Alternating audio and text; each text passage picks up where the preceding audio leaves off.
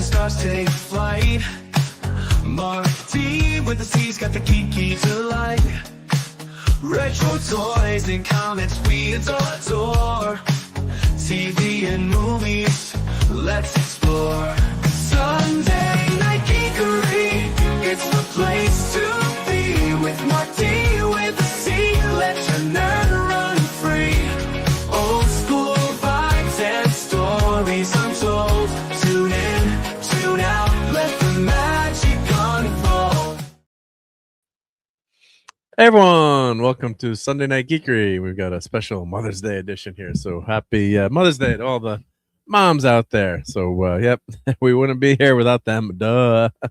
But no, moms are special, of course, and if anyone knows Mr. T, you know, he's got probably the best, I think that's the best Mother's Day song going. So, yeah, so hail to everyone. Sorry about being late. We're just getting some things cleaned up here and ready for the show and putting everything away for the Mother's Day dinner. So a couple minutes late, so I apologize. But wow, what a great way to start the show with Kremlin here. My buddy starting with 5 Marc D with the C membership. So thank you so much, Kremlin. He said Marc D with Marc D is the G with the C. Let's go. Okay, so that's awesome, Kremlin. Much appreciated. So let's see who got a bunch of people got memberships too. So let's see who got the memberships. Does that show up in StreamYard? Or maybe it I think it did it disappear? Where'd it go? Okay, Kremlin got Kremlin got one. That's awesome. Well deserved, right? Floral from Under a Rock, Scribe Light, Amber Jeremiah, and the Dork Knight. All right, awesome. Yep.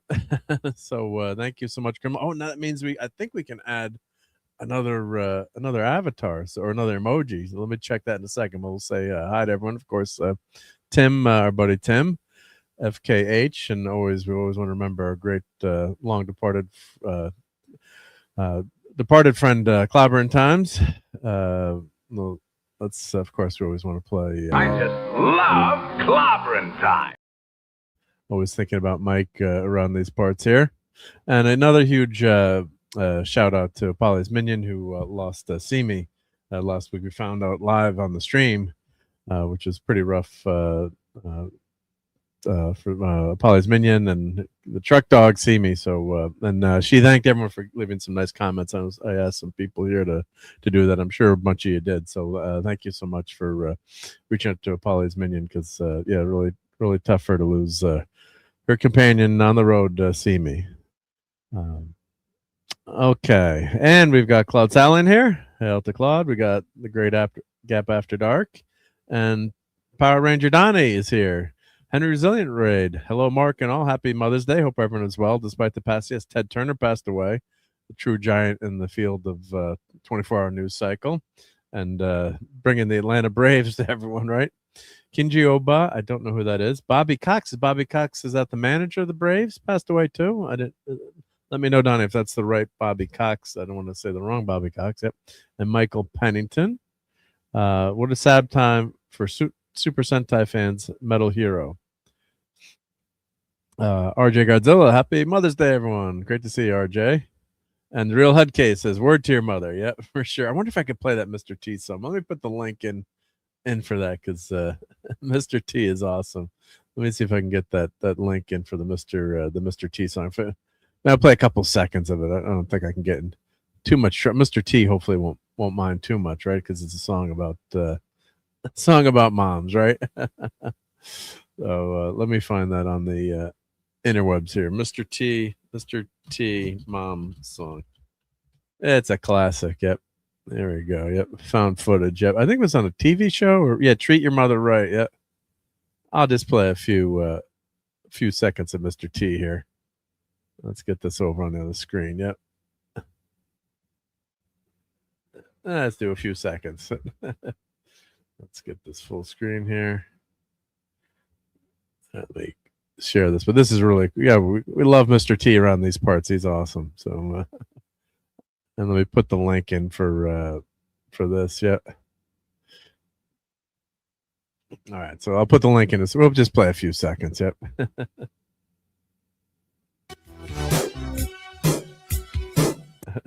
Let me skip to Mr. T's rapping here.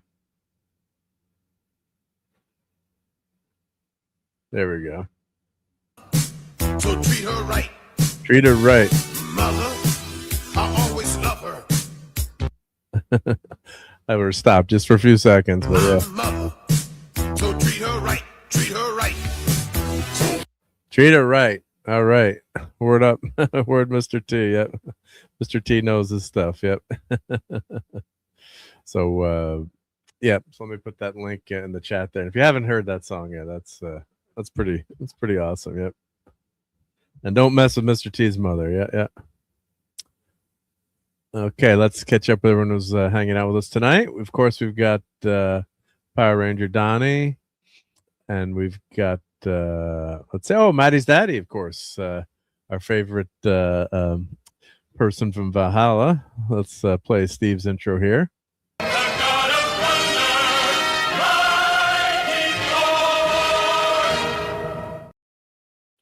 And I hope Maddie's doing well. Steve sent me a video of her kicking ass, practicing some karate. So she looked pretty good. She looked pretty fearsome. So yeah, don't mess with Maddie, right? She's not going to need Steve to protect her, right? She's going to be able to take care of herself, right? Yep. Great to see you, Steve. Yep. And I heart clobbering times. Yep. As always. Yep. Yep. And let's see. Oh, Willie Baller's here. I want to play football in high school and college and NFL. Well, that's a great goal. Work hard at it. Not many. I'll tell a story from a local kid in town. Won't say the name.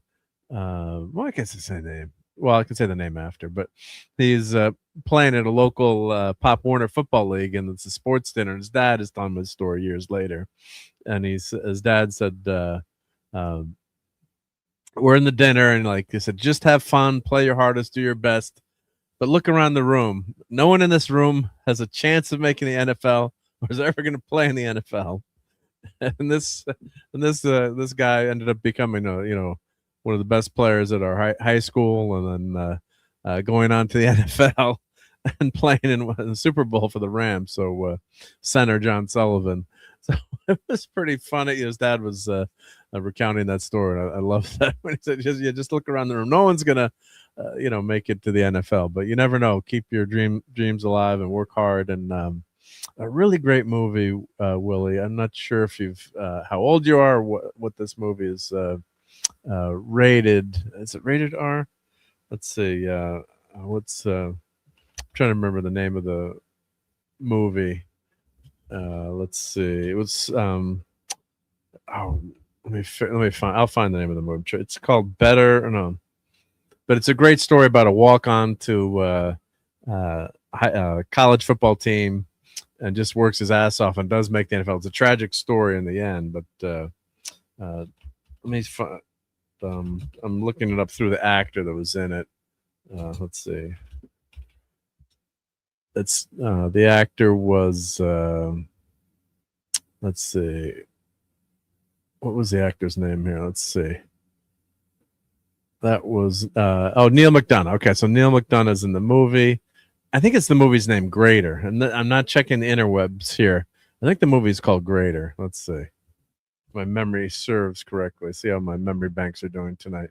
Greater movie. 2016 film. Now is it rated R? What the heck is this movie rated? Let's see. And I wouldn't read about it, but it's a really inspiring movie, a football movie. Let's see. Is it rated R? I don't think it's rated R. But anywho, here's this movie. Check out Greater. It's kind of like along the lines of a Rudy, another great movie. But check it out. Yep. Okay. Yeah. Bobby Cox, the Atlanta Brave legend. Yep. I'm a huge Yankees fan, but yeah, what a great manager. I just wanted to make sure I had the right Bobby Cox. Thank you. Yep. Anthem. Hey, Anthem. Yeah, there is no other. So treat her right for sure. Yep. And Donnie's going to his hometown of Chicago in October. Awesome. Yep. And Putin's got I Pity the Mom. Yep. Oh, I think I got Pity the Fool here. Don't I got Pity the Fool here? Somewhere. Let's see. Yep. But I pity the fool. I pity the fool. Oh, I love the A-Team. Love the A-Team. Yep. Am I freezing up? Sorry about that. I don't know. It said it's been freezing up lately, but let me close a couple of these windows here. Let's see. Do I still have? I've got too many tabs open. Let me close some of these up here. Maybe that'll help. Do I have Photoshop open? Nope. Let me close these extra Chrome tabs. Maybe that'll help. Yep. Hey, Mars Monkey Max. Greater or greater? No, I think it's greater. Yeah. GREAT. Yeah. Oh yeah, no, yeah, GREATR. No, yeah. I thought you were referencing something else. Sorry. Yep. Yeah, it was a really good movie, but I didn't know the ending going in, but it's based on a true story, and it's like Apollo 13, the famous joke in the movie theater. Some girls are like, "Oh, I hope they make it," So yeah, but it does, bro. Every few minutes freeze up. Oh, that sucks, man. I got 1 gigabyte internet here, but it's been doing that lately. Oh, when I'm on the other screen, it freezes up. No, I closed up a bunch of windows to see if that makes a difference. But I didn't reboot the computer. But people have been telling that. But this is I think I've got 64 gigabytes of RAM on this machine and 1 gigabit fiber, right? So maybe something's going on with the software. Maybe it's the hard drive is probably got too much stuff on the hard drive. Yep. But yeah, I think I've got pretty loaded up computer here, and I've got a Radeon 5070 Ti. Yeah, 64 gigabytes. Yeah, 9 terabytes of storage. Yep, 12 terabytes of storage. Yep. Maybe the hard drive's wearing out, but yeah, my first computer was a 4K color computer. Actually, I was going to do a video on this, but this is the catalog for my first computer, TRS-80 color computer. And yeah, I mean, this is the kind of software that they had. I'll have to do a video on this and flip through this great Radio Shack catalog. But yeah, or wildcatting. Yeah, check that out. Yeah. So yeah, some really wild. Yeah. So how much does this computer cost? Let's see. It was great tool. Well, it doesn't show you the price on this, but yeah, that's just. So I saved up all my money from working cutting lawns in the neighborhood. I think it was like $300 or $400, which is, $300 is a pretty substantial amount of money to spend today. So to spend, on a computer back then, yeah, $300 was even, heck, even that much more money. Yep. The printer didn't even go print below the line. Like the G, it was above the line. I still have this printer, the DMP 120, I think it was, and the G's were above the line. Yeah, but yeah, it was just the start of the computer era, and it was it was pretty it was pretty wild. Yep. So video tech, so you get the stocks, keep you up to date. It was $30 to that program. Yep. It's the free service. So I have to do a video on that, but pretty wild. Yeah. Yep.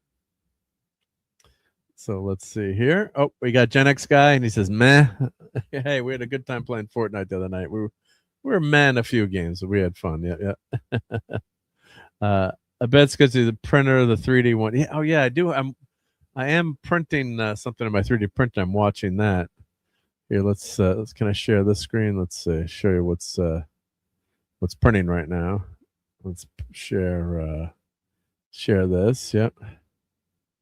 I'm just sharing the program, so it's not. It's just running, but yeah, I guess every window you have open. That's actually going to be an owl. My mom's nickname is Owl, and the long story behind that is her name is Carol, and my grandmother was living with us later in life, and wasn't doing great, had dementia, towards the end, but she would always yell. It's called sundowning late at night, when unfortunately, it's time for bed. People, they just can't handle it being nighttime, and she would always yell out, "Carol, Carol." But my son, we were living there, and I think he was like 2 or 3. We're doing some renovations at our house. We had moved out, and he thought she was yelling owl, Carol, because she didn't have her teeth in. Well, it'd be nice. We love Grandma J, but she had her teeth in, so she'd yell owl. So Charlie, my son, started calling her Owl. So now she's Grandma Owl. So we always give her tons of owls. So this is going to be a cool. It's actually coming out pretty cool with one of these translucent rainbow filaments, and it gives you these nice color changes as you go around, which is cool. So maybe that could be part of the reason. I don't know, but I always like watching these 3D prints to see how they're doing. We'll leave that up for a minute. Yeah. Do I do anything embedded? I want to make a solar control. No, I've never done that. No, never done any embedded PC stuff. But I do have a Raspberry Pi that was running my old 3D printer. Now Bamboo, with this printer, it's all built in, and you don't have to. It was Octopi with my Raspberry Pi. It was pretty cool, but I haven't done anything with that. But yeah, it's you can do some amazing stuff now. And hail to hey Marky Mac says wow, and Brian Barth, hey, what's up? Yep. Well, actually, this processor is an older Athlon, so actually that could be. Let me do system settings, system info. Let's see, system configuration, Windows 11. Yeah, let's see, hardware. Yeah, it's an older Athlon. I'd have to I think I'd have to upgrade the motherboard. Yeah, Ryzen 5800X, 8-core, 3800 megahertz. So it was a pretty decent processor when I bought it, but I think to go up to that next level, I was looking at it, didn't really make sense. Maybe probably the prices haven't come down now, but I think I had to change the motherboard to get a new PC. Get a new. It would make more sense to change the motherboard. Yeah. Which is always a pain. You got to redo everything. Yep. And Putin says my first was a Packard Bell, $1,000. $1,000. So the CRT was $1,000. Putin's got just the CRT. That's entirely feasible way back in the day. I think my first CRT I bought was like $600 or $700, but yeah, definitely. If you look up some of the old prices, it's insane how much we paid. You kept the computer forever, and I still have that really nice CRT monitor I bought for my PC way back in the day. And of course, and then I had a PC Junior, which is I'm trying to get that up and running. The floppy drive stopped working, so and I bought a new floppy drive, but I think it's the controller, so I'm gonna have to change the chip on the board. It's a board you can't. It's unobtainium right now, so it might actually be cheaper to buy just another PC Junior that works and swap out some of the components. But I might try to fix that board. And I also got a cartridge for the PC Junior that you can boot from the cartridge. I haven't had a chance to use that yet. Yep. And Mars says his first Apple II. Yep, that's a lot of people's first PC or computer, Apple II. I love Choplifter on that. Choplifter was awesome. Yep. So I still have a Apple. I have a huge computer collection in addition to toys, but I've got an Apple II. I need to get the Apple IIc. I missed out on that one. I've always been looking for Apple IIc, and then the iMac. I haven't. I have one of the original iMacs, but I always wanted the one with the lamp. That one I've got. Definitely want to get one of those someday. Yep. You had to learn DOS. Yep, that's for sure. Yep. And nope, this is why now I'm catching up to the chat, but that's going to be an owl. Yeah. So here's what I'm sure you saw that, but that's what it's going to look like. But it's got all these. I don't know if I needed to put all these. Sometimes you can get away without putting all these supports in. I think I probably could have. I think I could have.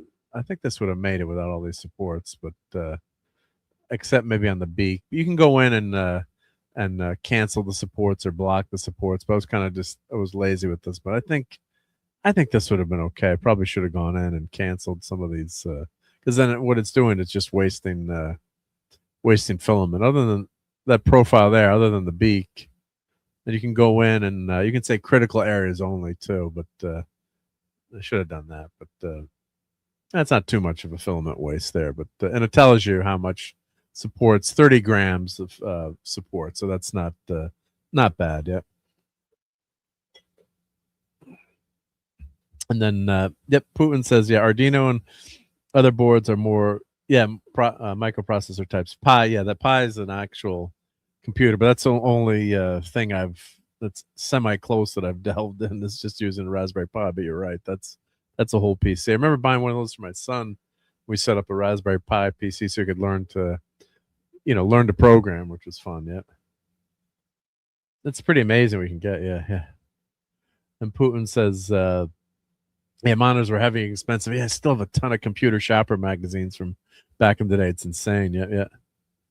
Place I worked at like 19 or bigger Sun monitors. Yeah, that was the grail back then too. To have like a 19-inch monitor, 17-inch.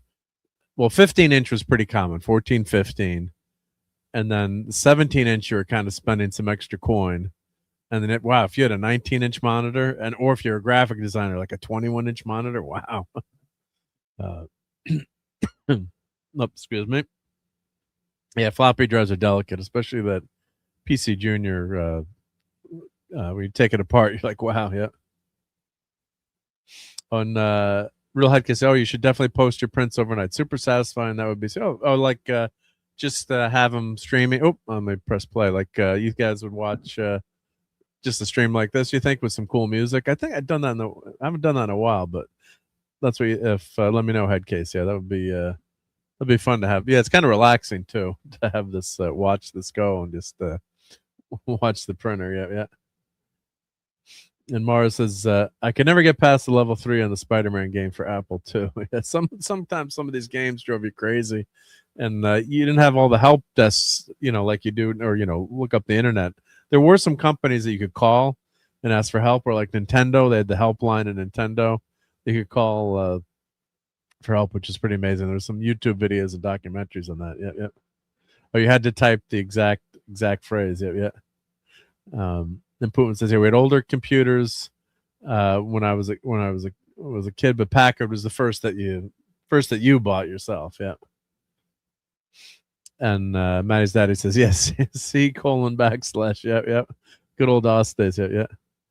Yeah, so those are it does look like roots, growing. So those are the supports. So as I said, I think I probably couldn't gotten away with not using some of those supports, and would have printed faster and then saved a little bit of filament. But the thing is too, when you go into something like that, and then you if it fails, that's a real pain. So yes, we can go into supports here. And enable support, and I can do type tree auto. Let's see, support critical regions only. So let's see, and you can change the angle, the overhang. So let's see what that does. Yeah, let's slice it. We can slice it while it's printing, because it's already sent the file. Yep. And hail to Jamie. Hey Jamie, thank you for being here on Sunday Night Geekery. And of course, sub to Dadman Walking. Let's play Dadman's intro here. Dadman couldn't make it tonight, spending time with Mom, but let's always play Dadman's intro. Never that way. God damn it, Mark. Jeez. I always love that one. Yep. And hail to Daniel Barry, Sports Highlight. Yep. So they had the lottery for the NBA draft today. Yep. Oh, I lived in Algeria at the time. It would have been an expensive phone call. Yeah. Hey, Phantom Outsider. Great to see you.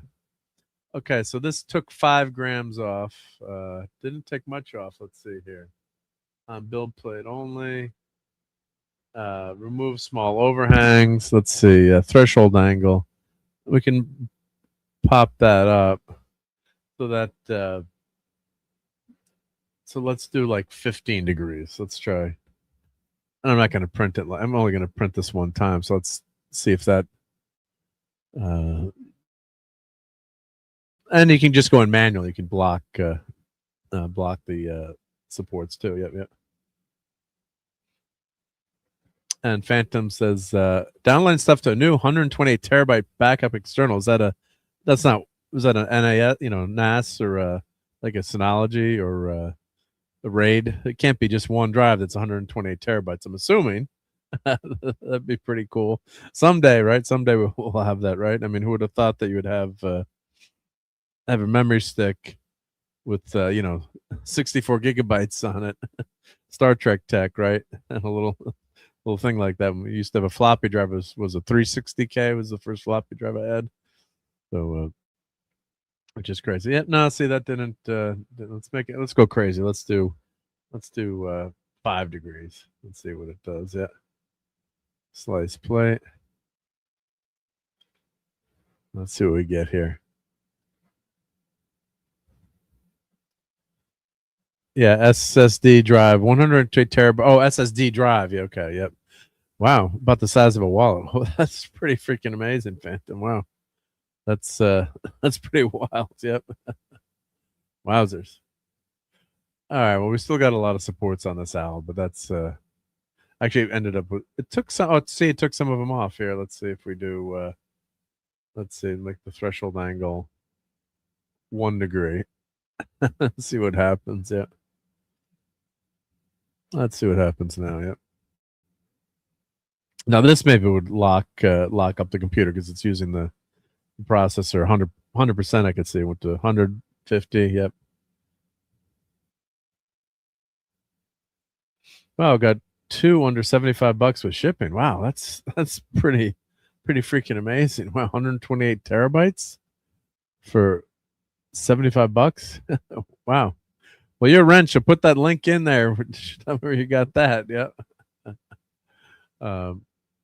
But yeah, so this yeah, you can tweak it and play with this, and you know, if you take out the supports and you do slice plate, it's probably going to warn. Yeah, it's going to warn. Yeah, it's floating region, so it's going to warn you. It needs supports here, so it can build at an angle, but it's going to warn you, especially that beak.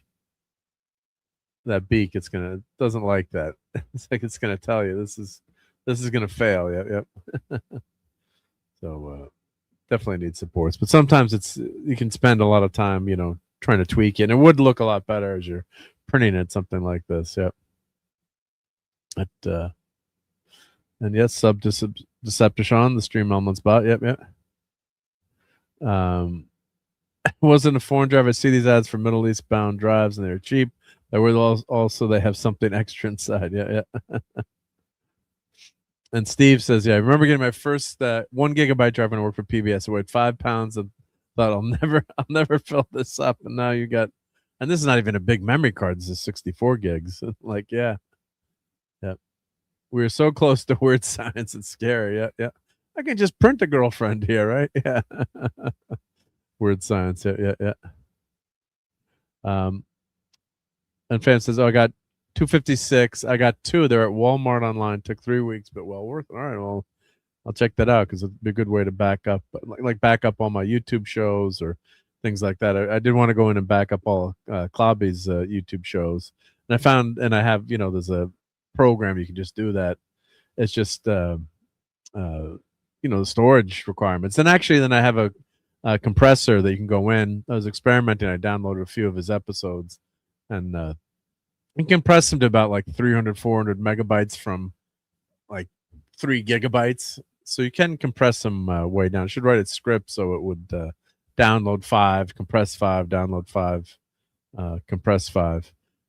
But yeah, because you don't need, you know, it's just us, you know, whoever's on the screen, or it's not like it's like a movie. You need, 4K, but I would like to get all those backed up. You never know what happens with YouTube. I did back up all his transcripts. I have all of Clobber Times, or pretty much all of his transcripts, all the Saturday Night Star Trek, and all the shows. But definitely would like to get his stuff backed up. And unfortunately, his Twitter account got hacked, and so far, Jonathan hasn't been able to get it back. I got to reach out to him again, but which really stinks. Yep. Or Putin says are just part of her. Yep. Yeah. In Dystopian Future, someone finds the drive and watches old Klobby shows. Yep. Well, that would be good. Yep. Well, I do have a NAS, but my NAS is filled up with all my media, so I have I have 12 terabytes in my NAS, but of course, one of those drives is redundant backup, so it's not the full backup, but it's almost, it keeps getting filled. So I just want to have another drive and just dump all that to it. Yep. So what do you maniacs want to do first? Lisa from Word Science. Yeah. Oh, so how much? Oh, we got 25. Yeah, we got an hour and 28. So we'll see if we're still on the air. We'll see. Maybe I'll run down to, we probably will be. I'll run down to the basement. I can pop this off and see how this looks. Yeah. But around December, I got more mirrors to spoon. Yep. Not mirrors to look at yet. Hard drive mirrors. Yeah. Servers. Yep. But this should come out looking pretty cool. Yep. So hopefully mom will like this. I gave her something else, but this didn't finish in time. Obviously. Yep. I printed an eyeglasses holder. Yep. So of course, yeah, we got to talk about movie moms tonight, right? So let's get my list that I'd grokked, right? So Grok was helping me out, and let's grab this list here. Top 25 table. Let's see. Oh, can I export this to? Let me see if I can export this into Excel here, sheets. Yep. Let me grab this. Yeah. So we've had some really cool genre moms, I guess I should call it. Yep. Actually, I should do a poll here to see which one you guys vote is the most badass. Or let's see. Let me switch my account here. Of course, Ellen Ripley, I think, is probably the most badass mom. I guess. God, Aliens 3 where Newt, they have, Newt dies, and it's like, why did you do that? All that, the whole part of Alien 2, or one of the big parts of Aliens, was saving Newt, and to have her, pass away off camera. Oh, just horrible. Yeah, just horrible. Yeah. So let's see if I can I'll put this into a table here. Okay, got it. Let's see if I can. There we go. Turn this into a table real quick here. Let's see, delete this row. I should do this stuff ahead of time, but yeah. Why not? Let's just do it on the fly here.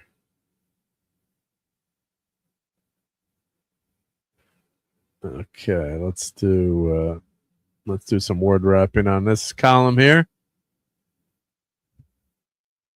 Anyone remember Lotus 123? Good old days of Lotus 123, right? Yeah. I pull these down. All right, that's pretty. Let's see. I'm actually much better with Excel, but I'm getting better with Google Sheets here. Getting a little bit better. All right, let's make this row taller. Let's make that row 40. There we go. Okay. There we go.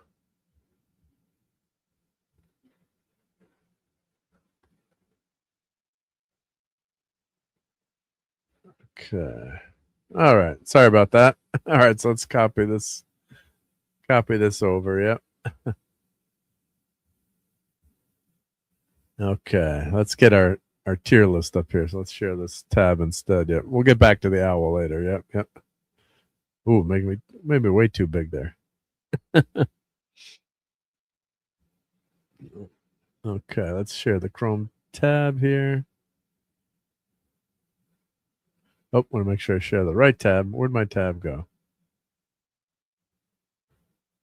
Let's share a window. Let's see. There we go. Oh, because it was in the different Chrome. Yep. All right, so I should be able to pretty this up. Let's see here. Let's make this full screen.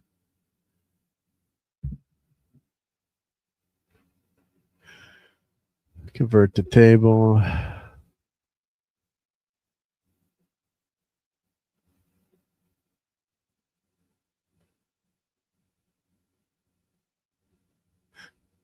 Okay, a little bit prettier. Okay, so we've got on this list here, we've got, let me make this full screen.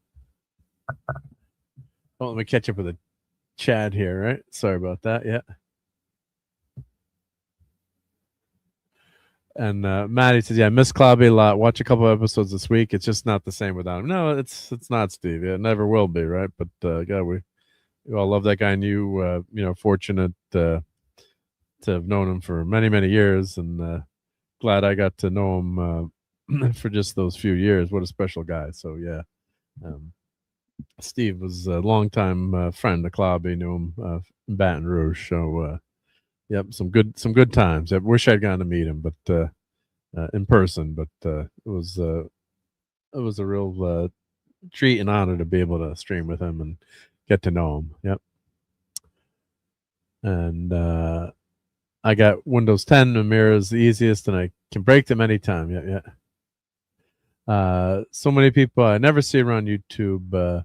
This Clobby left. Scuba Pete, Pat S, your Muslim uncle. Your Muslim uncle is here once in a while, Steve. Your Muslim uncle. I've talked to Pat here and there. Scuba Pete, I think, is still doing Chasing 80s Toys, I think. And Arwen does stream with Loki every week, too, so you can find her there. Yep. But yeah, we don't see some of the people. We just don't. Yeah, people cycle in and out, and different circles change. So, but yeah, things aren't the same without him. But we keep the spirit alive here, hopefully, a little bit. Yep, yep. And Beverly Crusher, best mom in TNG. Yep, she came up in some of the lists actually. Yep, she's not on this list, but if you let me know who's missing, I think should be on these lists. Yeah. Let me make this smaller here. Let me zoom in because this has got to be tough to see here. Let's make this 150%. Yeah. And let's go like that here. Yeah. That way we can fit that in. Yeah. There we go. Okay. A little bit easier to read. Yeah, any error, yeah, any error, Mars Monkey Mac. So let's do these. I'm gonna do these top 5 in a poll. So let me get to YouTube here. Let me get to the chat. Let's see. Actually, I could try let's just use the YouTube poll. StreamYard has a poll, but you have to like type a number. It's kind of wonky. It's not bad, but let's start. Okay, best movie and TV moms. I'm not sure if these are all movies, but let's see. We've got Sarah Connor. Have you ever watched haven't watched a Sarah Connor Chronicles? Watch. I mean, that's awesome. Yeah. We've got Ellen Ripley. Let's see. I'm not going to put Molly Weasley. I mean, yeah, we like Harry Potter series here, but Elastigirl. Okay, that's a pretty good one.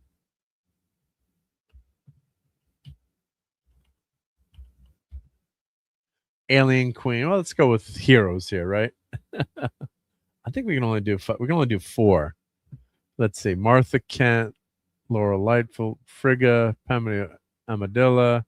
How about Princess Leia, right? She's pretty badass. Let's see. Wendy Torrance, Captain Castillo, Duchess, Athena, Lady Jessica. Come on, what's up with this list here? Some of these people are not so good yet. So how about, let's see. Should I put Beverly Crusher on this list? What do you guys think? Yeah, let me know who. I think Sarah Connor, Ellen Ripley, Elastigirl is another good one. Joyce Byers from Stranger Things is pretty good. Pretty good mom too, I think. Yeah. Martha Kent, classic. We only do one more. That's the problem with this list. So, Padme Amidala, I would say. Of course, I'm thinking Princess Leia. Just the way the sequels ended up. What a screw up there. And we got Beverly Crusher here, but why don't we put Beverly Crusher on this list? Yep.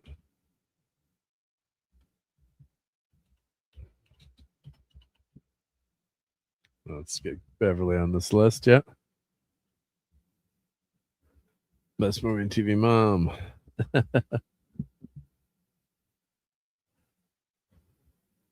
There we go. Let's get back to StreamYard here.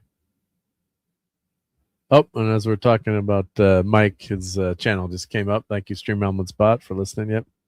And Laxwana Troy, yeah, funniest mom in TNG. Yeah, she was hysterical. Yeah, yeah. And Mars Monkey Max says Barbara Billingsley. Yep. So, yeah, what about? I guess on UFO, Benedict Cumberbatch's mom. I guess was she? I don't know if she was a mom on the TV show though, right? Yeah. So yeah, we could do best looking, yeah, cutest mom, yeah. So yeah, Barbara. Let's see if I can find get a picture of Barbara Billingsley up here. Yeah, let's see.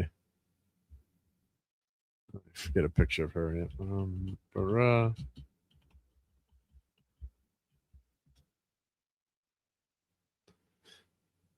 And that was June, of course, June Cleaver on Leave It to Beaver. Can I just share this quickly? Let's see. Yep. Well, you can. I was going to mess up because I don't have the tab, but yeah. And of course, June Lockhart from, of course, that was Grok trying to, do my background today. So it got kind of close, and I didn't have time to switch it out. But yeah, so it's if I do the overlay here. Oh, it's the background overlay here. Come on, Mark, do the right thing. Did a good job with Ripley there, I thought, but the Morticia Adams is okay, but and Sarah Connor, but June Lockhart was close, but not great. Maybe there's not as many photos of her. So yeah.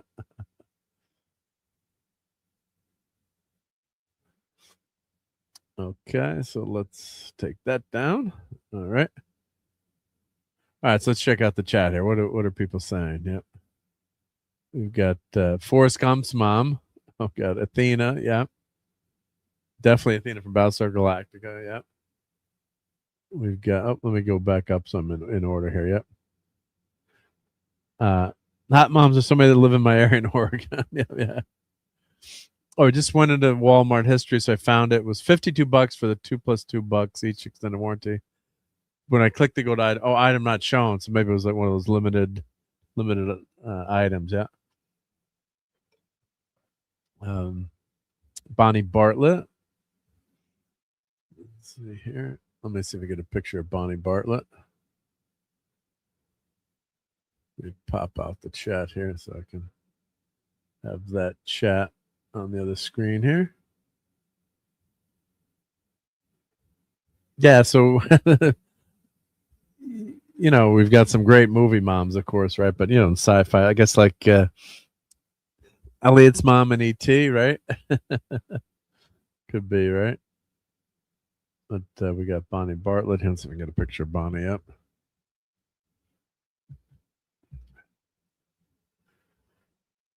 So she was on, what was her best known show? Was she Little House on the Prairie? Yep.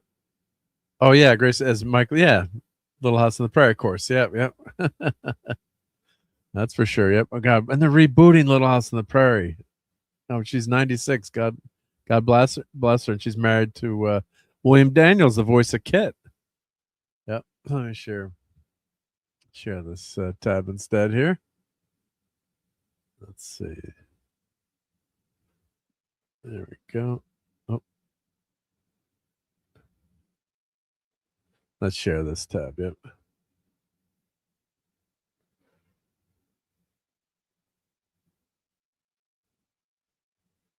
There we go. So yeah, Bonnie Bartlett from daytime TV, Little House on the Prairie, right? Which did a rebooting. I gotta love watching Little House on the Prairie. And was it Touched by an Angel? And what was the other TV show with Michael Landon? Was that Touched by an Angel with Michael Landon? I think that was it, right?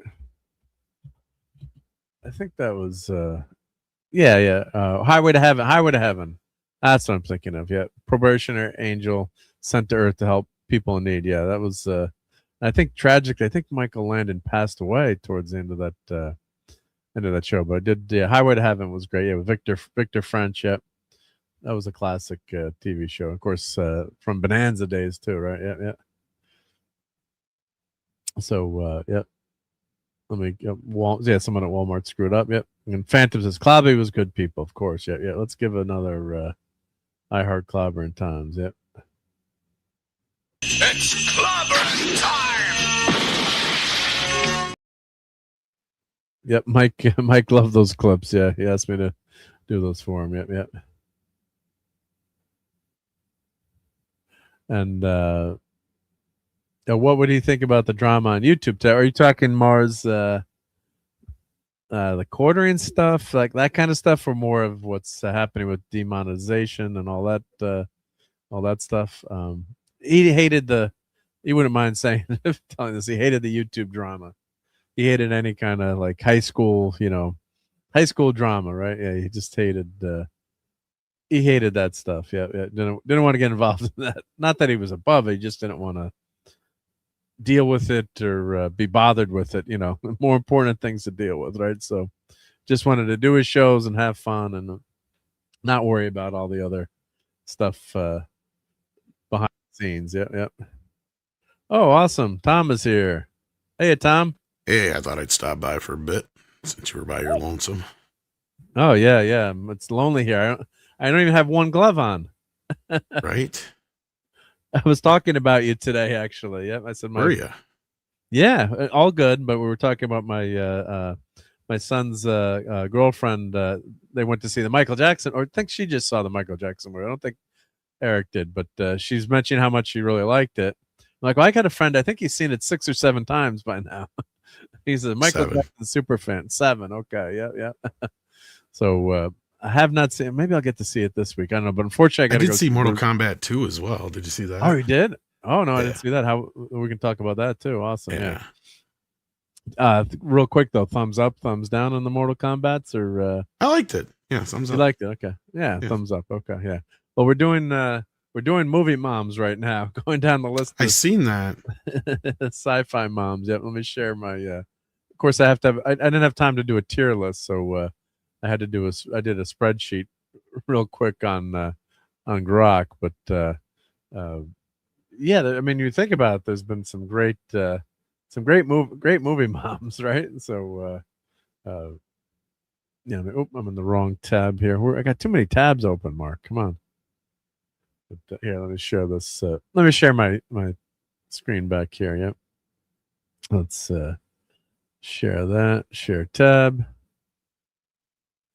There we go. Get that spreadsheet up there. Exciting spreadsheets. But we got a poll going. So, what about Alien? Yeah, well, that's Alien. That's Ellen Ripley. Yep.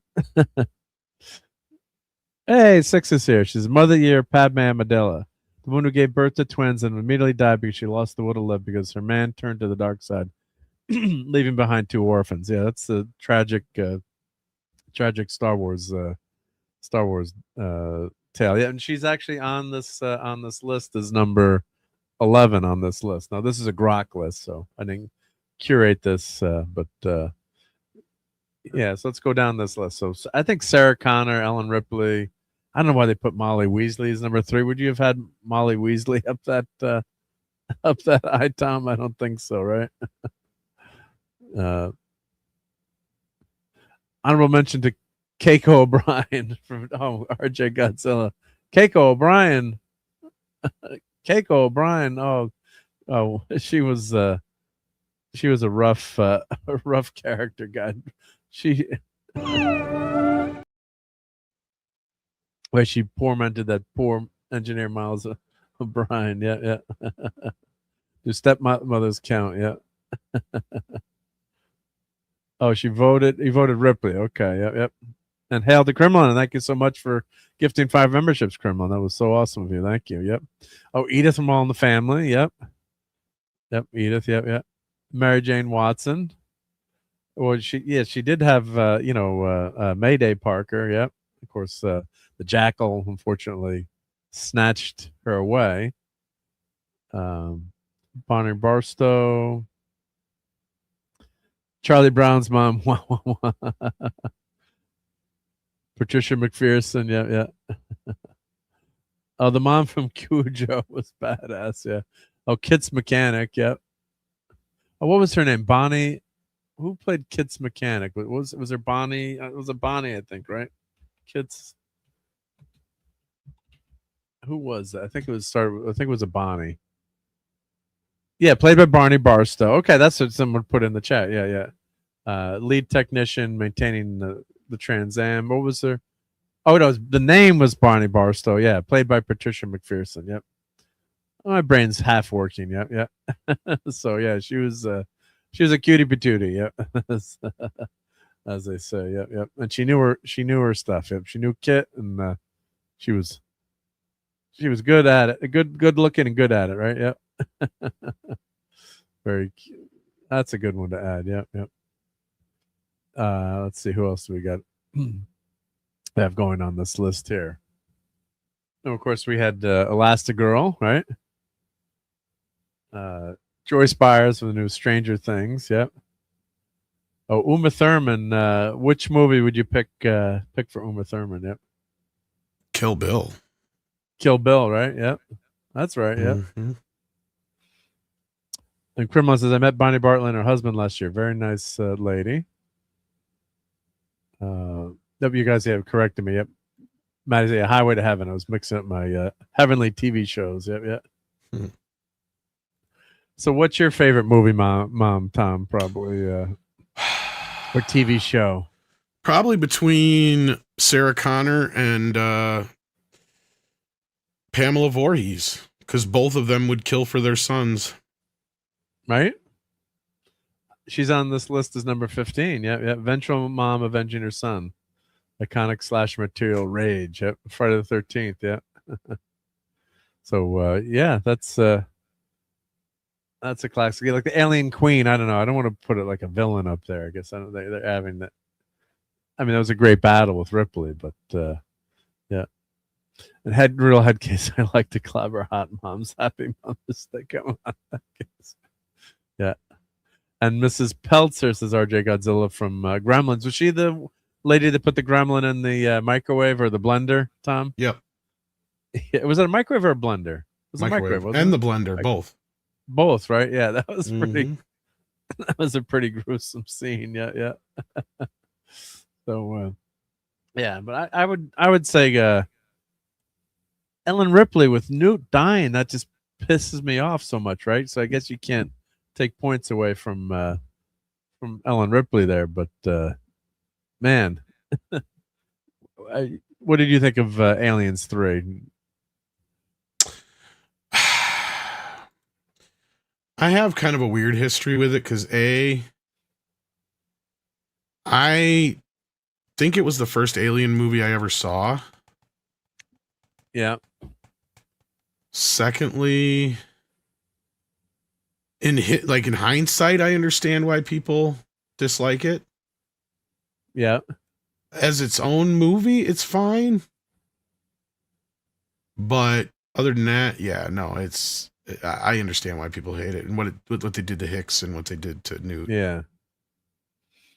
Yeah, you didn't need to do that, right? They could have actually figured a way to maybe not have them in the movie, but still have them saved or something, right? Or like say they're in, suspended animation. I don't know, figure something out. But killing Hicks and Newt in that crash landing just sucked.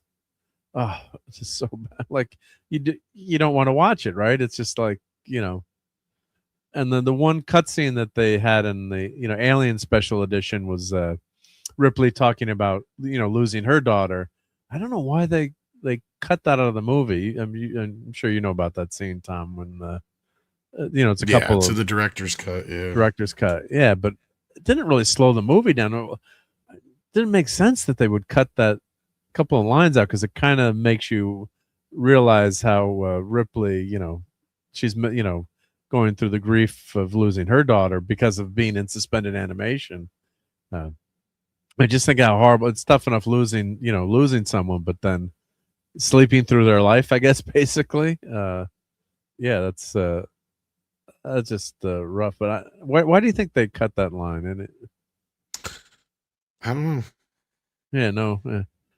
I mean, we're not James Cameron. Because you watch the director's cut and it makes no sense other than time, I guess. And even then, it's just like, I mean, I guess in the grand scheme of things, it doesn't really matter, but it does,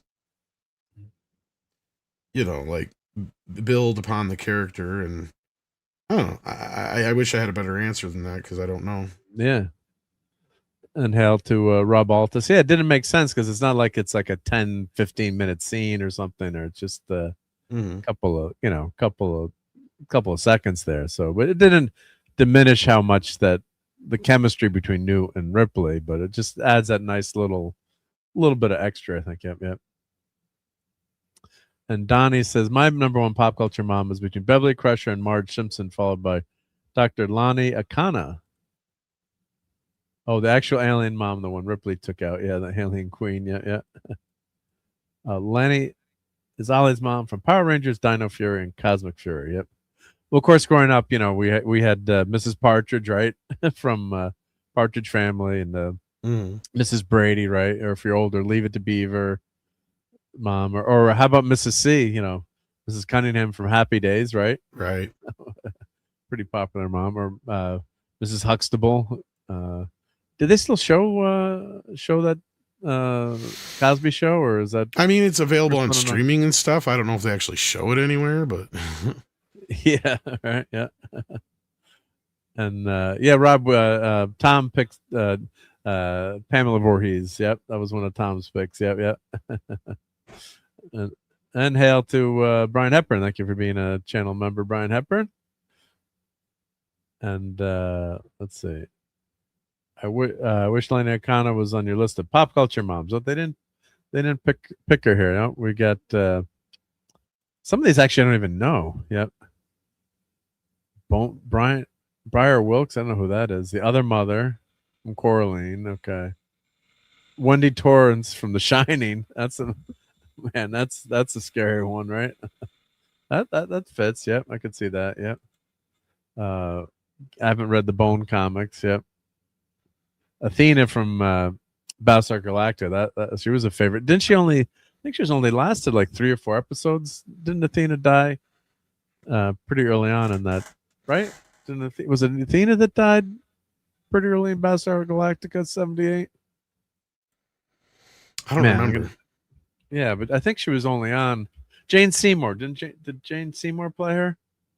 I think so. Yeah, it was Jane Seymour. Right? So she only lasted like 3 episodes or two episodes, I think, right? Was she? Let's see. Someone's gonna correct me in the chat in a couple seconds with my cruddy. She was Serena. Come on, she was a Serena. That's right. Athena was. Yeah, I'm mixing up my characters. So she was Serena. Man, come on. Got to get it straight. Yeah. Putin, yeah, Ripley was a mom, but they didn't.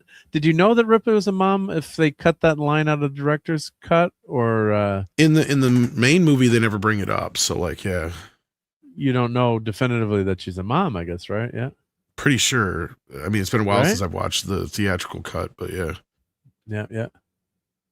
And D Bud says, greatest mom, Dave Lister from Red Dwarf. He gave birth to his twin sons, Jim and Bexley, in the parallel universe. Oh man, what a crazy freaking thing that was. Yeah, Dave Lister. Yep. Let's play some. Let's get some toast here. Yep. Let's from Red Dwarf. Yep. Where's my toast clip? Yep. Oh damn it! We can't find your clips fast enough. There we go. Would you like some toast? Some nice hot crisp brown buttered toast. Dave Lister. Yeah. Have you watched Red Dwarf, Tom, or?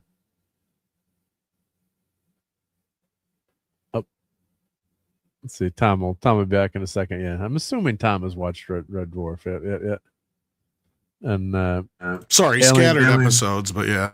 Yeah, scattered up. Yeah. So it's that's a classic. Yeah, Clabby made me watch that. I'm like, I never watch these. Like, I'm not telling you what to do, buddy, but you might enjoy it. So he would never like say you got to watch it. But yeah, I really love watching that show. Yeah, it was good. Yep. And Mars got to spend the day with his mom. Yep.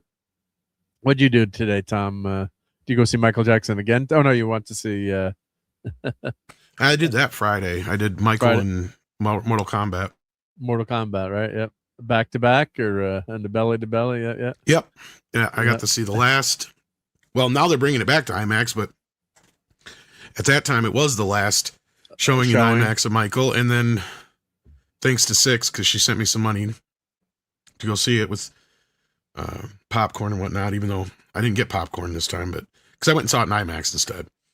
Okay. So I was enjoying that, much and then I better saw than IMAX. Yeah. Yeah, and then I saw Mortal Kombat 2 right after. That was the Nice, premiere nice. of that. else And is then today, actually, I've been busy all weekend. It's funny you ask. I've been doing little projects. I finally got my games out of storage. Oh, I got one put together finally. nice. Can you tell us what one of them is, or? Well, I was going to just share this and show you guys. Oh, sure. Yeah, that works too. Yeah. I like that new avatar. There you go. The gloved wonder. Yeah. One gloved her. You need some more sparkles on that glove, though, I think, Tom. I think so. It's not bedazzled enough. It's not bedazzled enough. Yeah. Yeah, Maureen Robinson from Lost in Space. Yeah. Ruth Martin and Lassie. Yeah. June Lockhart. Yeah. Great moms. Yep. Hey, hi, Lord Corey. Welcome to Sunday Night Geekery. Yep. And Donnie says, Padme is among my honorable mention pop culture moms only. Shirley Partridge, Carol Brady, Lois Griffin, and Mystic Force White Ranger, Power Udana. Well, Six would definitely agree with your pick of Padme. Yep. Let's add this to the stage here. Whoops. Oh, awesome. Last night I put together Mortal Kombat 2. Wow. And then today my parents came over for Mother's Day and we put together my T2 cabinet. Oh, T2. Yep. Yeah. Sweet. So that's what I did Is today. that your little rec room you got? Yep. Yeah, I finally decided what to do with it. Nice. That's your one. Is it some one-up machines? I'm guessing, or Yeah. Yeah.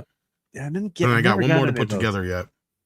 I never bought any of those, which is I wish I had. Yeah, are they still selling any of those, or do they still going? I think so. Up, There's or? a whole nother company that does them too. Another company. Yeah, I wish I'd gotten the Star Wars game, the old '80s Star Wars game with the the controller, the 3D polygons. God, I wasted a lot of quarters, and I stunk at the damn thing, but it was so much fun. Yep. And yep, Donnie, yeah, Padme, yep. What about everyone in Orphan Black? I've never watched Orphan Black, so I don't know. Yeah.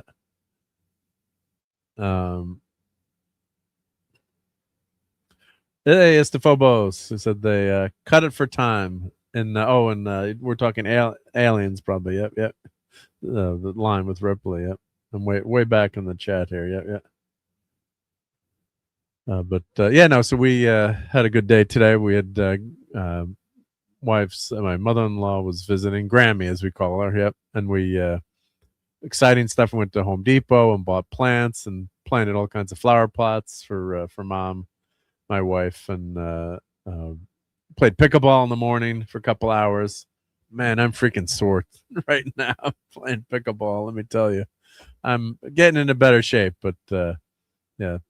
Pickleball was fun, yeah, and then we did some nice cooking on the grill, and then we're doing some work in the house, so we had to get stuff out of the attic.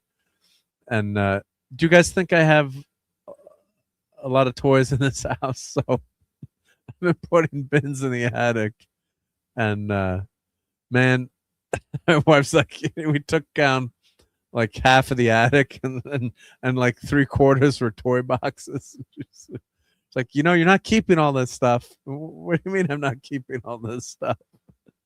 So yeah, I was in a little bit of good natured trouble. But so the dining room is filled with toys. But one of the toys I got to show tonight, I have so much stuff that I forget, and you can't keep it all out.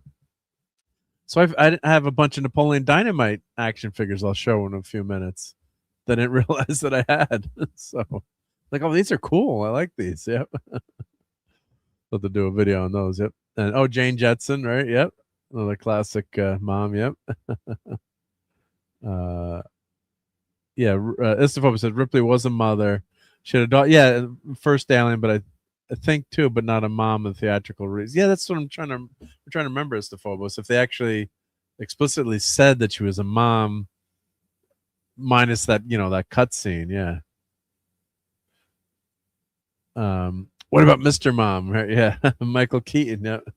Yeah, he should have just played mom and not Batman, right? Yeah. There's so many great moms out there. Yeah. Slimy Scorpio from Zulu Rangers was a badass mom too, says Godzilla. Yeah, Jane Jetson, yeah. Hey, Shifty says, after Alien Isolation, more people knew Ripley had a kid. Now for that game even said Ripley was dating Dallas, but kept it down low in Nostromo. Yeah. And let's see. Oh, Sophie Vergara on Modern Family. Yeah, wowzers. Bundy did pretty well, right? Yeah, yeah. Rebecca Cunningham. That's a mom too, yeah.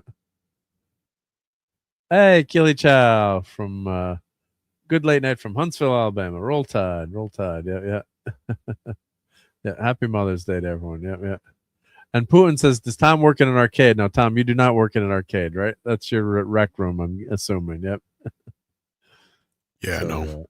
Yeah. Oh, Lily Munster. Yeah, I'd put Lily Munster on that list, right? Yeah. For sure. Yeah. Hey, Starships of Greatness. Great to have you around these parts.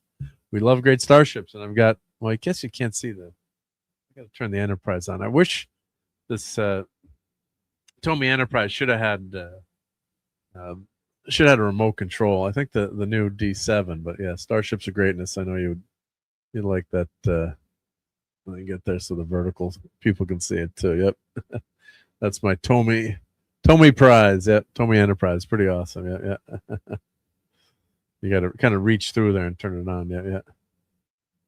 Best Mother is the Mother in Alien, and also Mother Brain and Captain and the Game Master. I don't know that one yet. Yeah, I can make my own console. I'm just lazy. So I've just got too many projects going. Yep. That is, yeah, I do have like a ton of ROMs from MAME, and I've set that up on, the PC to play, but I definitely should. That's one of my bucket list things, is to make a console with all the different games on them. But those one-up machines, they're pretty good, Tom, right? You enjoy playing those, or they're pretty realistic, right? Those one-up ones. Yeah, they're much better than just playing them on a console. I mean, the cost factor, you got to kind of take into it. I got lucky on some of mine and got them on clearance, but it just is what it is as far as like, it's the closest you're going to get to an actual arcade and outside of spending a couple grand. Yeah, without being a gazillionaire, right?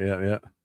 And One Up was, says Brian Harper, was bought by Basic Fun. They have a new Return of the Jedi cabinet. It's the same 3 games as original One Up arcade Star Wars cabinet. Do they have the Brian? Do they have the the fancy controller for the yoke? Because that makes a huge difference too, right? Because I just love the old fashioned joysticks. Let's see, do I have an old? Do I have one of my old fashioned joysticks here? Let me see if I grab. In the box there. Let's see. I have a CH3 Mach 3 Plus. Was it Mach 3 Plus? Let's see. Where is that hiding? Well, I don't have. Probably in the other closet, but yeah, like I can't. If you grew up in a certain age, like I never had those freaking, Nintendo, game pads. Oh, awesome! 6 is here. Hey, 6. Howdy. Happy Mother's Day. Happy Mother's Day. Thank you for joining. Yep. I hope you had She's a good day today. Mama. Oh, I'm a yeah? what? You're a kitty mama. Did the kitties give you anything for Mother's Day? They didn't give me Jack. Typical cat. But yeah. Yeah. They didn't even ask for snuggles. No snuggles? Yeah. No. They must have gave you the day off. That was your gift. Yeah. Yeah. Yeah, I did take tonight off. So I did take the day off. Nice. Yep. Well, my daughter has a very cute cat, Mochi, and she didn't bring Mochi today, but yeah, we love Mochi the cat. But yeah, cats, they're not one to snuggle up like a dog. We love Mochi, but like when she wants to, she'll cuddle with you on the couch. But when she's doing her own thing, it's cats are very different than dogs, but they're elegant creatures, elegant little guys there. Here, let me share some Mochi pictures here. Is Mark frozen for anyone else? No, he's frozen for me too. Oh damn! Now he's unfroze. Now you're moving. Okay. I think I got to get a new computer. I keep freezing up. Yep. Let's share this tab here. Share that sounds just like an excuse for a new computer. Like, don't figure out why it's freezing up. Just, I need a new computer. It's old. It's old, right? Tell Mrs. Marc D that I have to get a new computer. I'm freezing up on streams. Oh, yeah. Look at the baby. She's cute. Yeah, very cute. Beautiful. I've never seen a non-cute cat though. Right? She's an indoor cat, so Mochi's a cute indoor cat. Yeah. Beautiful. So she's looking out the window. She's like, "Can I go out?" And one time I was watching her. I didn't tell anyone, but the front door swung open. I was getting some, the mail, and I didn't notice it. And then Mochi, I'm like, "Oh my God, where's Mochi?" And she just went onto the front porch. Thank God she didn't go anywhere. But it's like my heart. I was like, "Oh, I would end you." It would end me, right? I was like, "Oh, thank God she's on the porch." I was like, "Oh, I'd have been dead man walking." Yeah. If she'd got. Wow, look at all the pics. Oh yeah, so Google Photos is great because it'll just like pick all the. You say it's Mochi, and then they'll pick all the. Don't put anything private pictures in the background. Yeah, hopefully that's. There was a good one here with her with my. She was going through. I got this my basement workbench. She's beautiful. And yeah, and I think she's going. I'm like, Mochi, where are you going? Oh wow! She went through. I can look at cat pics all day. Like if a coworker will like have a new baby, and I'll tell them, I'll look at one picture of your newborn. But if you've got cat or dog pics, I'll look at everything. She wants to see all of them. In fact, this is a funny fact. Six and I share cat videos like all the time. Yeah. Oh, you do? Okay. Like we literally just did like not even an hour ago. Like, I was waiting for my computer to update and it's stuck at 71. Oh, that sucks. But while I was waiting for it, I bookmarked another one to send to you, Tom. We do it, cat. Like it. Yeah. I've said it before. Cat videos are the internet. Like it's even with YouTube. Like sooner or later, if you just let that son of a bitch play, you will find yourself watching nothing but kitty videos and puppy videos before long. And you watch them too. You're just like, oh, yeah, so cute, and you laugh along, and like, you just because they're kitties. Yeah, like, they immediately. I do the same thing for monkeys and puppies. Around. So, I like, is she gonna jump on the Millennium Falcon? I'm like, Mochi, what are you doing? Oh, how amazing of a photo would that be? She's thinking about it. Well, yeah, they're gonna jump up there. How like, much trouble exactly would I get in? Yeah. Right? Have you should do a whole shorts thing. Apparently shorts are the hot topic on YouTube. Yeah. Cats are great for shorts. Yeah, I should do a Mochi short walk. Should do this one. She's walking. She was one that was walking through. Let's see. Was it this one? I think I did is it this one? Yet? But she like walks through. I'm like, where are you going? Yeah, maybe I missed it. Yeah, but very cute, cute cat. What is a ragdoll cat? I guess is that what the breed of cat is called? I think Taylor Swift has one of these cats. Yeah. The best kind of cat is a rescued cat, in my opinion. Yeah, I think Nicole got this as a rescue or as a kitten. I don't think she paid for this cat. I think she got it from someone. Yeah. So let's see. Let me just see if I can find the actual Mochi album here, so I don't, like you said, share. Or the best kind of cat is a cat that somebody adopts from my garage because my garage is full of them. Stray cats. Stray cat. Yeah. That's a cute picture. Yeah. Oh, here we go. Here's Mochi. Yeah, you're right. You can. Have you seen the? There's someone doing like cat AI videos, and they're what's really cute is they're like fighting Bruce Lee, or they Oh, put cats. yes. Have you seen those? Thomas sent me some of those. Yeah, Oh, those and are she's like, freaking "That's awesome. AI," right? Like sometimes the ones will trick me, and it's really sad for me because I never used to get tricked by that shit. She's like, "That's AI, right?" And I'm like, Yeah. "No," and she breaks my heart. You want to believe Yeah. it's true. Yeah, But no, Yeah. Tom, a cat cannot dance on a stripper pole. I think it can. Like Mochi, she likes drinking out of cups. She won't drink out of the bowl, right? I had a cat She's that like- used to do that. So It's 'cause they finally think I it's just put yours. a bowl on my desk. Yeah. That's a cute picture. Oh, it looks like she's smiling. Beautiful. Yeah. Yeah, I should find some of the fun videos. And so we're disappointed. So Nicole's there like, "Where's Mochi?" And she brings her on the train sometimes. It's like, "Oh, I left her at home today." So but she has a cat carrier. But Mochi goes crazy. She knows, like, if you're gonna when that bag comes out, she knows she's got to get in there. So She enjoys it. she doesn't like it. Once she's in there, she's okay, but she knows she's got to go on a trip Yeah. or go in the car. So she doesn't. She's not a big fan of that. Yep. Putin says Mork was a mom, right? Yeah, Mork. Yeah. What? Mork From Mork? and Mindy were. Yeah, didn't he gave birth? Yeah, he laid an egg, right? And Mork. Yes. Oh my god, that's vaguely yeah. familiar. Yeah. It was Wow. Jonathan Winters Jonathan Winters. Well, Yeah, that yeah. was back in the day. because babies are born backwards. Oh. Yeah, and they get younger, right? Yeah. Yeah. Yeah, which is crazy. Yeah. Oh, this is a cute picture of the Mochi. Yeah. She's under the chair. Yep, you're right. I could look at these pictures all day. Yeah. Trying to find the cute video. Yep.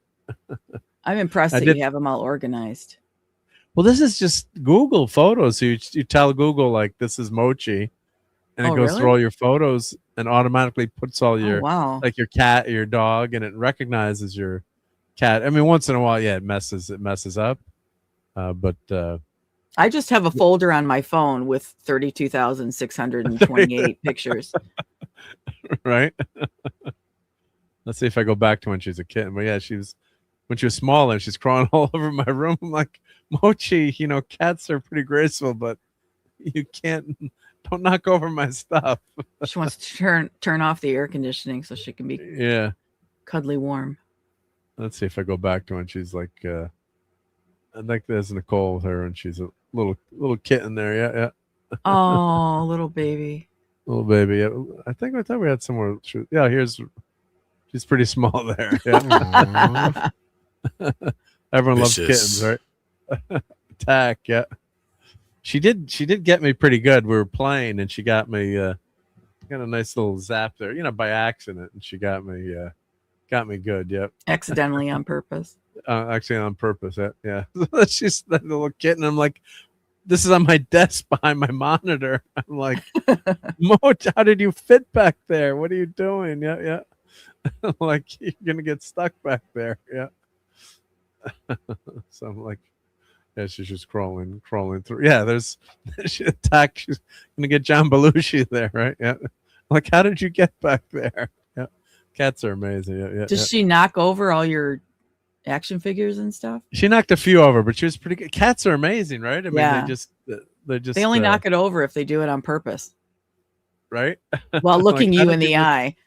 Yeah. Look what I can do. Brian sent me the link. Okay, thank you, Brian. Yeah. Mochi. Yeah, the name of the cat is Mochi. Yeah. Cat pics. Yeah. Okay. Let's see. Catch up to the chat here. Yeah. Yeah, Mochi's that. Mochi's the is it the drink, or is that the what's Mochi's name, or is that the I'm trying to remember if Mochi was a drink or is it a cookie or something. I've definitely known other animals that were named Mochi. Yeah. Well, someone chat will let us know what It Mochi sounds means. like I'm some kind forgetting. of anime food or character or something. Yeah. They look at usually while they knock things over. Yeah. She did not go into the Christmas tree this year, but when she was a kitten, she went into the Christmas tree a few times. I was like, oh God, don't knock over the tree. I got so much stuff. All those ornaments. Yeah. Yeah. And as you can see, I've got toys everywhere, right? So, Japanese sticky rice. Thank you, Rob. Thank you, Rob. Ooh, I love that. sticky rice. Yeah. I always thought that was a cute picture. Yeah. That's adorable. That's a good one. Yeah. That's a good one. Yeah. Oh, old man Thor has got to turn in. Good night, Steve. It's time for Methuselah to turn in. Take care, Steve. Yep. So let me share back our let me stop sharing this for a second. What's up with Tom's profile? I just noticed that. His picture. Pretty sexy, huh? Wow. Oh, you just saw that? I did that like 2 weeks or a week ago or 2 weeks ago. Nuh-uh. Yeah. And you've been using it ever First since? time I've seen it. No, not every time. Just once in a while. Oh, okay. That's cool. So that's possibly why you haven't seen it. Yeah. Thank you. Can you make him full screen just so I can? Let's see. Can I make? Yeah, I think I can. Yeah, there we go. Yeah, there we go. Okay. Looking I mean, I good, knew yeah, it was looking Michael because of the glove, but I also kind of thought you looked like a ringmaster. But now that I It see kind of it works. close up, I see that you're not. I'm filling out that T-shirt. Yeah. Working hard. Yep. Pumping iron. Yep. So have a great week, Steve. Yep. And say hi to Maddie. Yep. But you haven't seen the Michael Jackson movie yet. You've seen it, right? Six? Or I'm trying to remember. Yeah, I'm just in shock that you haven't. I haven't had a chance. Yeah, my wife It's your and I wanted to go see it. generation. Yeah, we want to go see it. Like last week, we just got, you get, let's go tonight, and then we're busy. And then the kids were all visiting today, and we played pickleball, so we didn't get a chance to see it. So yeah, maybe Does Mrs. D want to see it? Yeah, she wants to see it. Yeah, we're thinking of doing it for going there for a date night, and didn't make it. So we're like, one night we're like, I don't want to go out tonight. We're just gonna watch the movie. Well, it's being re-released again in IMAX. It came back today because I heard something about it last night, and then they officially said it today because Mortal Kombat's not doing so well, I guess. Oh, it's not. So it's yeah. So a lot of the IMAXs are switching back to Michael for the next week until Grogu comes out. Yeah. Wow. So you would think Mortal Kombat? I would have thought that would have done pretty. You're frozen. Done pretty. Oh, my whenever maybe I change screens. Change screens. Yeah. It did all right, but it didn't perform as good as it probably should have. It performed about as good as the first one, but the problem with that was the first one was released on HBO Max simultaneously. Oh, that's right. Yeah, I remember that. Yeah. So the problem you have here is I think they lost about half the audience after that first film. Yeah, why bother? You're just going to wait for streaming, right? Well, not just that. I just think that first film really turned a lot of folks off. I enjoyed it, yeah, but I can clearly understand and acknowledge why people didn't. But I think this movie, once word of mouth starts getting around, there's been some stuff said about it that I just don't agree with, but to each his own on that part. But yeah. At the end of the day, the movie does its best to kind of make up for the mistakes of the last film and hits the ground running. It's got the most combat you've ever seen in a Mortal Kombat movie before. Carl Urban is amazing in it. So I thought it was a lot of fun. So, I mean, I'm sad to see it not doing better than it is, but I didn't expect it to do like Marvel numbers or anything either. Yeah. So but I'm kind of more surprised that it's like, it's like Michael and Michael is taking away, it seems like, business from both Prada and, the movie we were just talking about, Jesus Christ, Mortal Kombat. So like, that's the weird thing. Cause like all throughout the weekend, Michael kept clipping at Prada's ankles. If it hadn't been for the opening day for Prada, Michael might have took that spot. I mean, we'll see where the dust settles by morning, but they were close neck and neck throughout the weekend. It was really kind of strange to see. Although Mortal Kombat was the better of the two films, but that tells me that those two movies were probably playing better in smaller theaters, and that's why they're like, the hell with this. We're just going to switch back to Michael for IMAX, and then wow, yeah. So and they want to do that just for the money. Yeah. So No, yeah, because I mean, and to me, it was part of the experience too, right? I wanted to see it again. I got lucky that, and it was acknowledged Six sent me to go see it again. And I'd seen it, in the cheap little theater, and it's fine, but it sounds like a tin box.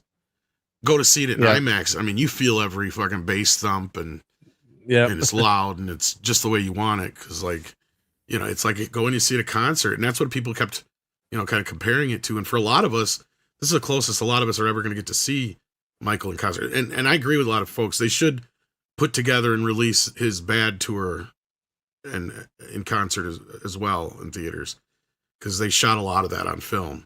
Oh, they do have a lot of it, so they could make just the concert, like a concert movie, like a special IMAX movie, like that Elvis one they just did. Yeah, but would they do it like it was a Phantom Entertainment, like one night only, or just play it and see how it does? I mean, if anything, I just think you could just play it, and it'd probably end up being the most successful concert film of all time. It'd probably end up beating Taylor Swift. Think he could beat Taylor? Yeah, interesting. That performance is one of his greatest concerts ever. Yeah. I have the DVD of it, and I mean his history and his Dangerous tours were good, but that Bad tour was the top of his game there, right? Yeah, just fucking amazing. 2 hours of solid hits. Yeah, and Bad had a ton of great hits on it too. So that's what I mean. Because once you get to the Dangerous and History, there's some lulls in the songs that he tries to sing, and it's like, Childhood is not a good song for concerts. Just it isn't. Like, there's a couple other ones you're just like, no, Mike, you're getting too into your own shit here. Like, let's hear the hits. And that's what this is it was supposed to be, right? Because he got sick and tired of everybody going, no, we want to come see you do the hits, Michael. And that's every band. Yeah, so he came out and literally said, I'm going to do just the hits. This is it. Yeah. Right? Like, this is the final show. This is going to be the big concert to go see, because he hadn't been on tour in a decade.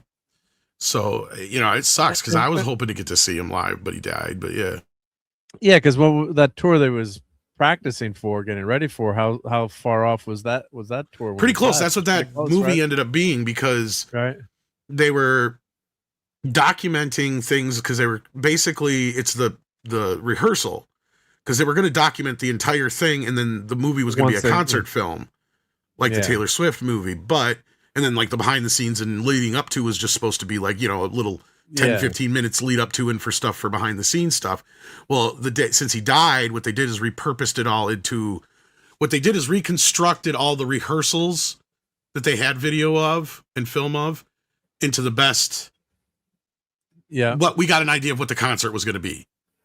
And then they also inserted all the stuff that they had finished for it, like the animations and the video and all that kind of stuff. So like the three, because the other thing he was going to do for the concert, this was going to be it was going to be the first 3D concert ever. Like, you went to the concert, the concert itself would be like, he had the big, because everything was going to be on these big, huge screens, and he reimagined specifically Earth Song, Smooth Criminal, and Thriller to go with this 3D technology that would cross over between both the filming aspect and in concert when you've seen it. So you would actually be wearing glasses to see it in concert, and there would be these things going on around it. It would be like this whole experience. Like, he talks about what it was supposed to be like. We never got the full blown idea of what it was going to be, but it was going to be a hell of a fucking show from what he was putting together at the time. And wasn't that world, everyone was worried about him at the time too, I guess, with his health, and tragically passed away partially, but dude was murdered. He was flat out murdered. I can't believe that the doctor got off, because if you really know what happened, it is fucking insane, because the doctor tried covering everything up, and not only that, he was administering all sorts of meds that shouldn't have been mixed. And what he did was, this is what killed Michael Jackson. He took what the hell is it? Propofol? What is that? Yeah. Is that what it is? Propofol. Help me out, Six. It's basically like what they used to put you under for they still do anesthesia. Yeah. So he was feeding him propofol through an IV, but instead of actually setting it up correctly, he literally poked a hole in the bottle and put it in the liquid IV. Now, this stuff is supposed to be dripped and regulated heavily. And not only that, when these patients are under sedation, they're supposed to be watched. So he went and did this, and then took off and did other things, and then came back, and Michael was dead. And And then he tried covering everything up before he called anybody to come help. And he was convicted and he got 2 fucking years. He only got 2 years, yeah. Yep. Yep. The only thing is, I got to say, I mean, it was just insane that Michael Jackson had a doctor giving him all these meds and all this. Well, stuff. and that's the problem with this. And this is kind of where there's this scene in the movie where when you hear it in the movie, you're like, well, yeah, go for it, Michael, get your own thing. But his dad's like, you know, at first he's like, you know, nobody's going to understand you but your family. And the thing is you're going to be surrounded by people who are going to say nothing but yes to you. Yep. And you think that's going to be okay. Or you don't see anything wrong with that. Basically how his dad puts it. And Michael at the time, of course, he's trying to get his freedom. And as the audience, you're like, hell yeah, that's what Michael wants. But you also see that as the setup for his downfall, not only with the accusations, but when it comes to the pain later on, they even bring up like when he, you know, got burnt, he didn't want to be on pain meds, but he had no choice because it was so fucking painful. Yeah. They showed it in the movie, but they didn't show how much pain he really was in the movie as far as I'm concerned. Because like, from what I heard, he did not, like the first night it happened, he cried until like 1 or 2 in the morning, and because the meds weren't doing anything to help with the pain, because he was so severely burned. Like they kind of explain it in the film what happened, but it's kind of covered. I mean, I shouldn't say covered up, but it was kind of glossed over, I guess would be a better way to say it when it happened, right? Because Pepsi didn't want to look bad, right? I guess too, because they're ultimately responsible. And you're thinking like, well, how could doing something like that actually be dangerous, right? You know, don't they have safety people there, and you know, crews and people watching a superstar like Michael Jackson, right? So you don't like you don't believe it could be that bad, I guess, you know, which is and then I guess he never let on really too how bad it was either, right? No, he tried to hide it as much as possible, yeah. And maybe it would have been better if he had let people know how bad the injury was, right? And of course it's up in your, you know, in your head too, so it's hidden, right? And you can hide it with a wig, like you've been, you know, tragic, you know, if you'd been scarred, God forbid, on his face or somewhere else too, you know, equally as bad. But that's the thing, is he would have died had it not been, you know, in any other situation, right? If he had not had you know, medical attention right away like he did, and like the doctor even says in the movie, had it spread, he would have died. Well, they finally put him out. They show, I guess that footage was released from the court trial. I have it right here, actually. Yeah. Yeah, but that was released. That wasn't released at the time. That was released because of the trial, if I'm remembering correctly, right? Yeah, and if you want to show it here, like they do a pretty good job of actually recreating it in the movie, like almost shot for shot. Yeah. So this is the actual event when it happened. Yeah, so we can show this, right? Not a problem. Yeah, this is the outtake from when it actually happened. So what happened is this is actually the 6th take. And the director wanted Michael to stay longer up on the stage, because the way it happened, you know, it opens up, he comes down, his explosions are going off. He wanted him to stay up there until the last explosion was over, and that's what happened. But he wasn't supposed to, or he was. No. So he leaves the stage and it goes off, and it's safe, right? Yeah. I think this is that's the good take. Yeah, so that's what it was supposed to be like, right? And then the director says stay up on the stage or whatever. Just like in the movie, he says stay up on the stage until the last blast, and then leave the stage. Yeah, it's being wonky on me for some reason here. Yeah. Oh, we all need new computers. Yeah. There we go. I think there's something up with the fucking internet. Like I heard somebody say Google did some update, like an AI did its own update or some shit. Yeah, with downloading stuff to your computer. So he was actually on fire a hell of a lot longer than it showed in the movie too. Oh my, his whole head. And does he not realize it too, I guess? At first he didn't until he started spinning. Yeah, you're not going to realize it. Which is funny because this is the actual footage, and this is exactly what it looks like in the movie too. It's like they did a crazy good job of recreating this whole thing. He got burned on his face too, or no? He got lucky there. That's what the doctor was saying. As you see right there, there's where he's burnt. Go back a second. Yeah, go back. Like I know it's kind of blurry, but it's horrific. Yeah. Yeah, because it's off of video or whatever. Yeah, it keeps freezing on me. You stupid. No, but you can see right there. That's it. But anyway, you never knew that it was that. No, he didn't ever really got. I mean, he would talk about it, but he never really let on how bad it was, how he was constantly in pain, and then He went and broke his leg and his back once that he never really talked about too much. So How'd those he do three that? things. Training or He dancing? fell off or- the stage once, and then as far as he also broke his nose before that. But like, Yeah. that's how his nose job started actually. But like, I guess at 2 separate concerts he broke a leg and he broke his back falling off the stage. So Ouch. and He I don't know a if that was great brought athlete, on. too, but Yeah, shit. it could have been brought on by his already being drugged up already. I don't know, because it didn't seem like he got real heavy into it until Yeah. the late 80s, early 90s. But then he also admitted going to rehab and everything for it. And everybody thought he was getting Yeah. cleaned out. But then he got a hold of Conrad Murray. And that was the problem, is all the other doctors wouldn't give him the shit he wanted. And Michael had Yeah. no idea really what he was taking. He just knew how it made him Yeah. feel. Right. Yeah, So, yeah. and that was the thing, is Michael was such a ball of energy that he would literally give him this propofol shit to fall asleep.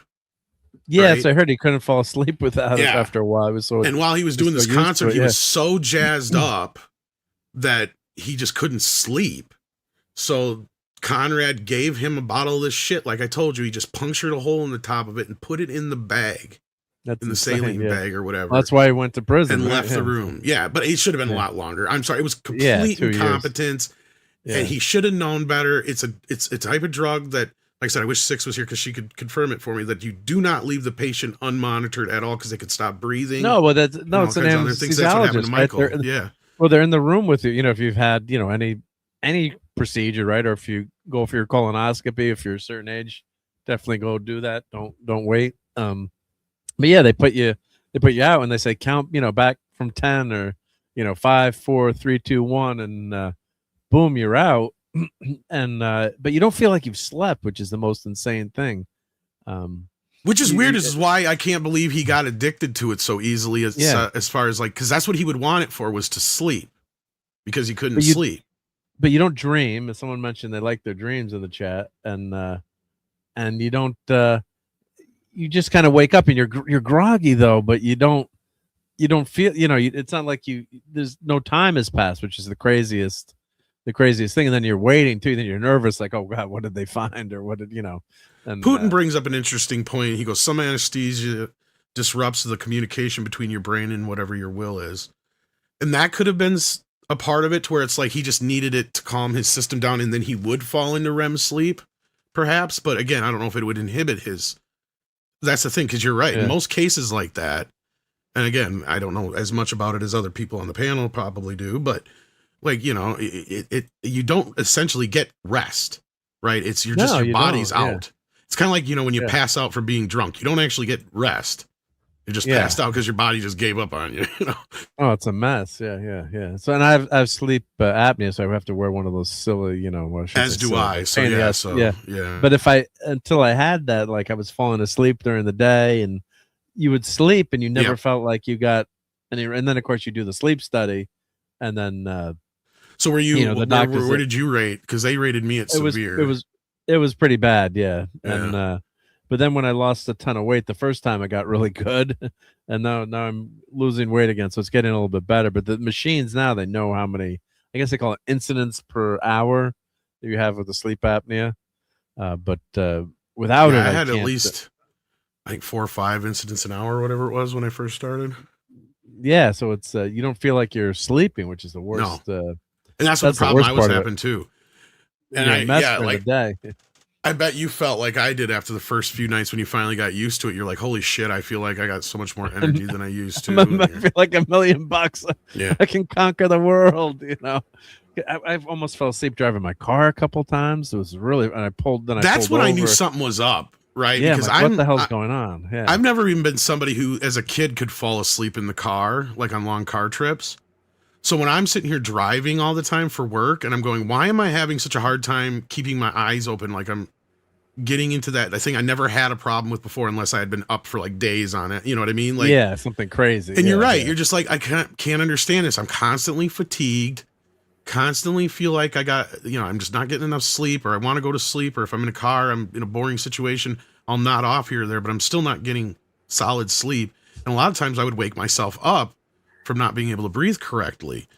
So finally I did the sleep study, and the lady, she looked at me after I got up and everything. She's like, I don't even know how you function. I'm like, what do you mean? Right? She's like, you are so bad that you have so many instances. Like you've been functioning on maybe an hour of sleep a night. Right? I said, well, that explains a lot. Trust me. Yeah. So like, I mean, I could probably trace a lot of my earlier health issues to a lot of that, but like, yeah, it was amazing how many years I probably wasn't getting a good night's sleep because.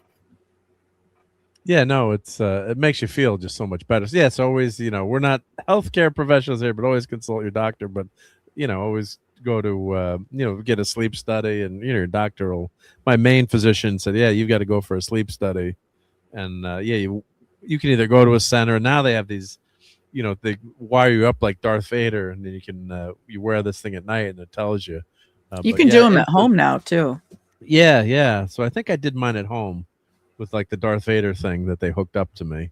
They tell you how to hook it up at night. And once I had that machine, I was like, oh my God, I can't believe it. My wife was very happy because I was no longer snoring and keeping her awake. So yeah, she was very happy with it, but it makes a huge difference. So because one time I was falling, and I'm not supposed to have caffeine, and I pulled over. I'm like, I'm getting some Dunkin' Donuts, and I bought like some chocolate and some things. It was not like on a long road trip, but it was like I like scarfed down a bunch of candy and stuff. I'm like, oh, I just got to get home, because my grandfather, falling asleep when driving is serious shit. So my grandfather was actually a toll booth collector on I-95, and in 1966 it was Thanksgiving Day, so he had Thanksgiving. He was on the night shift, so he spent the day with the family in Thanksgiving and went to work and worked his shift, and then was driving home at 6 a.m. and fell asleep and hit a bridge embankment, and he broke like almost every bone in his body, and he was and thank God he survived. They just started ICU in the hospital where he was, so they think that was one of the reasons that helped save him. The medical care, with ICU, and he was a tough guy too. But they probably should have amputated his leg, but his back in the day they would put a knee joint in that would bend backwards, kind of like a bird. So my grandfather would walk, and his left leg the knee would go backwards, Like a Barbie doll. Yeah, I remember popping my Barbie doll's legs backwards. Yeah, so it would freak people out, and I'm like, my other friend, I was a little. So my parents, they postponed the wedding for a year, and so he could recover. He was in a wheelchair. Back then, the physical therapy, was not like today. So they would leave you in the cat. Like now, they get you walking and moving much sooner. But so it took about a year. He made it to the wedding. And then, other kids, I was like, well, doesn't your grandfather's leg bend backward too? Like, no, that's just, when you're like a 4-year-old kid or something. Yeah. So, but it's, so falling asleep when driving, like when daylight savings time, flips, there's always more accidents and more things happening, unfortunately, because your body is just used to it. Yeah. So, yeah, Profiterol. I think the doctor told me I had Profiterol for my colonoscopy. We're getting pretty into the weeds. How do you say Propofol? Yeah, Propofol. That was what Propofol. Thank you. So yeah, but you don't feel like you've slept at all, right? You just the doctor gives you that, and then it seems like 2 seconds later you're waking up. So yeah, it's just I can't believe Michael was taking all that stuff, but. It's sad. Yeah, very sad. Yeah. I think any doctor who is an exclusive doctor to one patient should have a whole heck of a lot more oversight, because I just find that to be a curious occupation, or a way to, you go through medical school and now you're just going to have one patient. I just find that weird. That's very strange. Yeah. Well, and Michael, he just thought it was like, all these other people have their own doctors. I want my own doctor. Yeah. He doesn't know. He's supposed to, he probably had a good rapport with the person, and got along with him well, and he was credentialed. But money screws up people. Yep. They'll throw away their values and their morals and their education and do things for people that maybe they wouldn't have planned to do when they first started their career. Is he still alive, the doctor? Yeah, he went to prison, right? And he's out now, right? Sadly, Tom? yes. Yeah, he's actually back Only to 2 years? consulting again. How, Yeah. What? Didn't he lose his Yeah. medical license permanently, or? I mean, he must have lost his license to practice. Technically, yes, but he still is a consultant He's now still a consultant. and does private shit. Yeah. Okay. Well, there's a lot of doctors. Who would hire that- him? I do not know, but yeah. Yeah.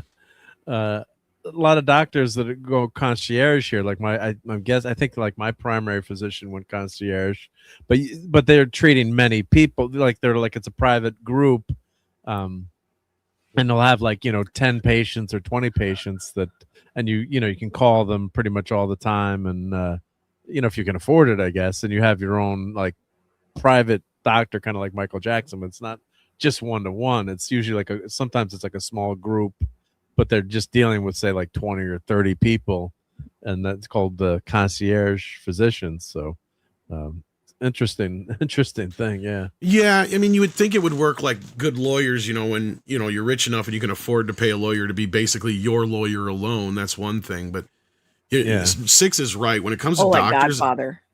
Yeah, like I don't understand how you can pay a doctor enough to not treat anybody else unless they are a quack who couldn't get a job anywhere else, right? Like, and again, I'm not saying that Michael's stupid. Yeah, because what are you doing if you have one patient, right? I mean, how busy are you, right? Just, I mean, it's not like God forbid, end of life care, something like that. But yeah, Was he doing anything for the burn? Was he doing any kind of treatment or I don't know oversight specifically on that? Or was he just there to keep him to give Michael sleep? That was my understanding of what was going on. Like he needed partially he needed the meds during the day to help with the pain with his back, his leg, and his head. But to fall asleep at night because he was because I think he stepped away when I was talking about it, he was always so jazzed up and so, keyed up that he could not fall asleep. So what Conrad would do is give him a mix of things, and a lot of time the main thing he would give him was propofol. Mm-hmm. And what he did that night was whatever else he had in his system plus that propofol. But what Conrad did was, I don't know if you heard me, he literally punctured a hole in a bottle of propofol and put it in a bag of saline solution in an IV instead of doing it in a drip like you're supposed to and monitoring him. Wow. And then he went off and did other things while this bottle of propofol was just leaking out endlessly into this bag. And when he came back, make any sense. Yeah, and when he came back anywhere from like 45 minutes to an hour later, Michael was dead. And then instead of trying to revive him or call for help, he went and covered up all his evidence and then called in a security guard who eventually called 911. And he was long. And he gone ended at up only that point, getting 2 unfortunately, years in jail. Yeah. Out of the whole thing. White collar crimes tend to, get not punished as much as, unfortunately, which I think it's crazy. Someone, does something horrific like that or steals, $12 million and they get, like some minimal jail time. It's just insane. Yeah. Poohin saying, was he an anesthesiologist? I don't know. Was he? I don't even know what his credentials fully were. That's the thing. Like, yeah. I haven't really looked him up too much. I just know about what was in the case. I've seen a couple of like documentaries where they do like the final 24 hours of somebody's life and all that kind of stuff like that and kind of go over all that business. But, I mean, a lot of the investigators were still upset that they didn't get the conviction they wanted, but, it wasn't up to them. So, and a lot of it was because they were still reeling from the OJ business, and it was LA detectives, and they fucked that case up so bad. And they also fucked up, on the molestation case, and they didn't want to fuck this up. So they went for the easy. They just wanted to get a conviction. Yes, they went for the easy conviction. Yes. So it was like they could have went for more, but they went for like involuntary manslaughter, I think is what they got him with. Yeah. But let's be real. He should have been charged with a hell of a lot more than that. But it is what it is, and there's nothing we can do about it now. You don't think he did it Well, I don't know if we want I to. don't think he did it deliberately. I think it's pure. That's what I was gonna I think ask. it was pure fucking. What do you call it? Negligence, Not stupidity, Incompetence? negligence. Thank you. Incompetence and negligence. Yeah. Negligence more so. Like he had gotten away with doing the shit that he'd been doing for so long that he'd gotten sloppy. He'd probably done it so many times before. And as somebody who's struggled with insomnia since I was in my 20s, I understand that desperate feeling of needing sleep. But and again, I'm not even fully aware if Michael knew what he was, because what Michael would say is, "Give me my milk," which would generally mean whatever mixture it would be that he would give him to go to sleep. Yeah. So, the milk of amnesia. Yeah. Mr. Phobos is saying he was a cardiologist. Yep. Yeah. So, and he didn't even stay at the hospital either. He rode with him and then he left. Well, he knew because he was in big Michael's trouble. mother, because they wouldn't tell Michael's mother what the fuck was going on. Because all she knew is that Michael was in the hospital and they wouldn't say shit. And she saw Conrad Murray leave. And she knew who Conrad Murray was? She knew who he was, but she couldn't put two and two together yet. And then finally somebody came out and told her. But he had no chance of surviving that. Yeah, he was. Oh, he was already long dead. Long gone. How long? Because people thought he was alive for Michael Jackson was in the hospital. No, that was the big thing, is why they kind of started investigating Conrad, because they kind of started noticing things weren't adding up. And I think Six was about to ask how long was Michael dead by the time the doctors got there. I think they assumed it was somewhere between 2 hours or more. Oh, so he was cold. Yeah. Way cold. Yeah. I think that was, I may be a little off, but he was already long gone by the time they got there. He was long gone before Conrad got God. That's what I'm saying. Conrad went in there and he was already gone. He didn't even try to resuscitate him. He went and cleaned up his mess and called in the security guard, because he basically knew he was done. He was gone. Yeah. And then just to put on a show in front of the security guard, he did a half-ass fucking CPR thing. Well, I remember hearing back when it happened that he was doing CPR with Michael on the bed. He did it half-assed, is what the report said. Yeah. You have to have, you need to put them on the floor or put a backboard under them. You can't. He did it all completely wrong. It's basically the way that it came out was that he was doing it all for show, basically, because he knew at that point he just had to make it look like an accident. That's what he was trying to do, basically. Yeah. Well, he probably kind of was, but I mean, he had to look like he wasn't responsible for it, basically. He probably knew there was no point in trying to revive him, and so then he went into cleanup panic mode. Yeah. That's exactly what the detectives assessed. Yeah. Yeah. Wow. So, oh my gosh.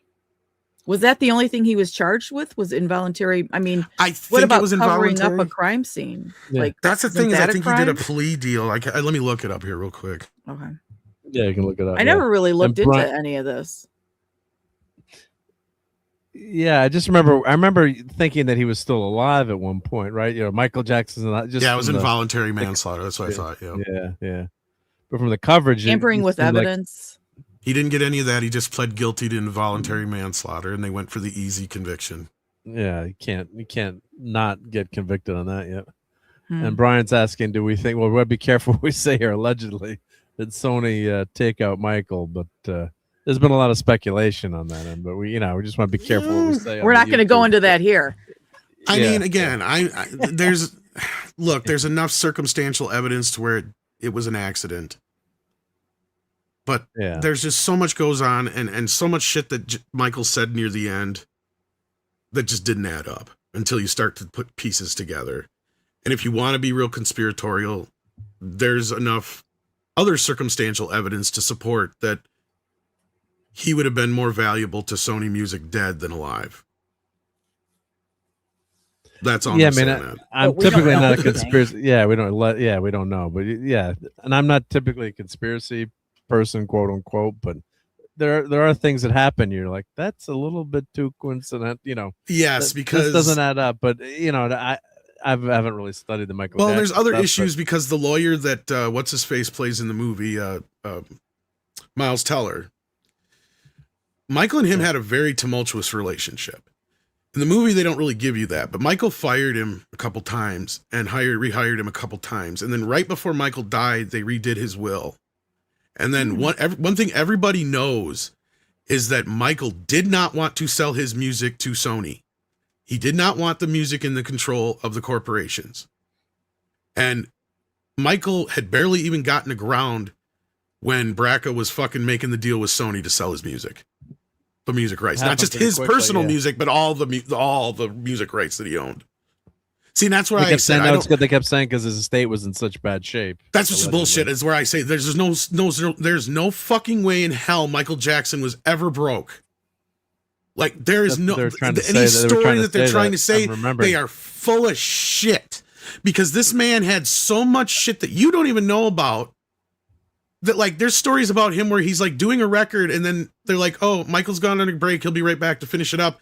And the guy's sitting there waiting, he'll go, where the fuck is Michael? Oh, he had to leave. They're opening a mall in fucking Dubai and he had to go be there for the opening because it's a mall that he owns. Like this is the kind, like he had shit all over the fucking world, and he had more music than anybody else. He didn't have to make another record for the rest of his life. He could have just sat back and made money off just the Beatles catalog alone. Yeah, and never had to work another day in his life and kept his lifestyle the way it was. I mean, that's bullshit. They said Neverland, they couldn't afford the upkeep on Neverland. Bullshit. That seems strange. But he just didn't want to live there anymore. Wasn't that that was the press that was coming out at the time, though? Wasn't it? He didn't want to go there because he felt violated. He Yeah. didn't want to live there anymore because, as far as he was concerned, that was no longer his safe space because they had come through and just terrorized it, and it no longer stood for what he built it for, as far as he was concerned. If you believe he's innocent, which I do, but again, we'll never know 100% for sure, without any evidence one way or the other. But I'll tell you one thing: he was under investigation for 10 fucking years. They had a microscope up his ass. Don't you think if they had anything to go after him with, they would have? Because they tried damn near everything they could. And well, they usually proven guilty, and he was never proven guilty. Exactly. But in his case, he was guilty until proven innocent, basically. Yeah, but usually they catch these guys too. Like we got to be careful with the words we choose. But like, there's a church. I live next door to a church, and the pastor wanted to borrow Wi-Fi at the church. This is like 25 years ago. Like, oh, we're trying to save money. Do you mind if we, connect to your Wi-Fi? And I'm like, no, I don't think that's such a good idea. I was doing all their computer work for them. Like a friend of a friend was on the board, and I was helping them put do their computers. It's a very small church, and helping them. And I'm like, oh, could we use your because we're like next door. Like, could we, I'm like, I don't think that's such a good idea. Like, why don't you get your own Wi-Fi or own internet? And but I helped them all set it up, and they'd had a new pastor at the church, and so one day we come home and like News 12, the truck is on the street. We're like, what the hell is going on? Why the hell is News 12 at the church, right? Oh no! And like, holy crap, the new pastor had only been there like 30 days, and for child stuff, we'll just say. Gosh. And of course initially a lot of the members like, oh, he would never do that, and they found like gigabytes of hard drives, portable hard drive. They find everything, right? It's so easy to track on the internet. So I would think that if some the accusation, Michael, it's a good thing you caught that red flag though. Yeah. Oh my god! I'm like, oh my god! Can you imagine if I'd lent the guy my internet Wi-Fi password? And this was like 20. I'm guessing like 20 plus years ago. So it was more. Not everyone had high speed internet. Cable. Not everyone had cable internet back then. They had dial up. I'm like, I think you probably. I'm like, never share your Wi-Fi password. I'm like, holy shit! I would have had the. Not that he would have found anything, but you just don't want that. No, but you could have got wrapped up in it somehow. I could have gotten wrapped up in it somehow. Yeah, you just don't want that going. Well, that's just it. And the media perpetuated a lot of the lies and the bullshit that came out, but they did not, do much to retract anything. Like even Six was pointing out to me a lot of the articles because she was helping me go through some articles this last week for some of the videos I've been working on. And, it's like, yeah, sure. They'll say he was never convicted of anything or he was found innocent, acquitted, or like with the Epstein thing, there's never been any accusations, but that didn't stop them from putting a headline in the picture up there, making it sure sound like there was something going on. Mm-hmm. Like, and they even went to the point where, and they would bury it at the bottom of the article, of course, was my point I was getting to, but they even had a picture. This is one that pissed me off more than anything. They had a picture of him and Diana Ross with Epstein, and they had 3 kids there where their pictures were blurted out.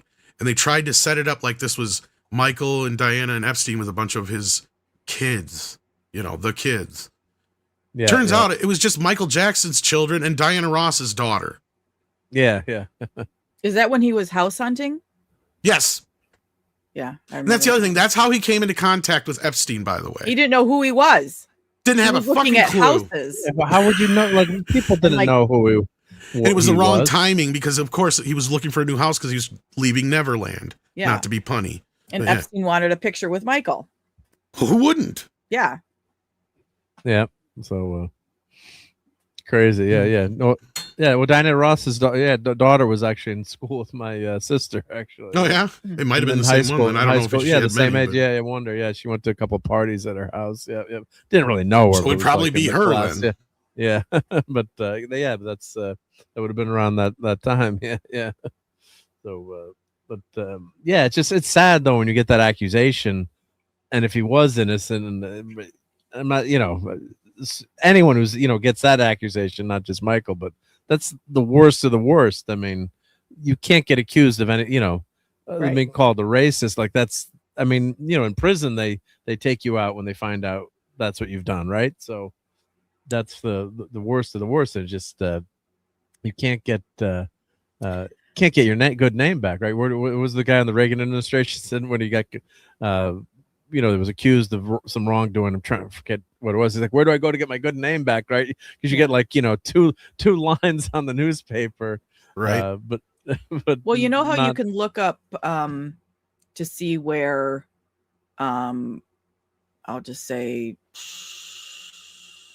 Are you thinking of a registry? yes, registry, and you can see like who in your neighborhood yeah, is on the registry list. Like some of those people, they might have like gone around the back of a building because they had to pee so bad, and they get arrested for that, and they get put on that list. And then you have the other end of the spectrum where they do something horrific to younglings. But that's the first thing that I hear when somebody's on that list. I think the absolute worst. In most cases, they're pretty good about that. But yeah, you're not wrong, Six. I mean, you can have that situation where you just whip it out and piss in the wrong place, right? But like, to me, it's like, I've seen a lot of the other side of it too, where people, a lot of times, especially with the kid ones, they're somehow found incompetent to stand trial. That is So they don't even then lock them up. If they're incompetent I know. to stand trial, then they should be incompetent to be out on the street. That's what I say. Yeah, And I basically lost a job because of that once, because there was this guy who had been caught basically paying this chick to diddle her kids. well, watch the language here. Yeah, I'm trying to do my best. And basically she got in trouble, rightfully so, but they found him incompetent, but he wasn't sent to any mental hospital or anything like that. They just let him go free. That doesn't make that. And what pissed me off is I was working at a grocery store at the time, and he was at the grocery store and he was going to buy beer and some other shit. And I said, I'm not serving him. My boss says, yes, you have to. I said, no, I'm not. I said, if he's not competent enough to stand trial for doing what he did, then I don't think he should have the right to buy alcohol, and we have the right to refuse service to anybody. Mm-hmm. He goes, it's your job if you don't. I said, bullshit. And he goes, well, I guess it's your job. I said, all right then. And I walked out. But later on that afternoon, Oh gosh. somebody must have had a talk with somebody. It was like, yeah, I shouldn't have acted it that way, but I was in my rights to say I didn't want to have to serve that person, because it was put up. Basically, one of the girls kind of came to my defense and said, well, I wouldn't want to serve him either. Mm-hmm. Was this a guy in a local guy in the town that everyone Yeah. knew, kind of? Yeah. Yeah. And everybody knew what happened. Like, it was all big news and everything. Everyone knew the story. Yeah, everyone knew it the was a story. big, It huge wasn't thing. just- yeah. Yeah. So, and he just no, it's your job. And I'm like, no, we have the right to refuse. Like, he's buying beer. It's not like he's buying bread and water, right? Like, I'm not going to stop the guy from being able to eat, but I sure as hell ain't going to serve him if he's buying fucking beer, is what I told my boss. Yeah. But he was being a dick about it. But I'm like, I stood by my ground on that. I left, and then, like I said, I got a call back later that afternoon. But yeah, You went back then, or you got? I the job did, back? because he kind of apologized. It was half, but I Gotcha. kind of gathered from because I talked to some people, and I happened to be close to one of the ladies that worked there because her daughter was one of my close friends that had passed away. So we, talked all the time about shit. And she's like, yeah, me and so said something about it because like, yeah, we wouldn't want to serve his ass either. And once women said that, he couldn't argue with us. Yeah, I can argue. Yeah. We like my tragically, my wife's grandmother was killed by the town drunk driving home at 6 a.m. coming back from work. No, she was going to work, and the guy was coming off his bender, and he killed her instantly. And nothing ever happened to the guy. Like he, did like 2 weeks in jail. And this was back in the 70s. I guess we didn't have the, any of the severe drunk driving laws. And I don't know how you didn't go take the guy out yourself. But nothing happened to the guy. Like no punishment. And everyone knew him as the town drunk. And he just, boom, just ended a life right there. Yeah. So, horrific. Yeah. And now at least typically, the laws are better now for punishment. But I never understood why they let some of these people back out. Once you've served notice on society, it's and you've done it. You see these cases where people have done, arrested 30, 40, 50, 60 times. Maybe the person should stay in jail, or or if they're incompetent, maybe just stay in the mental institution. We need more mental institutions in this country. Well, they closed way too many of them, right? Lock them up. Yep, and they that's my Reagan said that law too. They can't. We need to come up with that, like two different kinds of. See, that's the thing is, they used to shove, people that had mental disabilities in with criminally insane people back in the day. That's the problem. You got to keep them separate. Well, that was Geraldo Rivera. You got to keep them separated. Exactly, just like the Offspring. You got to keep them separated because, that's the problem you'll have there. It's like it's one thing if you're taking care of people who are just not able to function in society. It's a different thing when you have people who are clearly capable enough of functioning that just have that fucking thing in them that can't, went off. That was the whole Willowbrook scandal in the 70s. So that's how Geraldo Rivera made his name in reporting, because they found out, people with were mentally disabled or were physically disabled were in the mental hospitals, and some of the cerebral palsy, but your brain is fine, right? But they had, and the treatment of the people there were just inhumane treatment. It's just unbelievable. So there have been a lot of reforms, but on the other hand, it's just they can't commit people either that maybe shouldn't be on the street, and they need treatment, right? Not saying to punish them, they just need treatment, and they shouldn't be on the street. So that's what's really sad, and it's sad for everyone. Yeah. So it's you just see all these people, like the New York City subways. You go there, I'm in the New York area, so you see these people. Like, why are these people on the street? They shouldn't be they need help, right? It's not compassionate to leave them on the street and to suffer that way. Yep. So. And if they're so far gone, they shouldn't have the right to refuse treatment. Yes, I absolutely believe in locking them up and treating them against their will. It's for the betterment of society. Yeah. No, it's really sad. Yeah. And we've all known people with addictions and problems, I'm sure. And my one of my buddies there, we just kept trying to get him help, but you can go to rehab and things like that. Like, but unless you can make that step yourself, but you can't keep someone in rehab indefinitely either. So, that's true. That's the sad thing. Yeah. Let's get back to some happier stuff though. With how's mom? How's the moms? Yeah, my mom is doing good. God we bless abandoned her, yeah. them. But I guess back to moms. I'm sorry. Devil Wears Prada. I guess there's some moms in that one. So I guess this that weekend squeezed out its win. Yeah. So is that the second week? Oh, so it came out 2 weeks on number one. Yeah, wow. 2 weeks at number one. So this is why, Mortal Kombat was looked at as kind of a disappointment. Because that should have been the number one. Well, Tom did, yeah. Prada or Combat? Prada. No. I think I saw the original movie way back when, but I don't really remember a whole lot of it. I don't know if I ever finished it. I don't have any memory really. I mean, I just remember Meryl Streep being a bitch And It's just not my kind of movie. yeah, it's kind of like one of those mean person type movies. It's too much like. Well, looking here's in a the mirror. here's a person who's definitely not mean joining the chat tonight. Courtney, Grr, hey, I'm Courtney. so mean. I said definitely not mean. Definitely I not know. mean. I Yeah. Holy was crap! We get any more women in here, we're gonna break the internet. I This is great. know. I like this. Yeah, this is good. Yeah, Hi, yeah. guys. Oh, Mark, you're on camera. I'm in the store, but I don't know if you guys have seen my change yet. This might be shop. Your what? The change. Yeah, Not- Gorgeous. Oh, Courtney, dark hair. Courtney's at a redhead. I'm not a thing. redhead. I took it away. I She love went it. goth. I did. I went back to my goth days. Absolutely. But happy Mother's Day to all the mothers in the chat, or mothers of animals too, for baby mamas. You know what? I talked to a coworker this morning. She came in and she said, Happy Mother's Day. And I said, are we supposed to say Happy Mother's Day to people who aren't our mothers? And she said, yes, absolutely. Any Aw. woman has the potential, Yep. the divine potential to be a mother. So happy Mother's Day to you. And I said, well, thank you. Yeah. So happy I Mother's go- Day to all the women. Yeah. Yeah, we're playing pickleball this morning. All the moms are saying Happy Mother's Day to all the other moms and all the other ladies. Yep. So yeah, it was good. Yep. And hail to Oliver Belmonte. He says, greetings to all in attendance. Happy Better Mother's Day hurry. to all They're the closing moms. in 5 minutes. Yeah, they're closing. Yeah, Yeah. did you guys hear Stores are closing. that?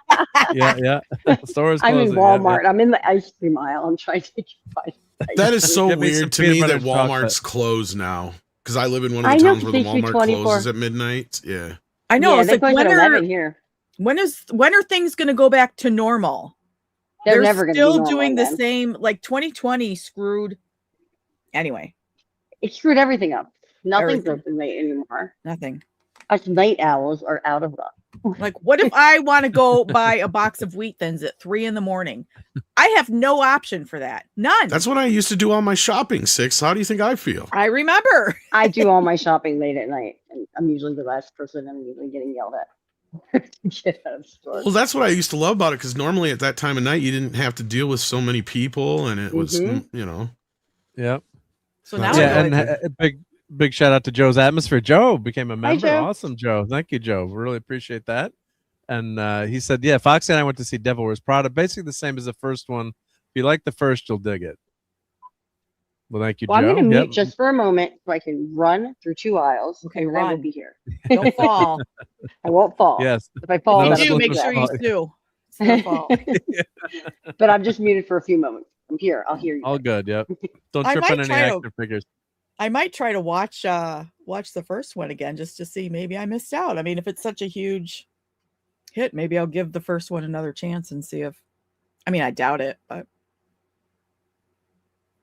Yeah, I think I remember kind of enjoying it, like as a, just the pop, I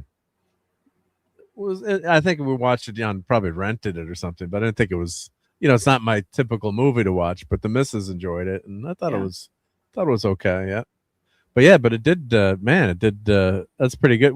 It's pretty rare that a movie stays number one for 2 weeks these days, typically, right? I And mean, that's a maybe hell it of a gets- second weekend, too. Yeah. yeah, it's only 44% down, so it's made 144. And I'm guessing a lot of moms went yeah. to see that probably today. So with Well, they had some options, that's for sure. Yep. Well, yeah, but the mom's going to see Mortal Kombat 2. Probably Michael's Well, a big Sheep competition, Detectives right? would be the one I would have took my mom to, Oh, okay. actually. Yeah, that looked pretty cute. That looked fun. Yeah, that Yeah. was the Hugh Jackman is the That's the kind of movie my mom would like. yeah. That looked fun. Yep. So that did 15 million. I don't know what the budget is on that. And Billie Eilish. I mean, It's she'd got probably a, enjoy Michael, but she just yeah. hadn't expressed any real interest in it. So Yeah. Yeah, and Eilish has her tour. How did that do? 7 million. Probably not. That's not bad yet. but it's only on 2,600 screens. So Yeah, so it's a small. Yep. And I was thinking, yeah, we're talking about Billie Eilish. I don't even think do I know any Billie Eilish music? I'm not sure. But, bad guy.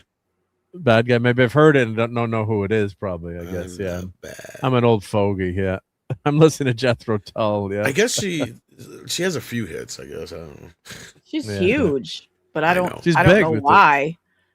Yeah, I mean, her music she's got a couple of decent songs, but she's very kind of one notish. She has Where- a lane and she stays Yeah, very much in it. Yeah. Yeah. I don't know anything. I don't really know anything about her, like, personal, She's a lesbian. like, any statements she's made. I know that. They're controversial. But she always wears baggy clothes. She always wears baggy clothes, right? Too. Yeah. Then she tried to not wear baggy clothes, and everybody sexualized her, and she got pissed. I think I remember that. Yeah. Damn men. Yep. That's why she went no lesbian. shit. Yeah, guys. Come on, guys. Gee. Sydney Sweeney. Can't even get Billie Eilish now. Yeah. But yeah, I don't, I guess she's kind of like rap or pop. I don't know or what rap. you would call her exactly. her? I would call it more like goth rock pop. Okay. Because she's Doesn't very. she kind of sing in a breathy. I was just gonna say, yeah, that's kind of her one notedness. She doesn't really have much range. I mean, I'm sure she can sing, but like Six is right. She does this. When I sing, I'm always down here like this. Who did that? Who did that video? The girl from was it Acolyte or Obi-Wan? Yeah, the girl from it was the girl Oh. from Did that rap Yes, that was the girl from the Acolyte. What's her name? where she was like talking like Yeah. in kind of a Yeah. soft. I'm not putting Billie Eilish in that same category because that girl is wacko. No, but she does. She has like this. I'm curious to hear her actually belt out and sing. Oh, I know. Yeah, like let's hear you hit a note. Just out of curiosity. I'm not, because like think about rappers. Rappers don't sing. No. And God bless them. Go do your thing and go do your thing, Billie Eilish. Yeah. It's not my taste. And I wonder, well, I used to be into Culture Club when I was a kid. So Yeah. what would people say about, about Boy that George man? and Culture Yeah. Club. Yep. Well, he could at least I was sing. I thought just in my brain I thought you said Culture Casino. That's not Now I see Culture Casino dressed as Boy George. I've seen I can't get Culture it out of my Casino head. topless. And Culture can sing too, so. Do you Yeah. really want to hurt me? Do you really want to some big see hits. me shave? And Joe's atmosphere is saying, Tom, when was the last time we had 3 films above 35 million in 1 week? Been a while. Oh, Spread out there, yeah. That's but a good big- big point. numbers, yeah. you'd probably have to go, God, a ways back, I bet. I don't know if anybody's really pointed that out because that is kind of surprising that we do have 3 films in the very tippity top that we're fighting for. I can't believe how, I'm still baffled at how good Michael is still doing. I am. I cannot believe it. I can't believe it either. It wasn't even until maybe a month ago I was even considering going to see it, and I effing loved it. You loved it, right? Yeah. Yeah, and Six is not alone because there was a lot of people I talked to that were just like, I'd rather watch a real concert. I don't like those kind of biopics or whatever. Like, I don't like, and Michael is understandably somebody like, yeah, you're never going to be able to find anybody who sounds and looks like, oh, never mind, you got his nephew. Like, Yeah. yeah. And I listen to some of Jafar's music that's not. He sounds just like his uncle. So I don't know why they just didn't let him sing in the movie. Because it's not his. Well, I guess people want Michael's voice To on a the tracks. point, I guess. but at the same time, part of the charm of some of these biopics is when you actually get somebody who can do a good job and sound sort of like all the way back to Jim Morrison with Val Kilmer. And I wasn't a big fan of Walk the Line, but a lot of people liked that Joaquin Phoenix did his singing in it and stuff. Well, they said Val actually really practiced to learn, be just like Jim Morrison. And when he sang, they couldn't believe it. But I think they ended up using Jim Morrison's voice, didn't they? On most of the tracks, They mixed it.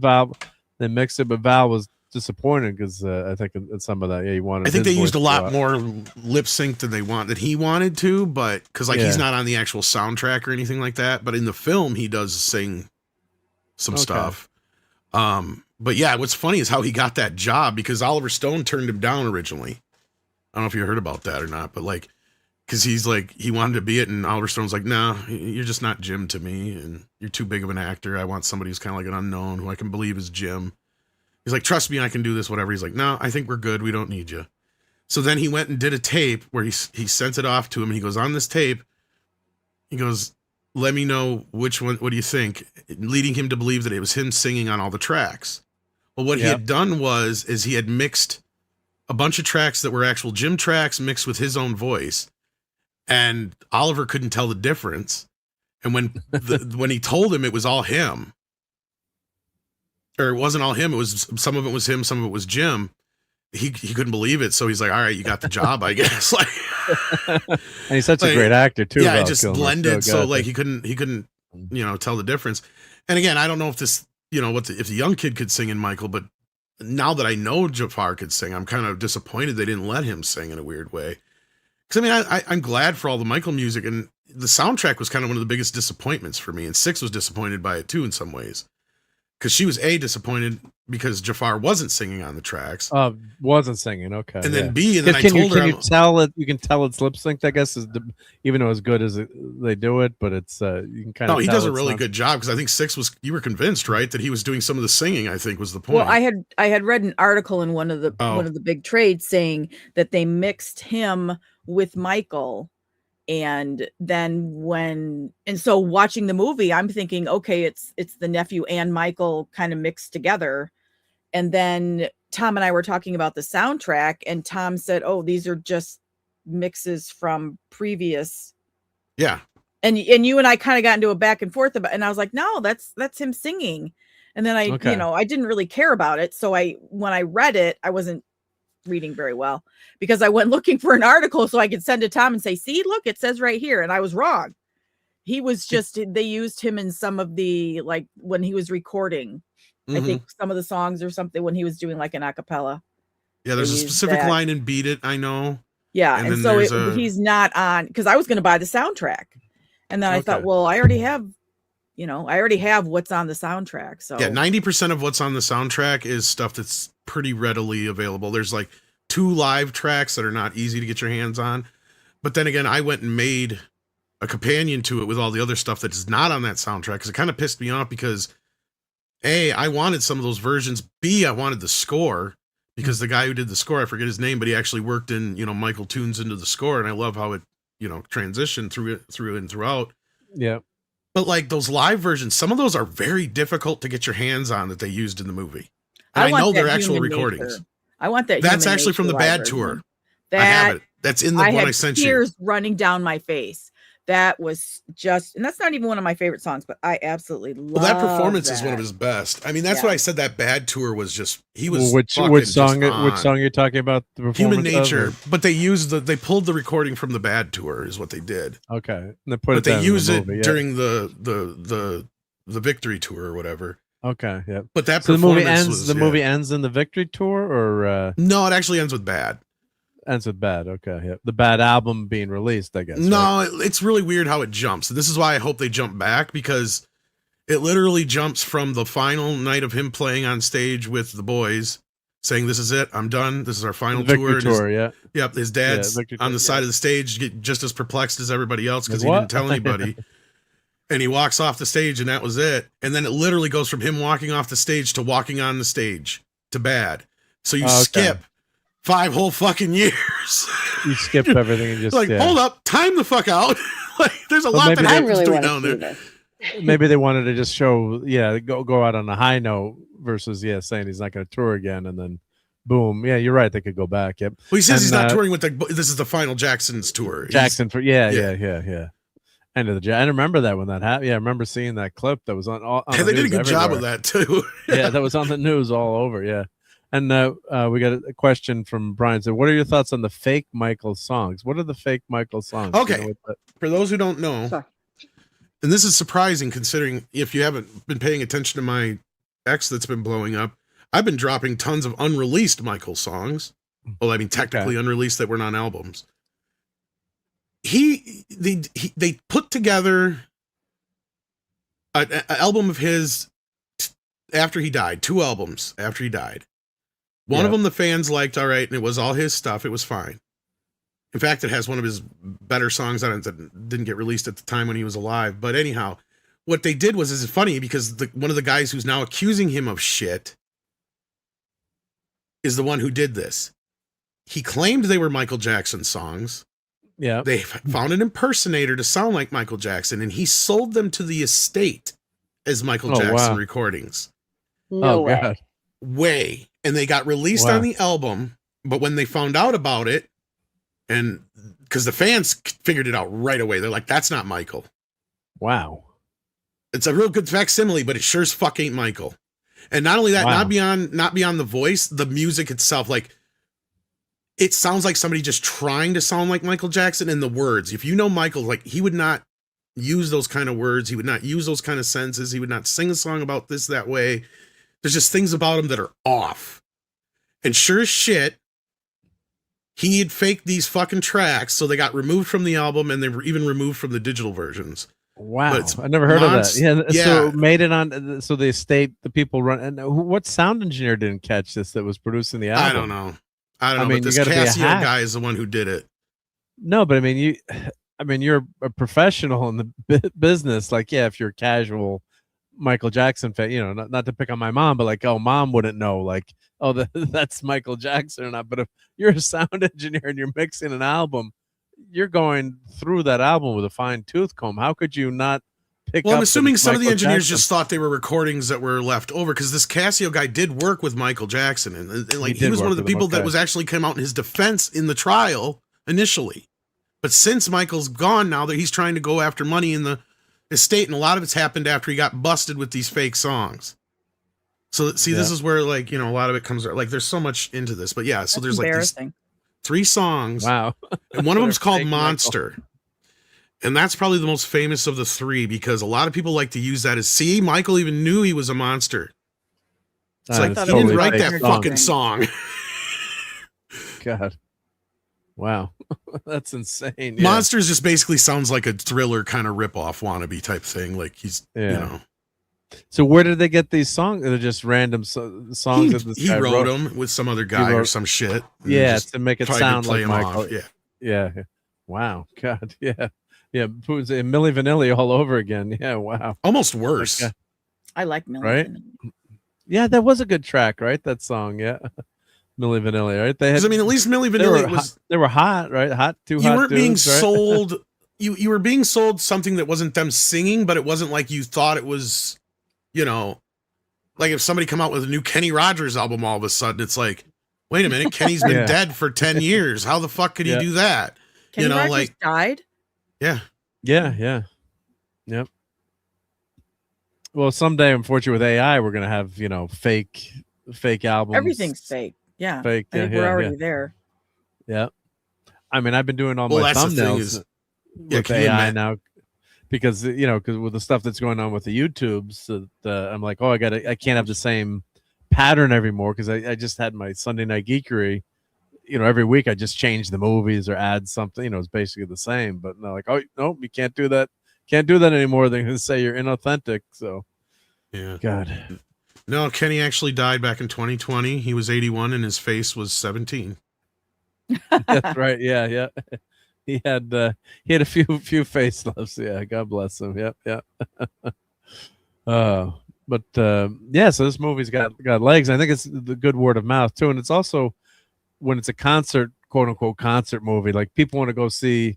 Like the Elvis movie was really good. You know, if you got all the music in it, and you know, people didn't know that Tom Hanks was the Colonel. I think that was a pretty damn good performance by Tom Hanks. Was that Austin Butler singing in that? That must have been, or was that Elvis? I think he did do some of the. I'm not 100% on that. Somebody, if the chat knows, I don't know on that. Yeah, I wasn't as like I saw that one and it was better than I thought it was going to be, but I didn't really it was good. Yeah.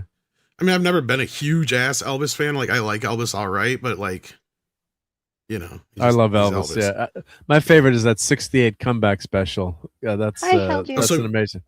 Have you seen the new Elvis movie that just came out? Not the what just came out? What's that concert that they found the footage of? Oh, they found? No, I haven't seen that. No. Boz Lerman put it together. It's on digital now, but I don't know if it's on any streaming shit. Yeah, I think it's just for video on demand. I have a kind of just silly side note on the Milli Vanilli thing. My aunt was a flight attendant, stewardess, whatever they call them now. And right after that whole scandal happened, they were in first class, and she leave. Oh, wow! Did she ask them to really sing? Bad for them. Yeah, they were in first class still. Yeah, I do feel badly for them because they wanted fame, they got caught up in it, and I think that they were sold a line of goods as to what was actually going to happen, and then it ended up not happening the way that they thought it was going to happen. And I don't know. I didn't watch the VH1 documentary. No, but to me, it was this weird time for music, because it wasn't like Milli Vanilli were the only ones guilty of doing this, but they were the only ones who got caught doing this, I think. Who else did it? Jessica Simpson got caught. I was just going to bring that up. What? Yeah. Jessica Simpson? She got caught lip syncing, but I don't know if she actually sang I think she sang the original track, though. That girl has it was her sister. Wasn't it her sister, Ashley? We had it. Oh, Ash. It was Ash. Maybe it was Ash. It was Ashley. It was Ashley. Yeah, sorry. Yeah. But she was on SNL and she started singing, like the track started and it started singing at the wrong time. She was at least lip syncing to herself. Yes. Yeah. But like you had a string of like this happening in the 90s where you'd have, it was especially the chick from the Weather Girls, I forget her name, where she was doing a bunch of the backup singing for like CNC Music Factory and Black Box. CNC, all these other bands. CNC Music Factory. And in the music video, CNC Music Factory is another example of this. They never got busted, but there was no such thing as CNC Music Factory. They were not a real band. They were literally like music producers and other people just putting shit together, and they sold it. And then they got these guys together to go out on tour to pretend to be the people. They never got busted, though.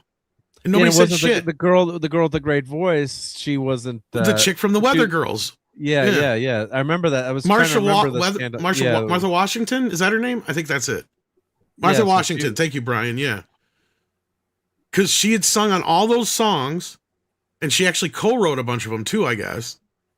But when they did the music videos and the albums, it was always some skinny young black chick. And she's some big. Didn't they make fun of that in like that music video? Who was it? The John Spencer Blues Explosion or something? They had like the younger, like more handsome guy singing, and then they showed him in the back. Does anyone remember that? Oh, which one was that? That was wasn't it John? Who was it? She just cut out. I'm not positive. I don't have the computer. Oh, did I cut out? Yeah, you said John something. I didn't hear the rest of it. Hold on. John Spencer Blues Explosion is who I think it was, but I don't have a computer. I'm pulling into my place right now, so I'll be on the computer in a second. Well, that's another thing, is there was a lot of bands in the 60s and stuff like that, you know, the albums were recorded by like session musicians and some rando singer, and then they would put together some band and put them out in I can't remember who it was exactly, but there was a few of them like that in the 60s that happened to. Yeah, it's like a fake band, basically. Yeah, it's just a produced band. Yep. And it's just a lot. And of course, when you make a record too, there's a lot of mixing that goes on and overdubbing and vocal tracking. But yeah, it's still your voice, though. I guess, right? They're working some magic with your voice. The one thing I can't stand is auto-tune. Kills me. Oh, that got bad. And then when I listen to some music now too, and then older music, now auto-tune is so prevalent. I'm like, oh, that was auto-tuned. And the worst was like they actually went back and auto-tuned some of the Beatles stuff too. It was listening. They've done it to Queen as well. It's like you don't touch, the Beatles or Queen. You don't auto-tune. Like anyone doesn't need auto-tune. Think about touching Michael. Oh my God. Yeah. And like and there's a guy, I'm forgetting the guy's name on YouTube. He does a fantastic video, and he'll show you the waveforms, of the vocals, and you'll play them. It'll play like, the original Beatles stuff or the original track, and then it'll play, the auto-tune. You can hear the auto-tune. And Paul McCartney and John Lennon, all the Beatles had, Ringo had a, serviceable voice, but, those three had great voices, especially Lennon, McCarthy singing. I mean, God, what great, one of the reasons people don't really talk about, I think, how good their vocals were in the Beatles. But why are they auto-tune? Like these producers are, just because you have these tools, you have AI, or you have all these gizmos, doesn't mean you should use them. I mean, it's messing with perfection. I mean, some of those little nuances and imperfections are what makes them who they are. Makes it work, right? And maybe it's not really an imperfection. I agree 100%. That's what hurt the Queen one, and I couldn't believe they did that. Because I'm sitting here going, you are fucking with one of the greatest voices in history, and that's what made Freddie was he would find notes that you didn't even know existed. And a machine looks at that and goes, what the fuck is going on here? And then it just evens it out and makes it sound like drab shit. It's like, no, Freddie has a nuance to his voice. Michael Jackson has a very specific nuance to their voice. You know, they're famous not just because they're talented, but you can instantly hear their voice and you're like, I know who that is, right? Like, these are people that obviously don't know music, in my opinion. No. and Michael Jackson had perfect pitch. So you can't fuck with that. There is no fucking with that. And sometimes people put down singers too. They're like, oh, well, they're just a singer. I'm like, well, that's just like playing an instrument, right? It just happens to be their voice. But, you know, you hear a bad singer, you know it. I mean, it's different, a true talent and a skill. Because you're pushing buttons down for an instrument, you know, you have a little bit more of a guidance. But I mean, people sometimes I think put down a great vocalist though, a great interpretation. It's like, well, they're just singing, right? You know, like I remember you guys have maybe seen the video where Jewel goes undercover and she goes to sing karaoke, and she, you know, they put makeup on. Adele did the same thing, and she's comes out and she's playing, and everyone's kind of blown away, but they're like, oh, but she's really a nobody. But you could hear like like you had other people singing, and then she gets up on stage and she's freaking phenomenal. And then she comes out later. I mean, it was all a setup, and she comes out later and, you know, pulls the makeup off and they realize it's really her. But you know, I think, you know, vocals are so disappointed. You'd be so disappointed. No, but Six is an excellent vocalist. Speaking. Yeah. Oh, I didn't know that. Yeah. She's got a beautiful voice. Good voice. Yeah, yeah. Ringo was a fine drummer. Yeah, I agree. Ringo was a great drummer. Yeah, yeah. He gets put down a lot too. So. Oh, I'm not muted. I am so sorry. Oh, don't worry about that. No. God, come on. Thank you, Courtney. Yeah, why did you call that guy? That's so weird. I just got I picked up some new doobie sticks today, and so snacks. I've been burning through them. So. I haven't had any doobie snacks today. Doobie sticks. I know you get sticks. I get snacks. Yeah, snacks. I get other sticks too, but just to be clear, so people don't think that Six is a stoner. She's talking about incense. That's all. I want to be cool like the druggies. One of these days, I'll get you high. Never. I've never done an illegal drug in my life, and I never will. It will be legal by the time I see you. Probably. That's a problem. Six is a good girl. I am a good girl. Yeah. Except for when she's naughty. And we got a $5 super chat here. Thank you, Joe, from Joe's Atmosphere. Everyone, so you're saying she's good, but when she's bad, she's even better? Yeah. Sorry, go ahead and read that. I'm sorry, I did not mean to. Yeah, no, it's like all good. Yeah. So we take our clients by the Municipal Auditorium once a cycle, the place where Colonel Tom Parker found Elvis playing for the Louisiana Hayride radio show. Very cool. Yeah. I got Tom Parker helped to make Elvis, but then later on hurt him more than anything. Yeah. Unfortunately, we. That's what I liked about that movie. Yeah, because he didn't have citizenship, right? So he was always scared to leave the country, so he wouldn't let Elvis.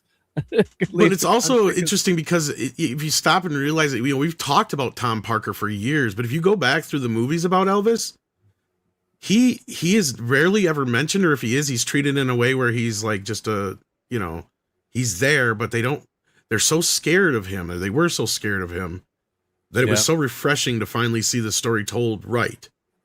It's like, okay, finally we get to see why this guy, because let's be real, Elvis could have been bigger than he was, which is hard to believe. Yeah, right? but he could have been. Yeah, if he'd gotten the chance. Didn't he want to be in From Here to Eternity? Well, not just that, but Tom wouldn't let him tour worldwide, and that's why I think Michael, was able to just crush his numbers, because internationally, Michael, he's big here in the U.S., but he's even bigger outside the U.S. So, I can't imagine how big Elvis would have been. I mean, he is now, but I mean, when he was back then, like, up until like the 60s, 70s, when he had already kind of gotten well enough established, even then he still wasn't as well regarded because he didn't go see him. And a lot of people took that personally when you don't go see him like that.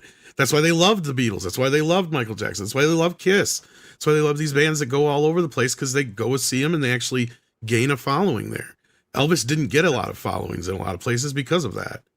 And I mean, it's a shame, because somebody was saying something about the box office wise, and it's like, well, yeah, Elvis didn't do so well because internationally he doesn't have the same following he does in the U.S. comparatively to Michael, which is the opposite.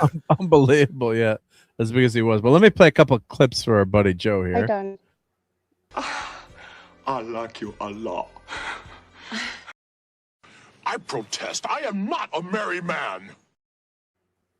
Merchandising, where the real money from the movie is made. We are getting another God, I space. hope that one doesn't suck. Yeah, I hope it doesn't. gonna. Yeah, probably will. Yeah, yeah, and yeah, It'll like suck. Spinal Tap 2 was a miss too. Unfortunately, I think. Oh, you didn't like it? I liked it, but it didn't.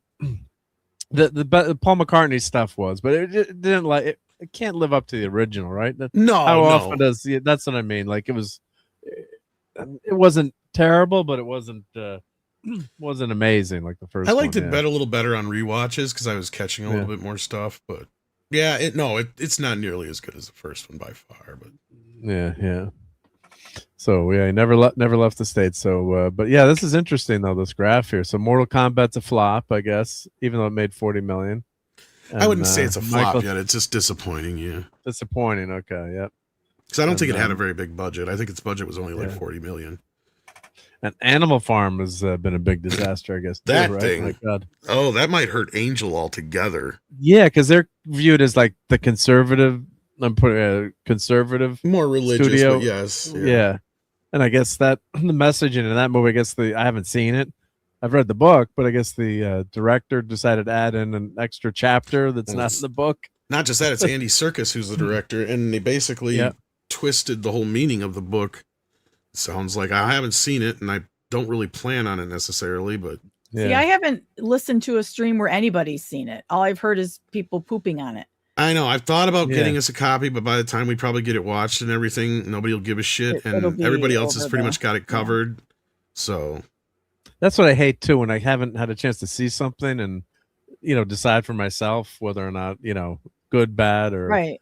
Yeah, I trusting what other people have said and read, but if you've got a book like that, source material, put the book out there. Maybe put your couple of spins here and there on it. But I always remember Peter Jackson talking about doing the Lord of the Rings and saying we're trying to present Tolkien's version of Lord of the Rings on the screen, not our version of what we think Tolkien would have done.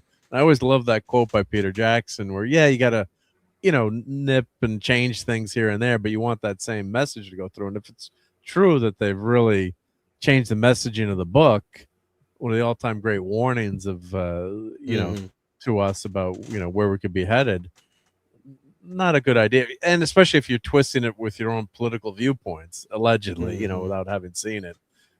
That really that annoys me. But I talked to I talked to somebody in chat who had seen it, and I said, well, what didn't you like about it? And excuse me, forgive me if they're listening, but they had such vague reasons for not liking it. And I'm like, okay, well, what did they change? What is wrong with the movie? And they just didn't have it was just kind of an overall sense. And I'm not saying that this person should have liked the movie, but I would like to know, as somebody who's read the book, what specifically is wrong with the movie.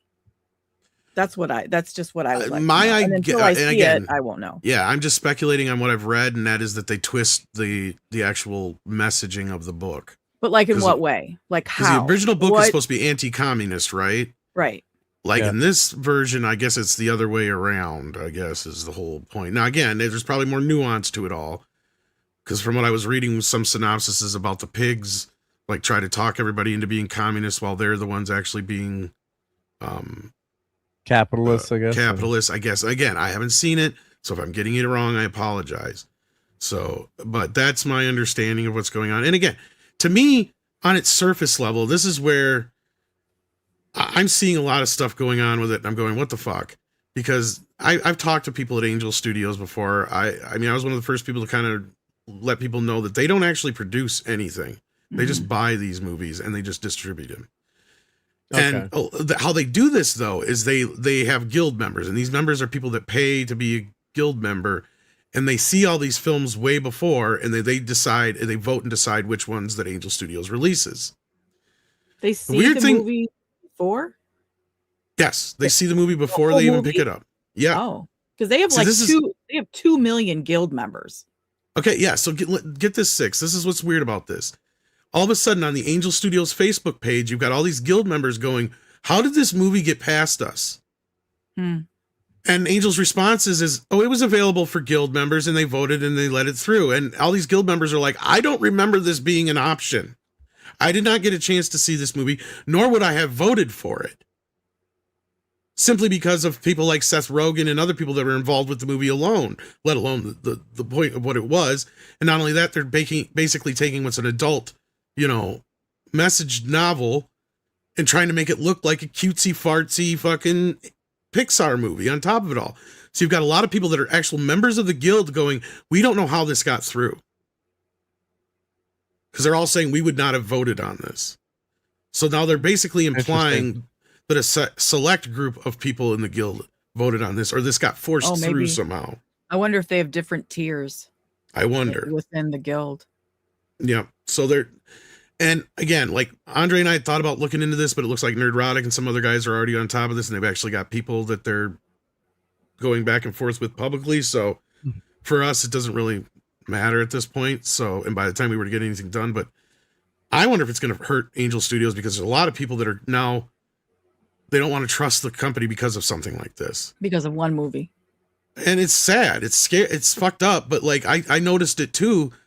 The reason I probably got to see Michael so many times is because this is the first Angel Studios movie that my theater did not get in town. Oh, they didn't get it? Yeah. Yeah, because that's the reason why I don't normally get to see a lot of movies in this local theater, because normally the movies they get are always these independent Angel Studios type, religious, whoever the owner, he or she must be into this stuff, that's why they carry it. Yeah. Yeah. And usually the other option is whatever kids movie is at the time. But they decided not to carry Animal Farm. I didn't ask them why. I didn't think to ask why. How many screens does that theater have? Only 2. So it's like, usually that's the case. It's whatever Angel Studios picture is out, and like whatever's the most popular with kids at the time. I mean, you can kind of do this as a kids movie, with a nuanced message, I guess, and the kids maybe. But the subject matter, though, it's not like a Charlotte's Web, right? Where you're just, No, I don't think it'll translate for kids very well. Yeah. Yeah, like I'm thinking, like Charlotte's Web was written as a kids book, and it's, I guess you could do this, but are kids really going to get the meaning of this? Charlotte's Web is it is specific for younger kids, right? It's a story that's it's written for kids, specifically set up to break deal their with little loss. hearts. Like, it does a great job of it, though. Six, like, it does a great job of basically understanding the cycles of life and how things go, right? Because you have one life being saved while the other life is wasting away, and you actually have to experience what it's like to lose somebody, and it's a very strong story, but the way it's told for kids, it's you can't do that with Animal Farm. Like, that's the point. Yeah, so I'm trying to think, because Retro Nerd Girl just did Charlotte's Web a few weeks ago, so just rewatched it. And as a kid, you can watch it on one level, and it's got that really nice message. An adult, you maybe appreciate that message more. Although I love eating bacon. God help me. But poor well, it's got the friendship, and it's just about how one person can make a difference, even the smallest person, and it's got a lot of great messaging. Yeah. So I'm like, how could you really? I'm thinking more about Animal Farm. Like, how could you translate if they're going for the kids audience here? That really doesn't translate as a kid's tale, where Charlotte's Web is sweet and innocent, but it's got its message, but it's a very, I shouldn't say a simple message, it's a well-told message, but it's just hitting that one note there about helping a friend, like you said, Tom, and it's not, talking about communism and political power, Animal Farm, that's what's brilliant about the allegory. It's, on its face that you could seem like it's a kid's book, but it's not, right? It's right. It's the 4 legs, bad, 2 legs good analogy. Some animals are more equal than others, right? And you always go back to when Gorbachev was here, and they took him to a grocery store, and they said, well, this is just for party members, right? Or special, like, no, this is the bodega that's on the street corner all over the U.S. And he said that's when he knew his goose was cooked. I mean, the selection and, just the freedom that we have. Yeah. And, like, this is better than what the party members get. How is this possible? So, and that's the irony of communism, right? Everyone's supposed to be, equal. But then the leadership, lives more equal than everyone else, right? Because it's there's no incentive for people to work hard and create and start a business, and it's all taken away. It's all controlled by the government. I mean, look how many millions of people died in, just in the Ukraine, right, with the famine there. So is that something you want to cover for kids? I don't. If you want to make a movie for kids set on an animal farm, then you pick a different book. Right. They probably, and I understand, okay, that's great. And I'm an Andy Serkis fan. Yeah. But if you want to make a children's version of something that has the what do you call it? When it's a known name, like Animal Farm is like, you ask people, have you heard of Animal Farm? Oh yeah, I've heard of that book. I had to read it in high school or something like that. Yeah. Brand, I don't know what I can't think of the IP term. recognition, brand recognition. recognition. That kind of thing. Yeah, brand recognition. Yeah. If you want to, I mean, there's got to be other books that you can pick. There's got to be other IPs that you can look into, and maybe Animal Farm is probably free to use. No, I don't think so. Maybe cylinder. Yeah. Is it? I don't know. You picked the wrong thing, Andy Serkis. Absolutely. I don't think that Animal Farm should not be made into a children's movie. Well, and here's where we're getting like this weird disconnect with, and I've talked about this many times, like, because I'm a film historian. Yes, this is not the first time that films have gotten political, but it's the first time they've gotten political when I feel like they really didn't have a fight to fight, right? Because throughout the 60s and 70s, you had, women's lib, you had civil rights, even throughout the 80s and 90s, we had gay rights and all that kind of stuff. There was actually things to make stories about. But I mean, one thing we talk about constantly is where this woke thing, it's so unnatural, right? It's just, this is and to take this story and make it at this time period with some kind of twisted messaging. It's like, I've never seen so many people not get the memo in my life or be so cognitively dissonant about what they're doing, right? It's almost ironic, like the time when 1984 was deleted from Amazon, right? Like, it's like, do we not see the irony here? Yeah. He deleted it. Yeah. Can anybody else not notice the elephant in the room? To me, it's, and this is the culmination of all this virtue signaling that they're doing, is that they don't even get the message of this book. I don't even need to see the film to understand that they didn't get the message, just by the way it's being presented to me. Yeah. And we've got RJ guys. It wasn't the original Animal Farm film also a children's movie, at least for the Watership Down. Really? It was more an adult thing, if I'm. I was going to say Watership Down was also. See, the thing is, people need to understand about those films is, even though they were embraced as family films of sorts, in same kind of Secret and Nim as well, in that. Yeah. Specifically, Animal Farm was made that way because Jim Henson hadn't gotten that advanced yet. Let's say, like, there was no way of making Animal Farm live action. But then people forget that I think it was TNT did a live action Animal Farm adaptation, like 20, 30 years ago? Oh, they did, yeah. I think so, and I believe Henson Company was involved with the animatronics of it. Like, that's what I was saying. Like, the only reason it was animated back then is just because they couldn't do it any other way. Lord of the Rings, same thing. That's why we had the animated Lord of the Rings. They couldn't figure out any other way to do it without the special effects. That's why Star Wars changed a lot of shit.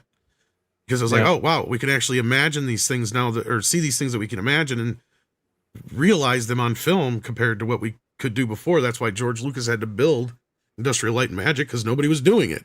So, so, yeah.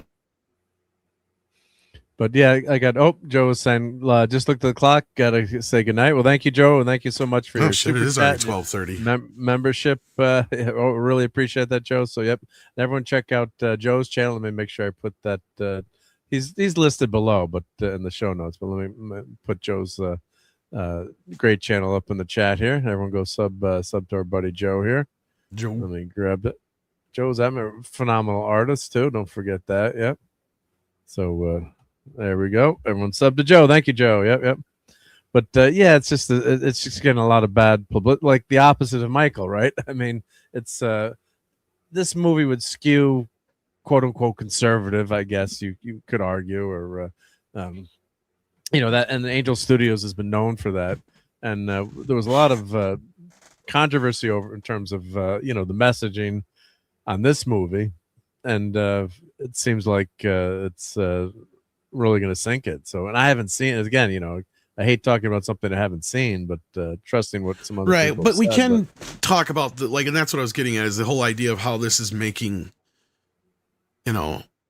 Angel Studios look, and how a lot of people are now going, well, maybe I'm going to second guess taking my family to an Angel Studios movie in the future because I don't know exactly what I'm going to get. And I understand if Angel Studios did bypass the guild in some way and they're lying about it, why they would even do. I understand why they would put this movie out. Right? It totally makes sense. But you'd think that they would have gone like, this just doesn't fit with our brand. And somebody would have saw that. I just don't, I can't fathom how they let this get through like this. And then they're doubling down on it to top it all off. It's like. But how many people, what percentage of the typical movie going audience has any idea the difference between a movie studio that produces movies and a company that distributes movies? That's a good question, Six, and I don't think many people have that.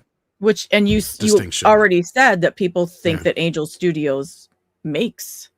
I thought they made movies until you said that, Tom. No, they don't. And I kind of tried to wanted to pitch them a project, and they're like, well, we don't right now we don't produce our own things, but in the future we'll keep that in mind. I'm like, oh, okay. Because people are still getting settled in their seat. They're eating their popcorn when the credits are coming up, with which has the studio that produced it and the company that distributed it. And so you're not really people don't pay attention, I don't think, unless it's people in our community. In most cases, you're right, but Angel Studios I could be wrong, but I don't know. I agree with you 100%. But the difference here between Angel Studios and other studios, and the reason they became like this little studio that was they kind of built themselves from the ground up by using the churches as an advertising tool, right? Yeah. So I started hearing about a lot of their movies through like the church stuff that was going on, and it's like, okay, so they would actually show these movies through the parish or whatever and get.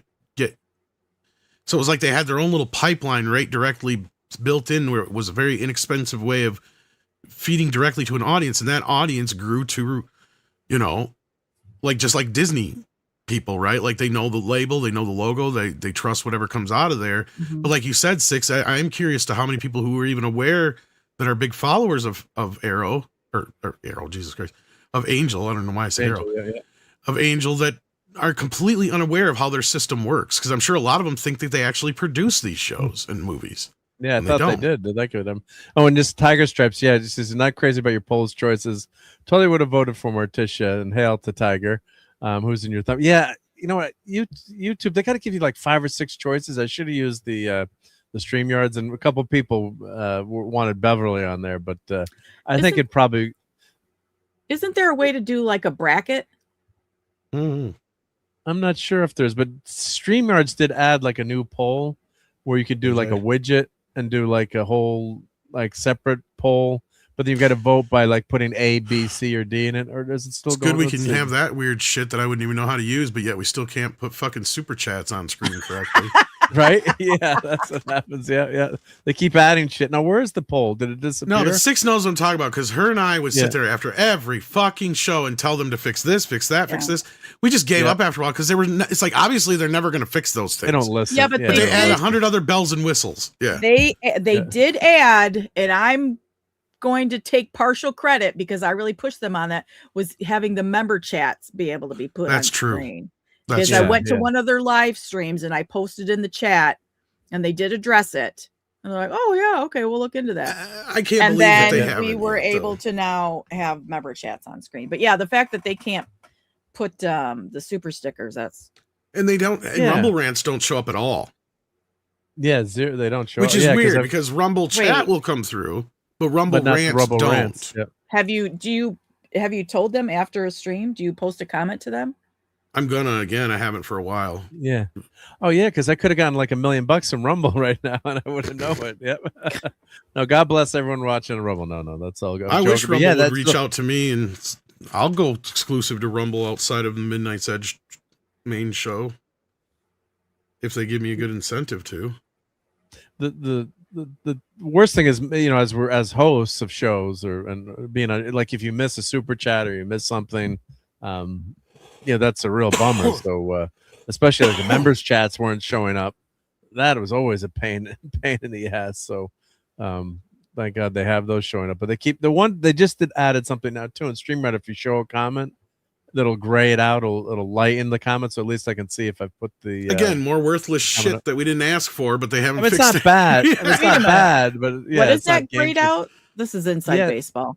Yeah. So like I'm putting up Tiger Stripes comment here. Now when he takes it down, it'll be like now grayed when I take out. It down, it'll be like grayed out. A little it's not lighter color. Yeah. So I'll know that it was on screen. So faint. It's kind of too faint. I need new glasses. It's not again another little bell that doesn't really do a whole lot. Not a whistle.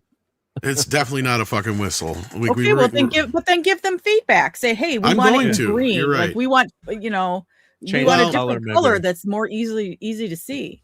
Honestly, I thought we were to give up on StreamYard by now, but they haven't been dumb enough to change their prices again. So yeah, because that was the time before we were going to get rid of them because they were going to jack up their price. And they did double the price because Bending Spoons. They did, but they were going to do it even more. And they're going to do even more. We were going to cancel, but we ended up getting a year at the price we were at, and we haven't heard nothing since. But I don't know. I haven't asked Andre if it went up again or not. Yeah, well, I said I was going to cancel, and then they give you the price. This is inside inside YouTube inside baseball bullshit. But it's part of the cost of doing. And then the thing is, I think the best. Like Nick Weiser's Toxic Tuesday keeps getting nuked because he's using Talk Studio, and we've had like 4 or 5 shows where the stream just ends, and we're like all worried. We're like, oh my God, did we do something or say something? It's like, no, the stream just ends. So I think Nick is thinking about going back to StreamYard just for the stability too. So, but yeah. Well, and StreamYard's been having goofy issues all week too. On top of it, but I think it's Google related, so I'm not 100% sure. Because I haven't read out all up on it, but I don't know if you guys heard there was some deal about some AI created some update and did it without asking. What? Yeah. Here, take it over. Yeah. The machines are winning, unfortunately. Yeah. So all week long, shit's been going wonky, and that's why, I guess. So yeah. They finally had to come out and admit it. She's like, those pesky AIs. Well, it decided to make its own update for some reason. We don't know. Yeah. It's scary. I wanted to go back to Billie Eilish. I wanted to make a comment about her. Oh. What's different about when we were kids is that, well, just for me, I found out things about the bands and the singers that I liked from Teen Beat magazine, 16 magazine, Bop magazine. But now kids, who are because somebody in the chat said that Billie Eilish made some comment about we're all on stolen land or something like that. Yeah, she said some stupid shit. Yeah. Now, if Boy George said something stupid like that, I wouldn't necessarily hear about it until, maybe weeks or months later. And there was entertainment shows. There was like Entertainment Tonight. And I want to say Access Hollywood was something that was around back then. But now kids fall in love with bands and start following bands because of their social media presence in addition to the music. Back then, I feel like I fell in love with bands and singers because of their music and their image, not necessarily what came out of their mouth every morning or, Well, and that's the problem with social media, Six. Yeah, people find out about this stuff in real time. And so I just wonder, would Culture Club and Nick Kershaw and Simple Minds, would they have the same effect on me today that they did back then? Because I didn't know what their political stance was. I didn't, I knew what kind of brand of toothpaste they used and what they like to drink. That was the kind of stuff that was covered in the news sources that I had access to. Well, unless you got into tabloids. MTV, though. Yeah, I was gonna say you had MTV as well, but see, I didn't have MTV until I don't know. I was a teen. But yeah, but if you were MTV, but getting... they did interviews on MTV, but they didn't. Did they go into like the political kind of? No, in the 90s they did. They did eventually, but then it was like, Rock the Vote and some other things, but they were kind of benign. Playing saxophone. Yeah, it was more like everyone. That's when things kind of really changed. But no, I mean, you're not wrong, Six, and you had like a filter there, and a lot of their images were kind of like they would make sure that stuff wouldn't get out there like it would nowadays. Right. And the only times they would really talk politically or get really nitty gritty would be like a Playboy interview or maybe a Barbara Walters interview type of thing. But that's why people read Playboy for the article. Yeah, I did. Yeah. Well, it was social. It was social. Or social, like famine in Africa. We Are the World, that kind of stuff. Where it's not really political, but more social activism. But something that most people would not find political, but could get behind. But who's against feeding? Who's against? Children.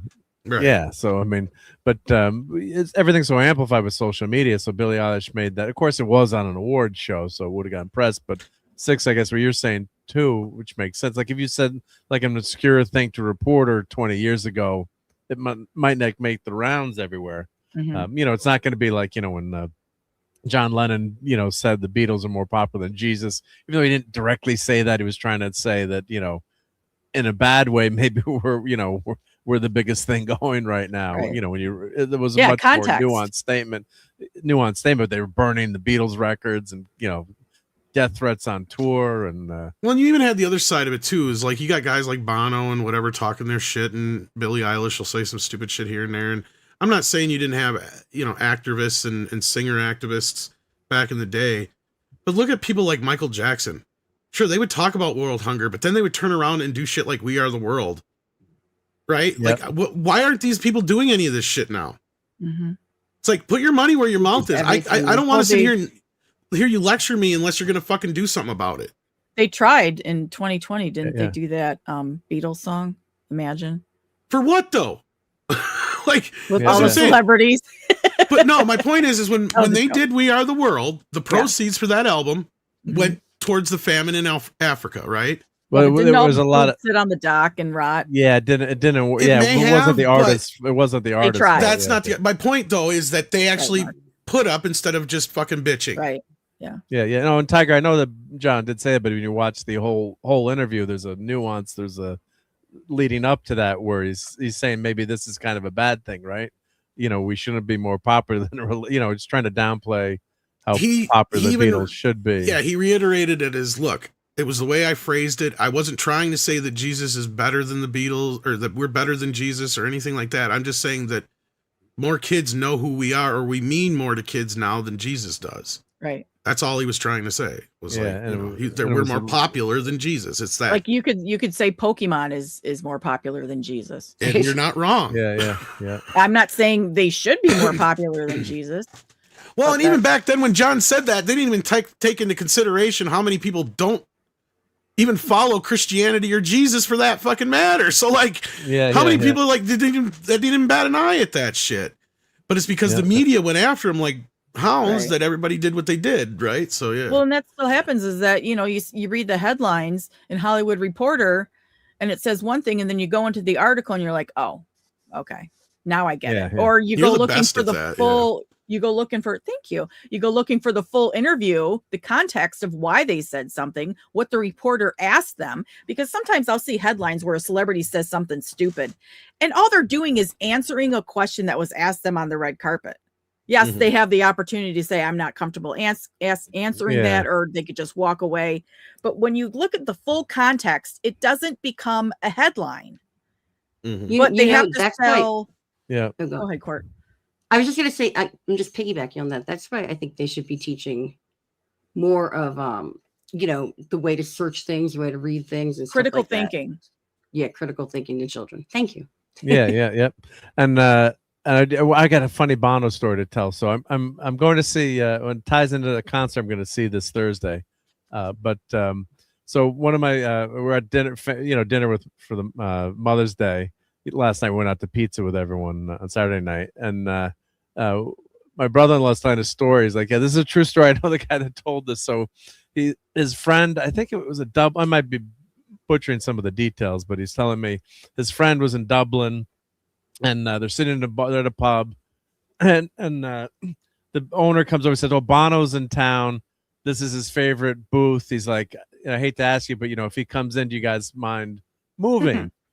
And he's like, the guy's like, "No, well, that's fine, but do you think maybe we get a picture or get to meet him?" And they're like, "Okay, well, we'll see. I can't guarantee it. I got to ask him, but no problem. If possible, we'll do it."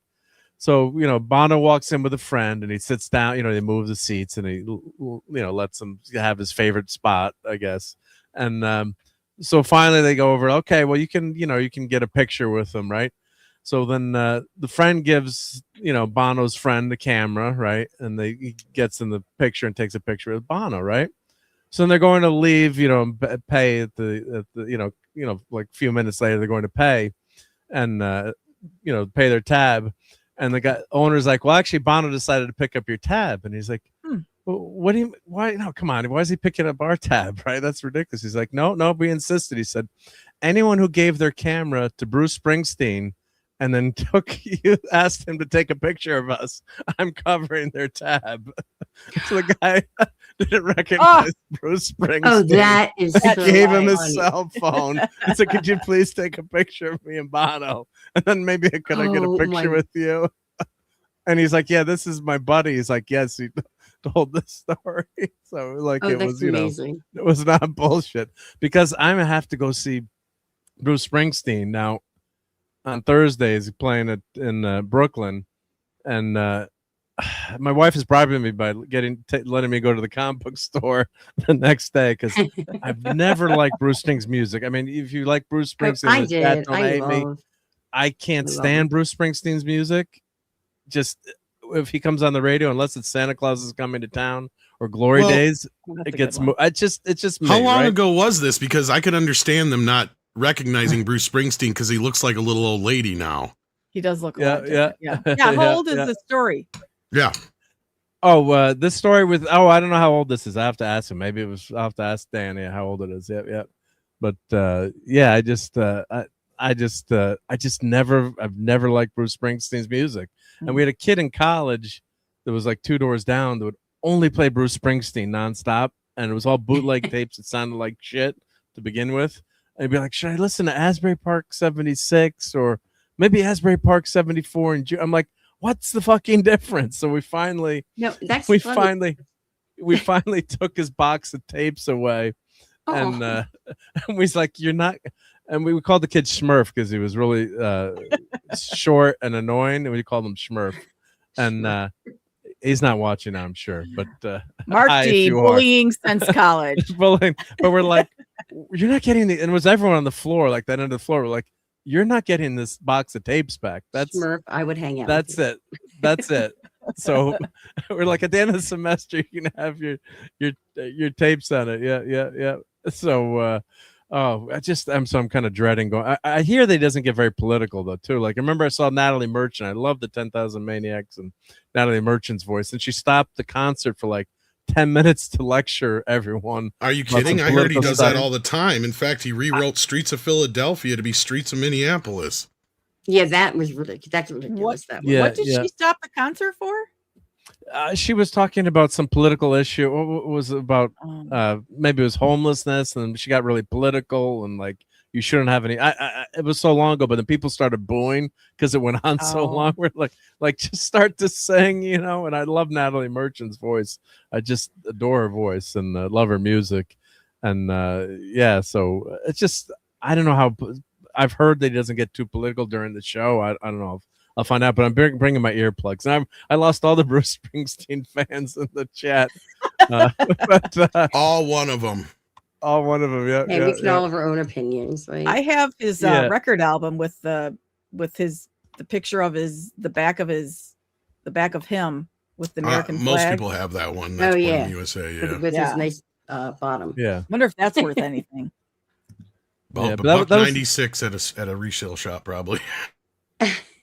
But that was the funny thing about Born in the USA when Reagan was using that song as his campaign music, and like he'd never really listened to the rest of the lyrics. I mean, it's a dark, depressing song, right? Born in the USA. I'm not saying it's a bad song or has a bad message, but it's that's when people are very superficial and they don't, or probably Reagan never listened. He's like some campaign moron said, "Oh yeah, it's got a great phrase, born in the USA," but it's telling a hard hitting story there.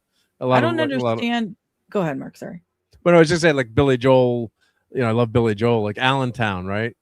That's a good song. Great song, but it's a hard hitting song. Oh. Go ahead, Gordon. Yep. I heard that Billy Joel is a huge jerk, like to his fans and stuff. And I heard that personally from a friend also. Oh. You know what? Everybody is a huge jerk at some point in their life. And probably my girlfriend's birthday, and she went to the show, and he said something like, they requested a song for her, and he said, like, I don't do weddings, I don't do bar mitzvahs, I don't do this. And he like totally humiliated them. I mean, you could ask. I mean, if I was Billy Joel and they asked me to do a bar mitzvah, I'd fucking say that too. Well, she didn't ask for that about me. No, I know, but I guess.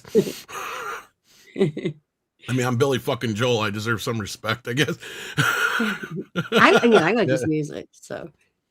Well, it's funny because he came up this week because there was this one young author who did like some greatest songwriters of the 20th century or some shit. And people were bitching because he left Billy Joel off the list and a few other people. And his response about Billy Joel is like, Billy Joel's the type of artist who has like 1.5 songs and just keeps writing them over and over again. Like, motherfucker, Billy Joel had so many great songs that he just one day ran out of them. Like, he just up and just, he's like, no, I'm done. And then he didn't write another song for like 30 fucking years. Because he just, look, I get it. People make fun of him and goof around, but most of his songs. They play constantly on, and you can't help but even hum along to Uptown Girl, right? Forever. Everybody's got at least one or two of his songs that they like. I mean, he's just one of those guys. He came in, he was like it was just so strange to think of how big Billy Joel was at the same time as people like Prince, Michael Jackson, and Madonna. He was in the same breath as those people. And people forget that, how Billy big Joel. He was. Yeah. Same thing with Bruce Springsteen, I hate to admit. Yeah. Yeah, I just don't like his music just doesn't do it for me. Yeah, but he has written, I can't deny how talented the guy is. It's just certain things, it's like saying blue is better than green or whatever. It just doesn't do it for me. It's a personal thing. But and I didn't know this. Oh, Bruce wrote Hungry Heart for the Ramones and pulled it back so he could release it himself. Yeah, ouch. Yep. I was going to say that's really crappy. But I do know that Bruce Springsteen still gets on stage with some punk bands, like he'll help them out. He'll get on stage and play a song. Specifically, there's an artist named Jesse Malin. He was in a band called D-Generation, and he had a spinal stroke or something, and he's just coming back now. But he's been doing lots of stuff to help him out and stuff. So I always kind of like that about him. But yeah, I didn't know that. And the new Bruce movie too. I guess my wife went to see it. And she said it was really depressing. Not what she was expecting. I guess I've heard good and bad things about it. She liked it, but it was he was in such a dark place. So at that time that it's not like a Michael Jackson movie where it's going to be a lot of great, I guess, an uplifting experience. It's such a dark place, but it's is that what he looks like now? Top left. I guess that more recent picture. He's up there in age. How old is Bruce now? He looks like a high school gym teacher. Is he 70? Like how old is Bruce? Yeah. Counselor. Named Mrs. Birch. How old is he does kind of look like my high school counselor, who I thought was like 76. God bless him, 76. So yeah. Shit, I hope I would like to have hair like that had hair like that at 56. Let alone. My dad is 75 and looks better. Have to say. Yeah, well, he can afford it. Yeah. My dad was just healthy his whole life, though. And Rob says, I'm from New Jersey. It's almost a lie to like Springsteen. I didn't really like him. Oh, I get some support in the chat, but Yeah, or that's true. You had music, to I like the guess boss. music. Yeah. Oh, and Phantom's not a fan. Not a fan. Yeah, yeah. And actually, my daughter, actually, her first concert was actually a Springsteen concert. And You have to like Springsteen. You have to like the Bon Jovi. But the crazy thing was, she was friends with someone in school, who happened to be the head of Rolling Stone magazine at the time, and knew Bruce obviously. And what he'd done in the, I guess in the 90s or 80s or 90s, he had found like the black book of everything for the manager had, like the concert dates, all the travel plans, like back then before computers, like everything. And he was staying in the same hotel, and instead of like, using it or keeping it, he turned it into the the manager. So ever since then, he always had even more, always was thankful to him, I guess. Yeah. So so Nicole went to the concert. Of course, they had backstage passes. Got picked up in a limo. I'm like, Nicole, don't get used to this. This is not the usual way. I think she was like 10 or 12, and she had a great time. But I'm like, you're not, it's not a usual, not gonna be a usual occurrence. Dad's not gonna be able to get you those kind of tickets ever, right? Yeah. So, but she said that was amazing. And I've heard his shows are, he really, tries hard and gives a good show. So we'll see. I'll give the review next. Well, I mean, Geekery. he's always been pretty much the same. He always sounds like he's constipated and it hurts to sing. So I never understood about Bruce Springsteen. I mean, motherfucker has been doing it for years, but it's like he acts like it's an agonizing thing to sing these songs. It's just like, well, you could say that about people like Bob Dylan too, that have like Bob Dylan just didn't seem like he gave a shit. Yeah, I don't think he did. It's like, I wrote this song, but I don't care. You can sing along. Fuck it. Panda bears and giraffes. Pretty accurate. Yeah, he's just kind of a guy who's just like throwing shit together last minute. Just like, I wrote this song 2 years ago. I didn't write it 20 minutes ago, Well, the thing with when people don't sing the hits too, so I guess Bruce must do a lot of his hits. But Dylan, I had some friends that went to see Dylan, like he's just would always want to do just this. I don't know. Did he play any of his old hits? Like they said, he didn't play any of his old hits. He would only play new stuff. Depends on when it was. When it was, I guess. I saw him.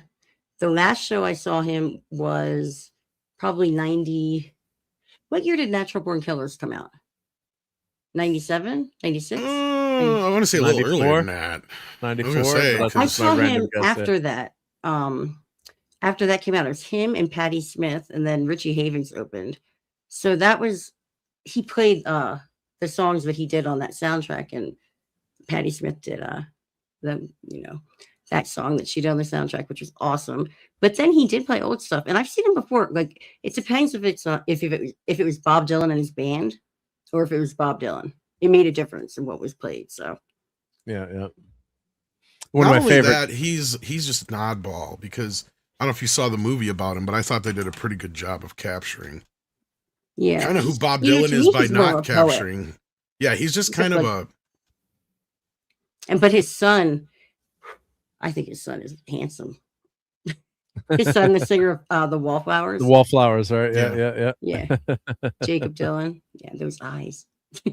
Those eyes, yeah. I actually don't even know what he looks like swooning. now. But when that song came out, One Headlight, he was really hot. Well, what's funny is how like Bob will get like lumped in with a lot of the political type of singers of that era, when he really didn't give a shit. No, he didn't. Like, yeah. Because like I love when they asked him like what all these lyrics mean. He's like, well, what do they mean to you? Because I don't know. I just wrote them down. They sounded good at the time. Like, they mean shit. And Rob is saying Huey Lewis looks like a substitute teacher. Why? Yeah, because he was a substitute. That was kind teacher, of his gimmick, though. Like, I mean, he kind of had that.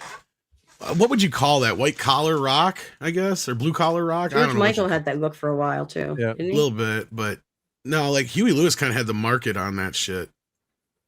He still does, but Huey Lewis.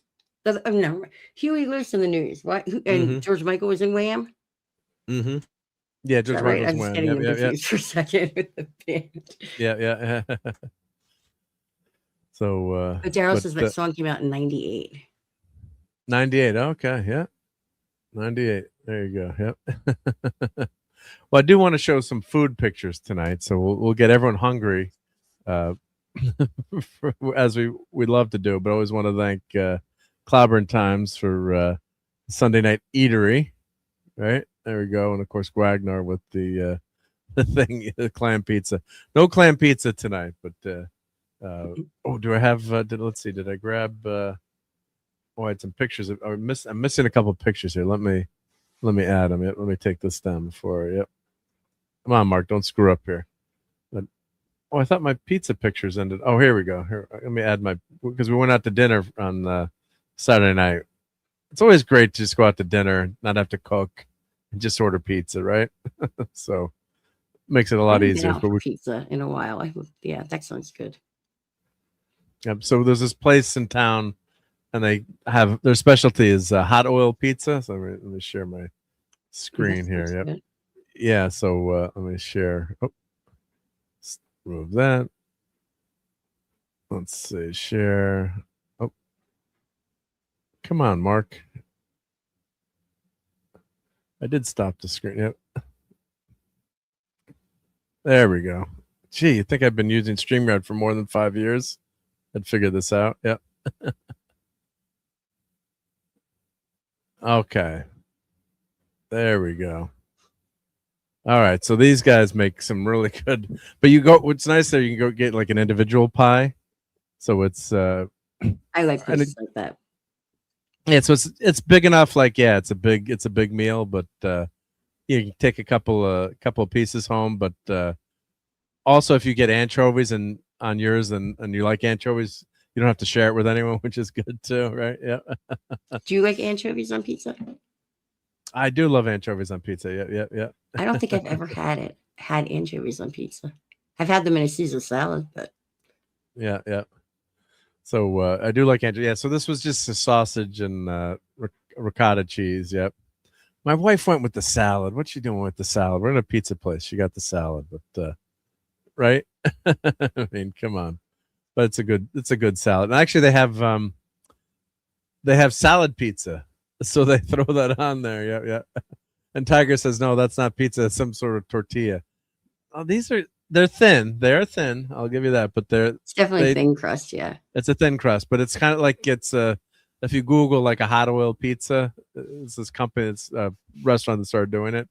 And it's, they're damn good. They started getting really popular. It was at a bar and, they were just started making pizza, and then they put hot oil, so everyone was drunk and then eating their pizzas, and their pizzas started sounding like crazy. Everyone loved these pizzas, but it was more like it started as like a bar food, add-on. Yep. And what did I pronounce it wrong? It's pronounced fajita. Sometimes I get the pronunciation right. Usually I get it wrong. Yeah. And then this was just olives, but yeah, but these are good. Yeah, black olives. Yeah. But they're good because they're like individual, and I think that was what was on that one. There's olives there too, but can't remember that one. But they were good. Yep. Are you kidding? I'm baking pizza now, says Mars Smoking Max. Well, I know. I have a frozen pizza. I might do that. Yeah. And there's the hot oil there. Yep. And then for Mother's Day, so I always forget to take the picture of the sous vide. So I cooked the steak sous vide, which is in the water, so you can't overcook it. And we had filet mignon, as Mr. Furley would say. And mignon, mignon, yeah, filet mignon, yeah. So what do? You set the sous vide cooker to say like 120, 125, whatever you want it. So the nice thing is it doesn't overcook it. So I got to make another short of this, but then you put it on the green egg and you get your flame up to like 600 plus degrees, and then so you got flip it like 2 minutes on each side, and then you're done. So, but so that was. Are there ribeyes next to it? There were two ribeyes, and then some filet mignon. Yep. So go fancy for the moms, right? So and I cook Grammy's. I always joke, who wants their steak overcooked? So, but she. That's so funny. My mom likes it overcooked. Is that So something about like the age? I don't know, but yeah, some people, yeah. Hey, Latino sent grilling, but not trained. Paulie, I got to work out today. You'd be proud of me. I played pickleball for 2 hours today, and then I was up and down the stairs. I almost died, so I survived. I got my steps in today. Yep. So I was supposed to train with, excuse me, Paulie on Friday, and then shit happened. So, but yep, we'll get back to it this week. Yep, but I did a lot of shit today. God. So, which is good. Yep. It's hard to get back in the habit of it. That's good. Once you do. Oh, the pickleball was good. Yeah, I got to start doing it. Good. It's good for cardio. Yep. I had no idea what pickleball was until I met you, Mark, until you talked about it with your wife playing it. Yeah, like what the heck is pickleball? Yeah, like with pickles. Yeah. It's kind of like squash, though, isn't it?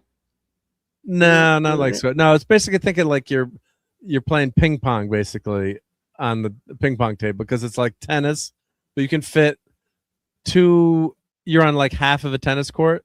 So if you've got two tennis courts, you get 4 pickleball courts, and you can.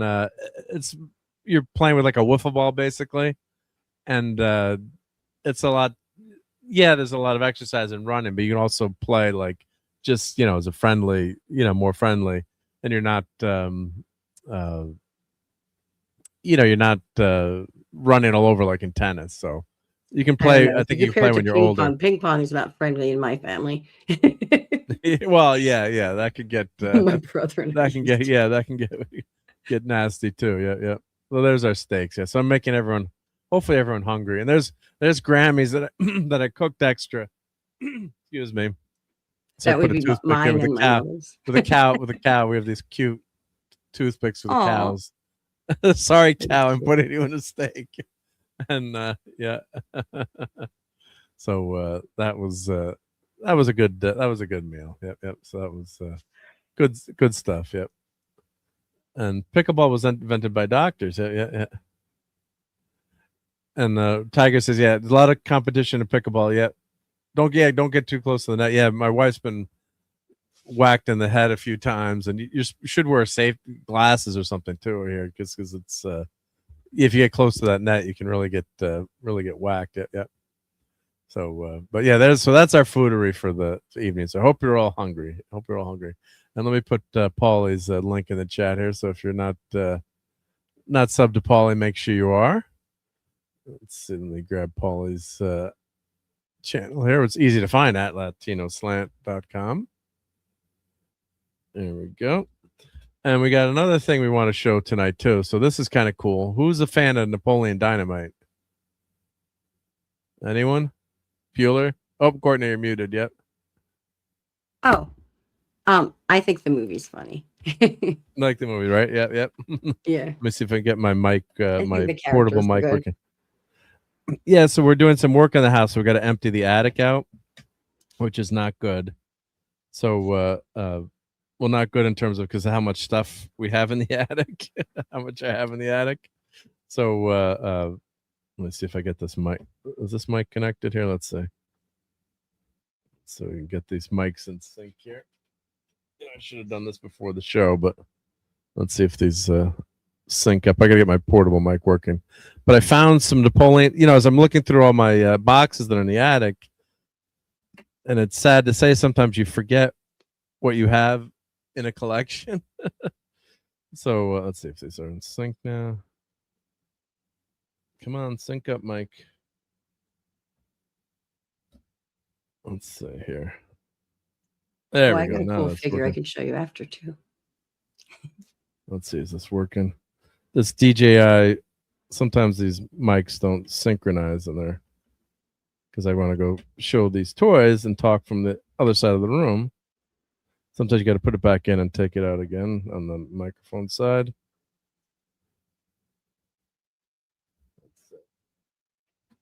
Sorry about that. If we get the Phantom Outsider.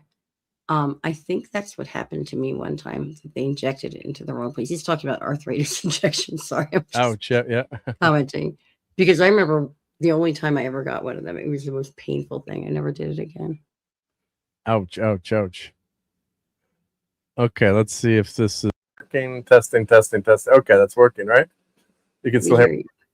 All right. Yep. I got to work. Yep. So let me go over to the desk here. I'll make myself big in here. But yeah, I found these in the attic. So I forgot I had these. Isn't these really cool? Like I totally forgot that I had these with sound, right? That's Pedro, right? That's amazing. How cool is that? That's super cool. Yeah, look at all the accessories, right? Mm-hmm. And these are from Spawn, I guess. Yeah, Todd McFarlane. It looks like. Yep. So, so you got my back and everything. Yep. And yeah, so I've never obviously taken it out of the box. I guess he's got is there a button here? Sometimes there's a button you can like a try me button, but they don't have me yet. Have one on this one. Yeah, we can try it. But what year did Napoleon Dynamite come out? Yeah. Is that like a long time ago now? That's probably right. Is that early 2000s or when? Let's see. What's it say here? I feel like it wasn't that long ago. I feel 2000. So old. It says 2005, I think. Ooh. On here. Would that be right? Yeah. My birthday's on Friday, and I'm feeling very old. So yeah, coming up. So we've got. So I've got. Oh yeah, batteries not included. Required. Oh, good. 2 AA batteries. So the good thing about this is a lot of times with these toys, if the battery's in there, the battery corrodes and trashes it. So it must be just going to the base there for Pedro, and it'll speak. So that's good. So the battery's not included sometimes is good. So we got Pedro with sound. That's just Tiger Stripes. And then we've got Napoleon Dynamite. Oh, that what version is this? It's just perfect, right? That's such a good movie. Funny. Yeah. So this is McFarlane toys. Oh, we got to fix this. There's too much. They put the sticker right on there, so I took the sticker off tonight. But it was all goofed up. Yeah, I was using Google On, but I got to go another round here. Oh, and I can't see the chat when I'm this far away, guys. So I apologize. Yeah. But yeah, so this is in prom suit. This is a prom suit version. I love this. Yeah. So this is the tetherball champ, Napoleon Dynamite. They did right? His stances are so great. Is that awesome? They did so well. Cool. Maybe I might take this one out of the packaging. But it's always a bummer with you can't open this box without trash in it. But maybe I have to free Napoleon. So I guess I'm missing Kip. I don't have Kip. Unless that's in another box somewhere. So I got Kip. Oh, you need Kip. Missing Kip. I don't have Kip. Yep. And then, of course, I've got... West Kegel says, is it just me or with those glasses, does Napoleon Dynamite look like a pale-skinned Oompa Loompa? It's not that big. Aren't they like little chunky Oompa Loompas? Yeah, he's got big glasses there. Yeah, I don't... Oh, there, I see. So there's a wrestler. A wrestler, and then... Yeah. He's got his headphones, of course, with it says Walkman there. Yep, Walkman. Yep. Yeah. Vote for Pedro. Yeah, the famous Pedro dance. Yeah. Cat says he looks like a high school Christopher Walken. Right? If you haven't seen this movie, yeah, and Brian Hepburn. Kip. Brian Hepburn says no Kip. No Kip. Yep. So yeah, I'm missing Kip. I'll have to complete this. I guess that's how many. They just had the 5. Yeah, so I got 4 of the 5. It's not bad, right? And I guess there's a 12-inch. You can get see inside for details. 12-inch Napoleon with sound. Oh wow! I don't think I got. It's not to wait for that, but yeah, I saw these. I'm like, oh, this is so cool. I love this movie. I didn't realize that. And a lot of times I got this at the local comic book shop. A lot of times he put the figures on sale, like no one had bought it. Like you get the $5, get $8. He's trying to get rid of them, but West, I see what you're seeing now. He's talking about the picture on the box. The white glasses look like the eyebrows on the Oompa Loompa. One of these pictures, or no, on the front. If you look at the front. Okay. Yep. The picture on the left, the white on the eyeglasses look like the other way, like the picture on the left of the box. Oh, there we go. Yeah, Nope. The other way, other side. Down at the bottom. Down at the bottom. Oh, there we go. One. There we go. Yeah, yeah, yeah. The Come on, Mark, you make it dummy. look like the Oompa Loompas from Yeah, okay. Yeah. I love the box art on this too. This is such a cool, it is great design on the box too. They really went all out. They didn't just put like some generic background. They've got all these tidbits from the movie here, and yeah, so really cool figures. I have to do a video on those. But I've got so many. That's what the joke was. My wife was, she's like, "You're not keeping all of these." I'm like, "What, really?" Or in here, I guess. Yeah, so our dining room was filled up with a lot of my collection. And then what I did too was I have all my physical media, and I would take the discs out and put them in. I have like a storage unit so I can get on my disc quickly, and then I put. Let me switch the camera. Well, I'll leave Pedro on for a second, and then I put all the boxes. Like I saved all my, the DVDs and all the boxes and everything. And the kids are like, "Why'd you save all these? It's all the empty DVD cases." I'm like, you can't throw that out. So they're like, "Dad, you save everything, right?" Yeah. So I was. You can't throw those out. You're right, because I remember putting CDs in like a book, and then after the fact, if you wanted to like sell them or anything, you need those things. I was going to show you, if you don't mind. I'm just taking the sticker off. I just got this at Ross. You know, I always go in and did I show you guys this? I can't remember.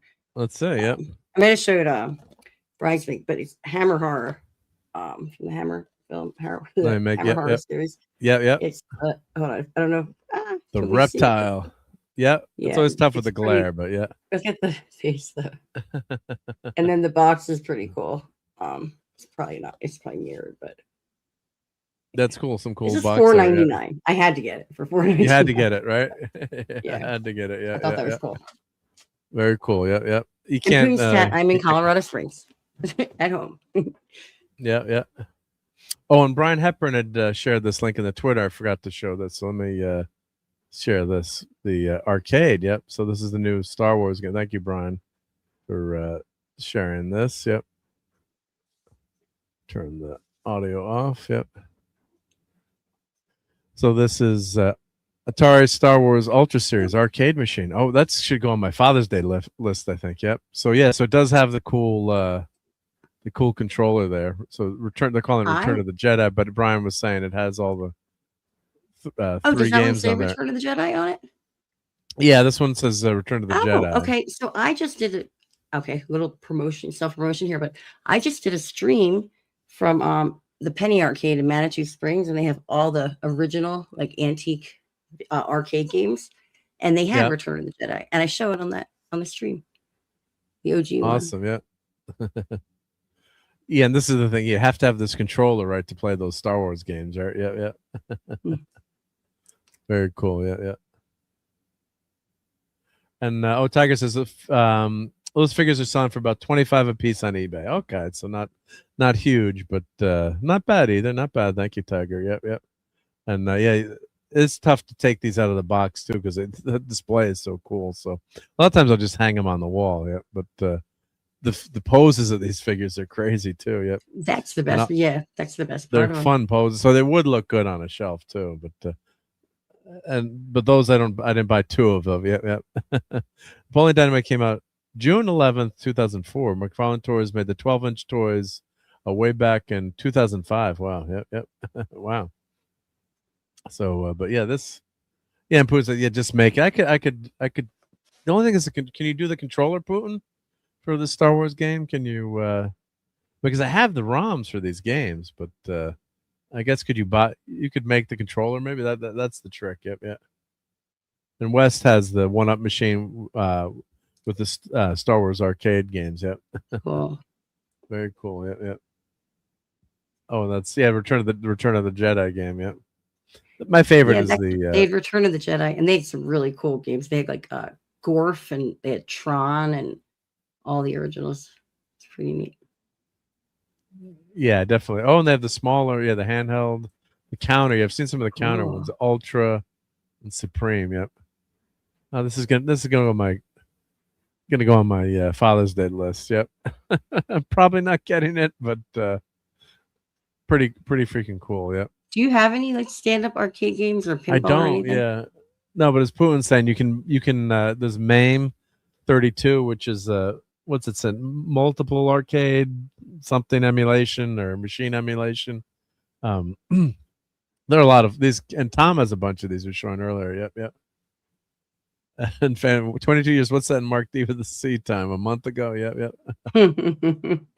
Oh, all three, not two. Okay, yeah, yeah. The devices that convert joystick and buttons to keystrokes, the specific wheel, etc., would be the hardest part. Yeah. So I get that makes sense. Yeah, yeah.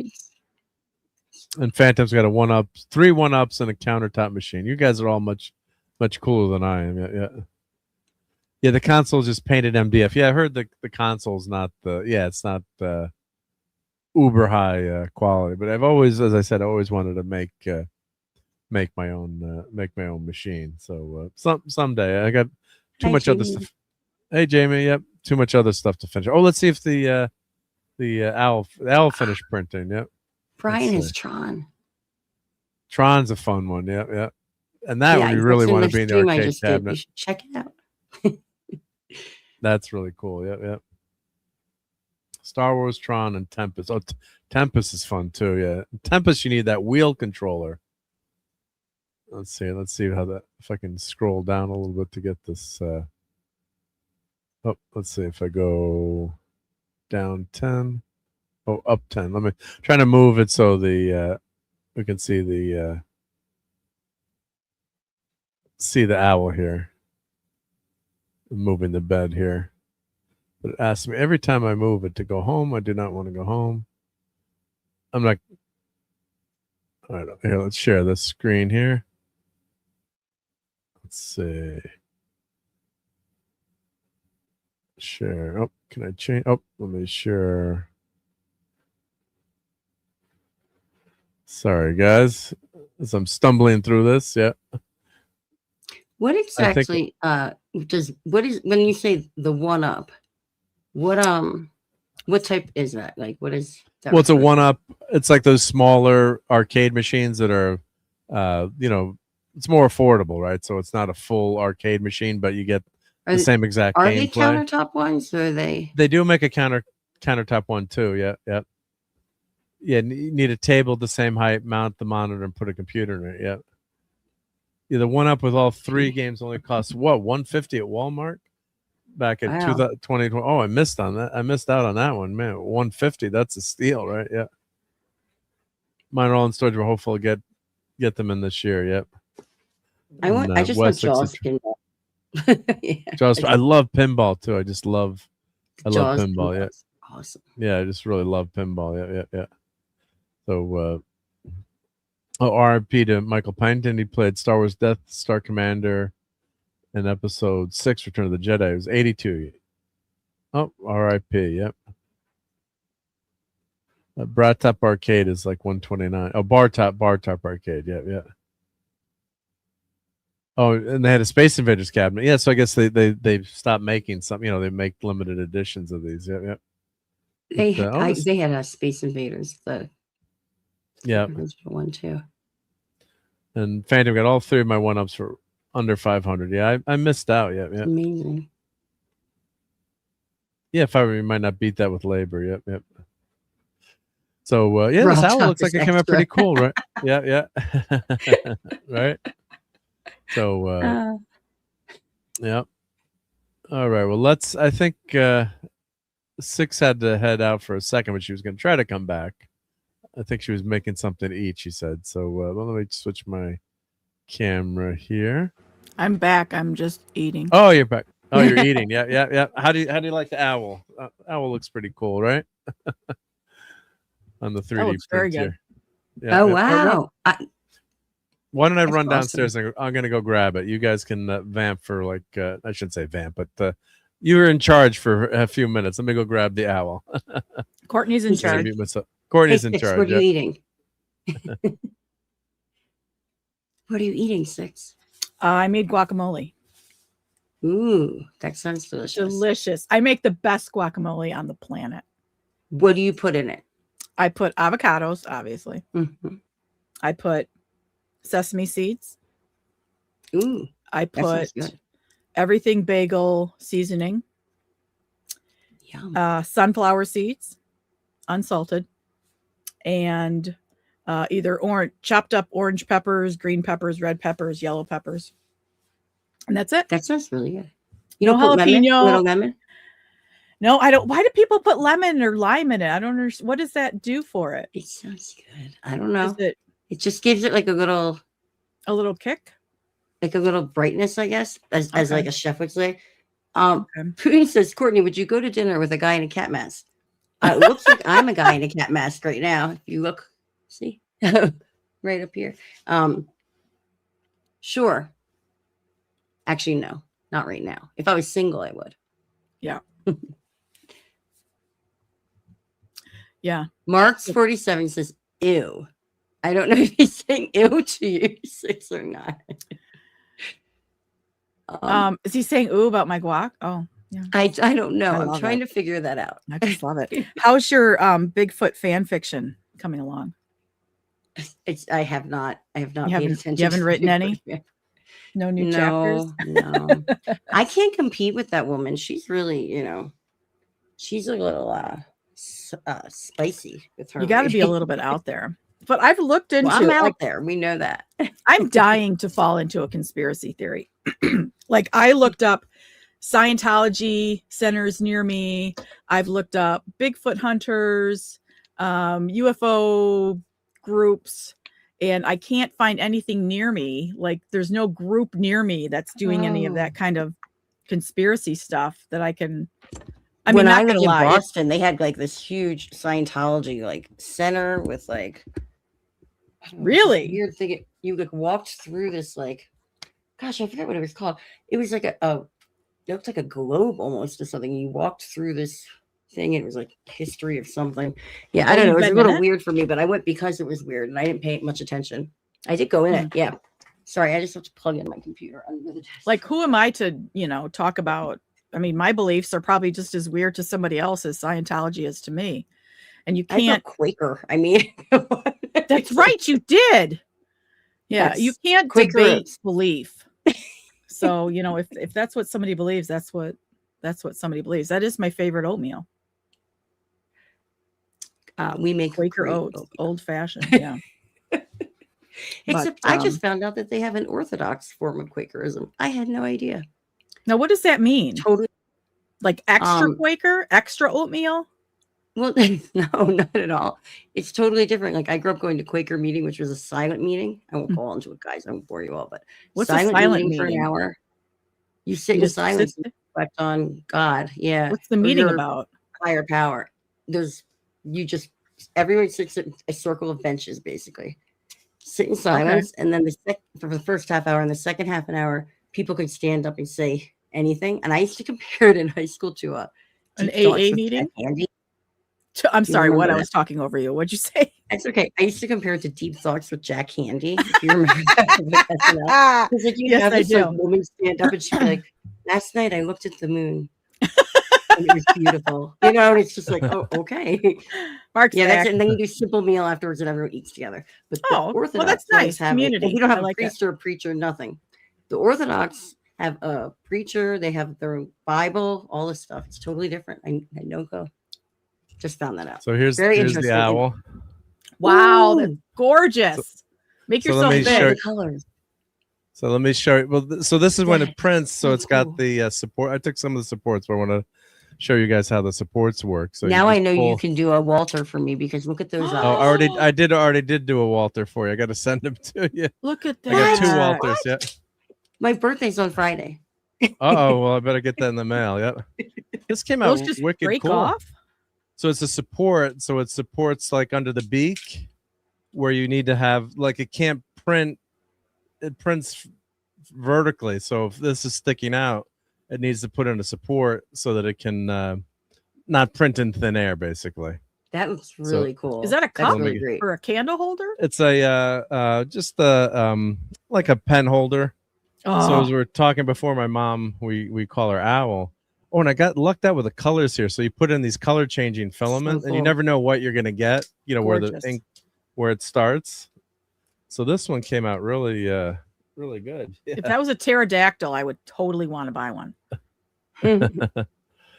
I'm sure they have one. Mars You know, Monkey if you go to Max make says a it looks like a giant candy owl. Yeah. That's really cool. This came out cool. Yeah, it's like translucent filament. It's a really cool, That is cool very filament. nice. So yeah, so it came out good. Yeah, Mom You will should like open this. up one of those stores they have in the mall. They sell all these things. In all stores these things, in the right? mall. Yeah.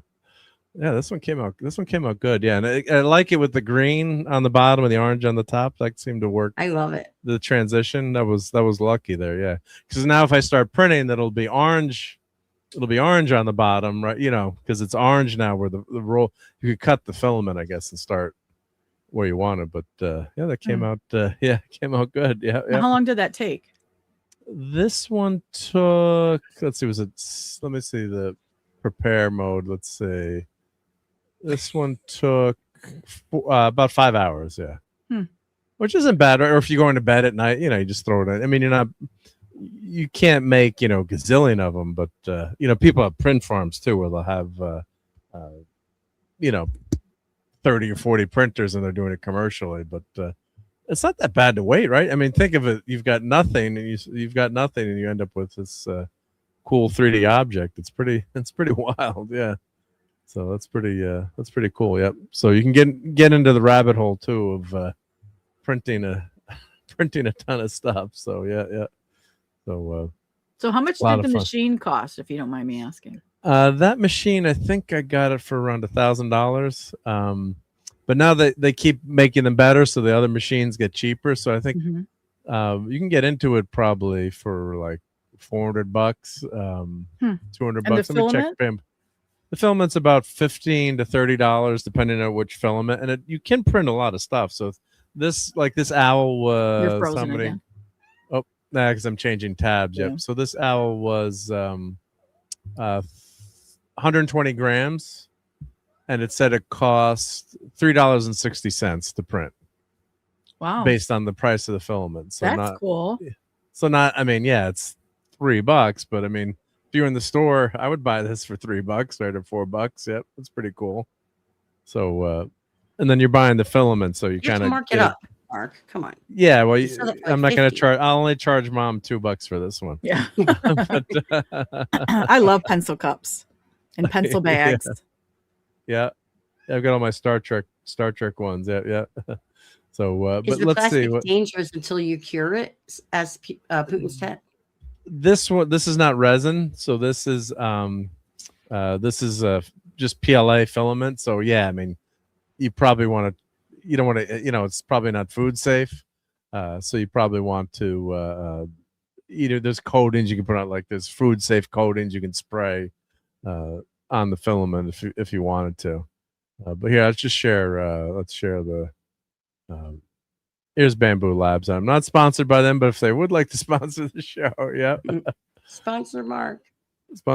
Yeah. So this is the new, like, top of the line one, the 2HD.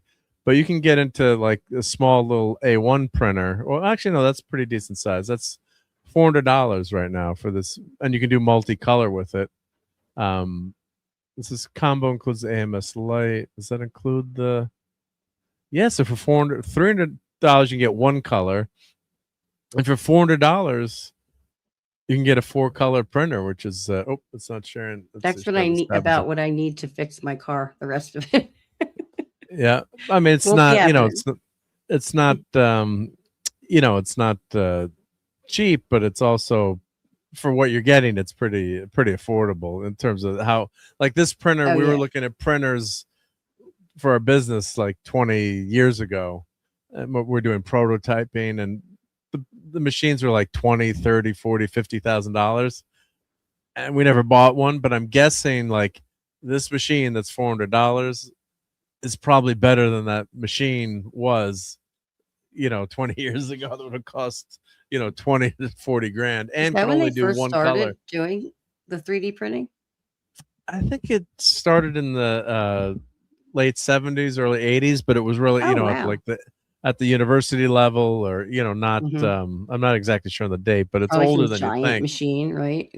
Yeah, or but very primitive machine, and then it became very popular when company started making like a kit that you could make them yourself, kind of like an Apple computers, a 3D printer. I think it was the MakerBot, and it was pretty much a crappy printer, compared to today's standards, but it was one that you could make yourself, and hobbyists got involved with it.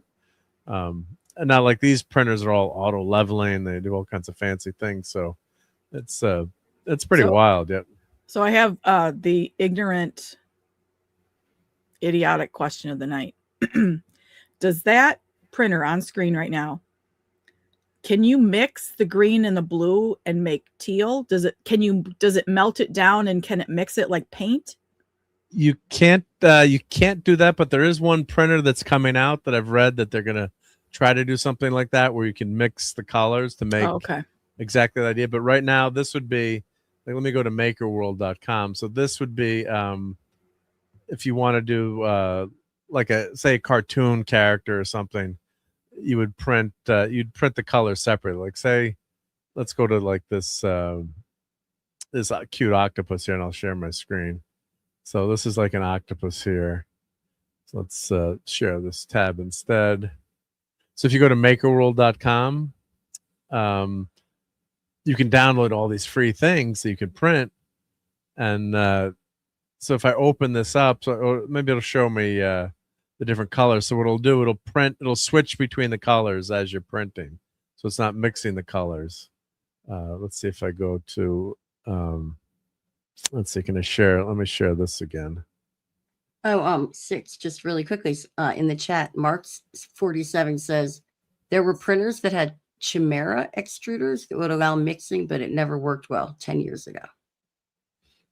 Thanks, Mark. So, yes, I've read they're trying to get back to that now, where they can, and who knows if it'll work, but yeah, where you could get because that'd be awesome. Like 6 is saying, yeah, if you could do any color that you wanted, that would be pretty wild. So what this is doing, it's printing the parts separately.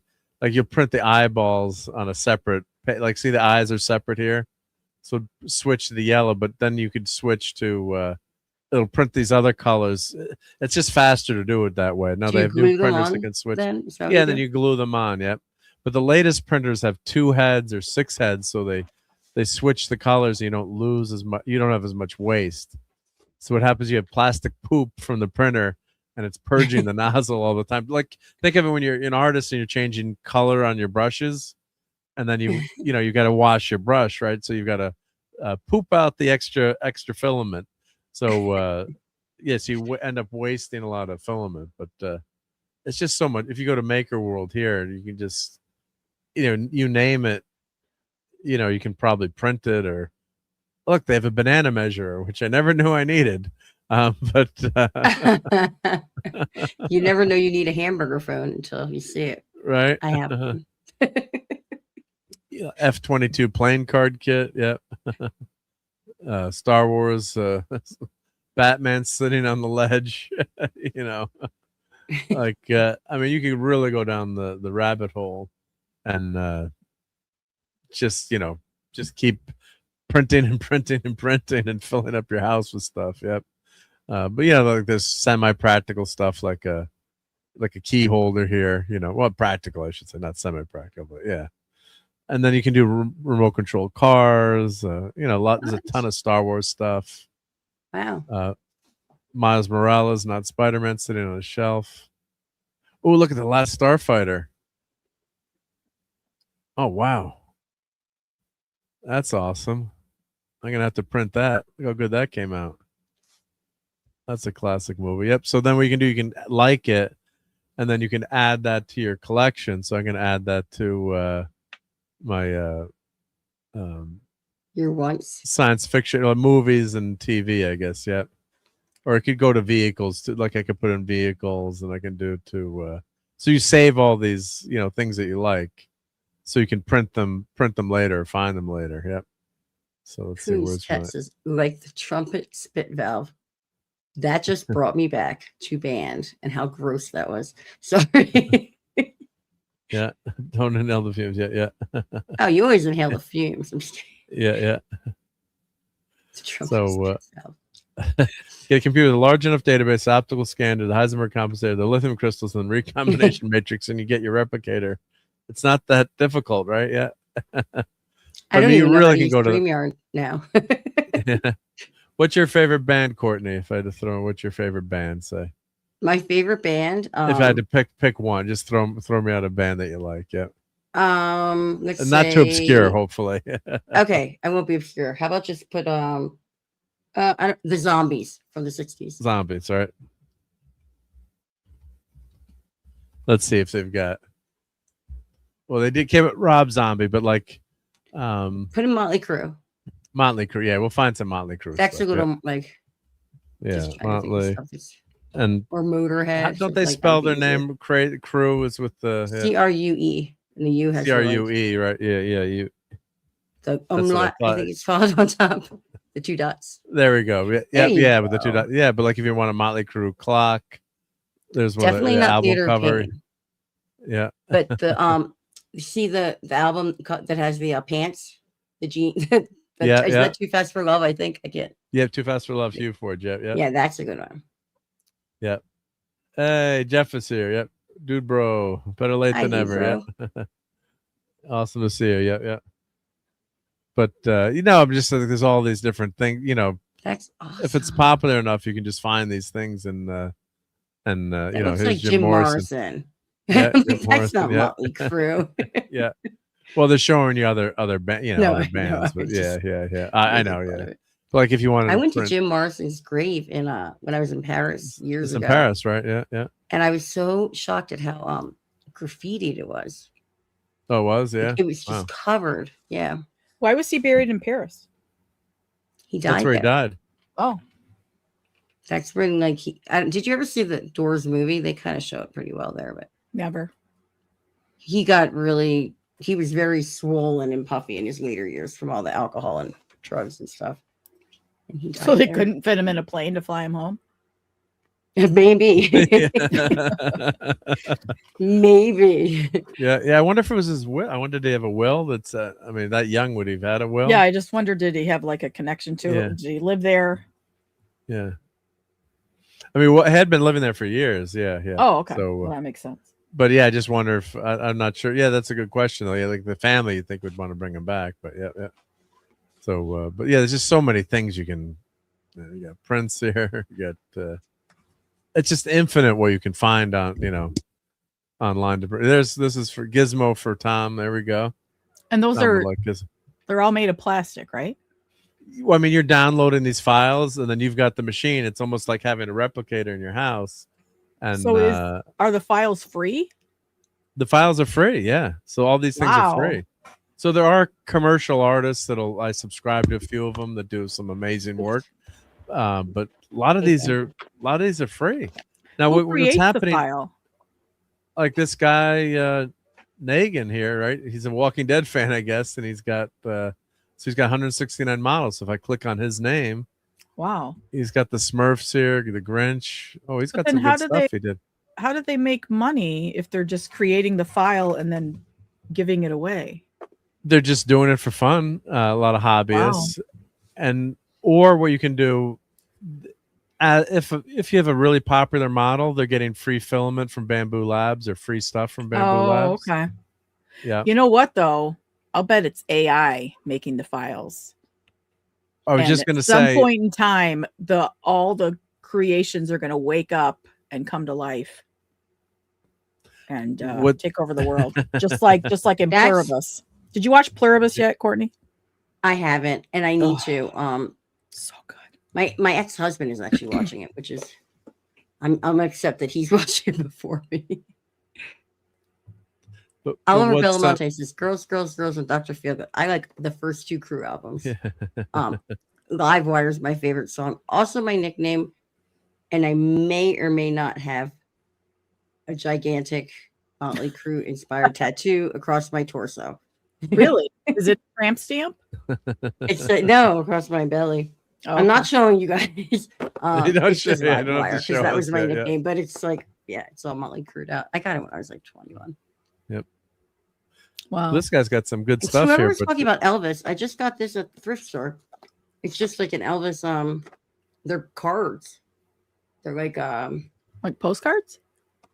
They're like no, like They're for honka cards you honka can burning mail love out. letters. Yeah. They hold that up again. Just hope they don't get returned to sender. I don't know. They were $1 at the What's on the this back of is my them? favorite one. So they're the back is just here. Hold on. Is it So just they're plain? like blank cards you would mail to people. And Oh, they- you can mail it, Oh, okay. Gotcha, See what I'm gotcha. saying? Yeah. Yeah, that's the back. I don't know. They were $1 at the thrift store, and they're all Elvis. Not bad. Yeah. Where's the fourth picture? I was going to show the fourth, but where are you? Oh, this one. This is like his like. He's like, yeah. Where am I? Right there. The hound dog. He ain't Yeah. nothing but a hound dog. Yeah. Mhm. Anyway, he was just, they mentioned Elvis, so I was like, I just got Yeah, these for $1.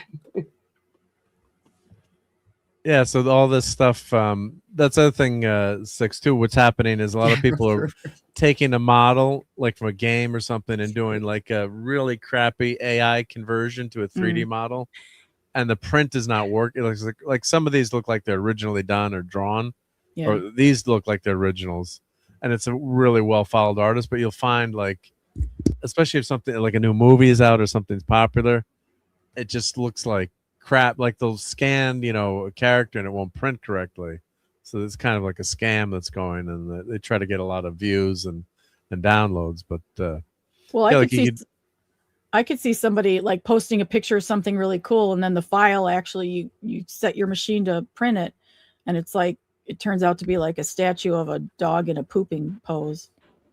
Not what you asked for. As like a Rickroll. Yeah. Yeah, the Rickroll. Yeah. But sometimes what you're finding is a lot of these things are just like really crappy models that someone didn't spend the time to do. Like, yeah, look at this Tron light cycle, or like that'd be cool, like to throw on your wall. Yeah.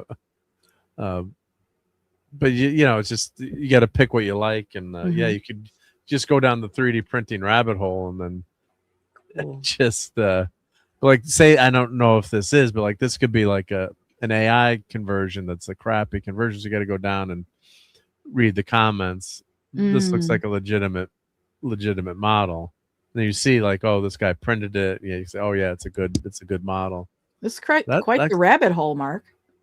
It's a dangerous rabbit hole, and I've filled my basement up with a lot of 3D printed stuff. Unfortunately, like I'll save that model, and just got to give a lot of it away here, But like, yeah, look at all these models. Like, see, I'm in the rabbit hole now, right? In the stream, I'm like, I just like, oh yeah, this is a cool, 1/4000 Star Trek models, and you just go. It gets dangerous real.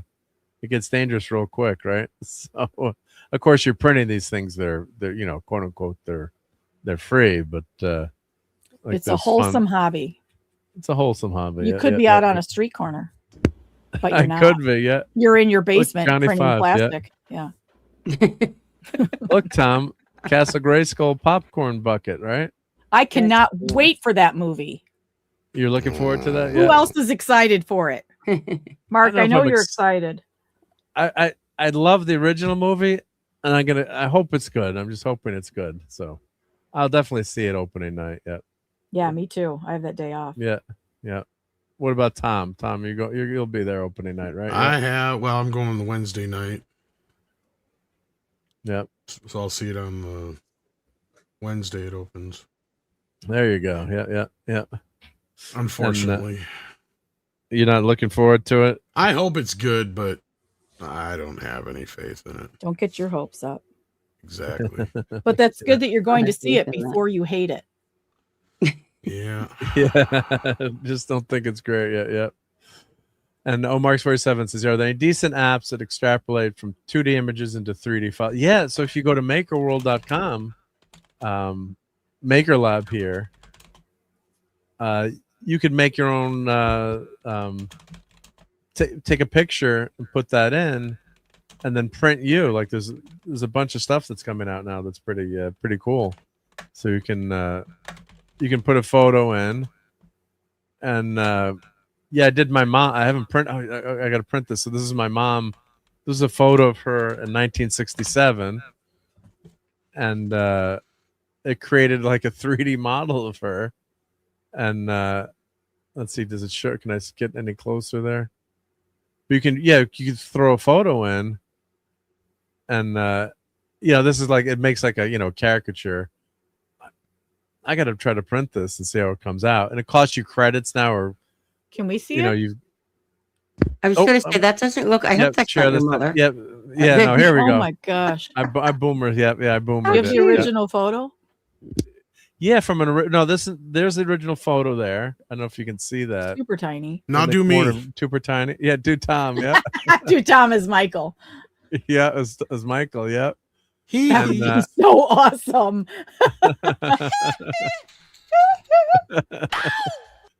So you can do your own custom bobblehead. So I haven't printed. They're even better looking than Funko Pops. Yeah, right. Funko Pops are dumb. No offense, sorry. Yeah. So you can do a image pose or bobblehead. Yep. Huh. And you can generate the 3D model. You can do bobblehead or natural pose. And that's mom. Oh my gosh, I want one. Is that cute? Yeah. That narcissistic. So it comes out I like want this. One of me. Is there what? Is it narcissistic if I want one of me? No, come on, no. Yeah. That's all. That's fun. Yeah, it was fun stuff. Yep. Good stuff. Yep. And are you the one? Oh, we'll say catch up with the chat here. Your mother-in-law is going to psycho on you, and she said, "Well, this is my mom. This is actually my mom, so she can't go psycho on me." But I gotta print. Maybe I should print. I should have printed this for Mother's Day, right? Yeah. But that's and then I did one. This is my dad. I kept trying to get a good one here, but this was him. Wow, that's so cool. So that's him on the boat coming to America. And I guess you can see the different generations. Yeah. Echo. Yeah. Nope, sorry. That's okay. Yeah. I think my mom would cry though if I printed this, because my dad has unfortunately passed. But if I did, would it be a good cry? I think it would be a good one. Yeah, then you should one of these. Yeah, I should print this. Yeah, I think she would, because it looks like I mean, it's amazing. Yeah. So then do like a diorama background to really complete it. Yeah. So this picture is like, it's one of her favorite pictures of him. Yeah, and it's so small you can't see it, but it's the Queen Mary or Queen Elizabeth. Was it Queen Elizabeth or Queen Mary? One of the same difference. And like if you have a picture of your house that you grew up in, print that out. Put it in the background. Yeah. Yeah. Let's see. So I think I get it. Why did it generate that? Oh, it generated that. Some crazy. It put like. What the hell did it put on there? That's weird. It put like. What is that? What the hell is that? What did it generate there? See, it's AI. I'm telling you, AI. Mark. Oh my God, that's weird. Yeah. Concept. Oh, so I guess you pick one and then you generate the 3D model. Yep. And then it costs you so many credits, and you have to buy. Then you top up your credits. Yeah. So, yeah. Yeah. Do a print of the wedding day. Oh, that's a good one. Yeah. Take their wedding day photo. That's a good one. Yeah. Yep. So, you can really go down this 3D printing rabbit hole and just go bonkers. Yeah. But it's all, oh my God, all the pets stuff that have died. Oh my God. Yep. You can do a lot of cool stuff. Yep. So here's an image to 3D model, like you were saying before. Someone was asking. Yep, you could just take the image and go do a 3D model. You can do a light box. You can do a statue here. So it's a little bit different. Yeah, do a statue. But this one is a little bit. This one does like a fun image to figurine. That's more like a fun one. And this one I guess turns you actually into a statue. Lithophane. Make your own fantasy creatures, keychains. Like this whole time, and I know you've been doing this for a long time. I'm like, oh, that's cool. Da, da, da. We just hit make a statue of yourself. We just hit the moment where I thought, do I want one of those? So I've now crossed the Rubicon. From just being an audience member of it to actually consider. This is the moment in time where it starts for me. Yeah. We'll have the AI 6 Daryl. taking over, right? Hey, Daryl. Yeah. Daryl's got the resin printer is much more fine details, but it's a lot tougher to print in resin. Like you got to worry with, the resin is toxic, so you can't get it on. You have to have ventilation, and you got to, wash the prints, and it's much more. I should say advanced, but more of a pain in the ass. So the FDM printing's a lot easier. Yeah. And they keep adding stuff here too. Yeah, AI scanner, make my lantern. Yeah. So shadow box. Yeah, so it was a life float, but then it was cool.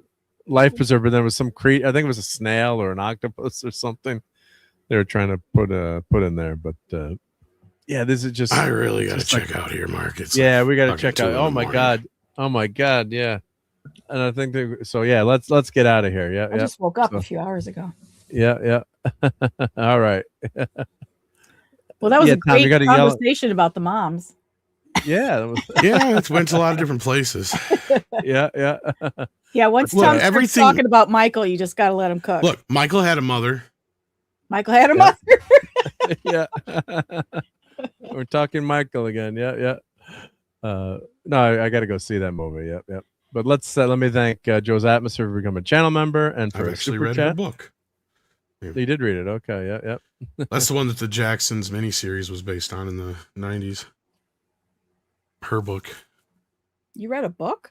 Yeah, back in the day. Or did you? I almost rebought Moonwalker again the other day, but I didn't want to spend $30 on a hardcover book. Do you have a library? Maybe, but I don't know if they still have that book. It's an old book. But they actually had some at Barnes and Noble. Yeah. What's the name of the book? Moonwalker. I've heard of that. Yeah, I've heard that one. Yeah. Good night. It's Michael's own book. Yeah.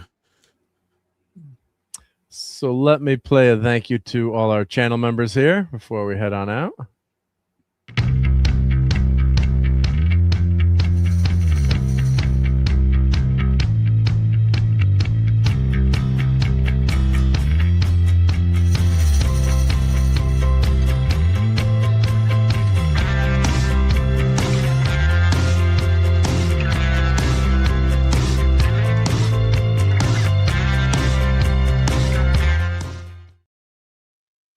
And thank you, everyone. Yep, really appreciate all the support and hanging out with us on Sunday night. And thank you, Six. You donated a bunch of channel memberships a couple weeks ago. I did. Really appreciate that. Yeah, you did. Yeah.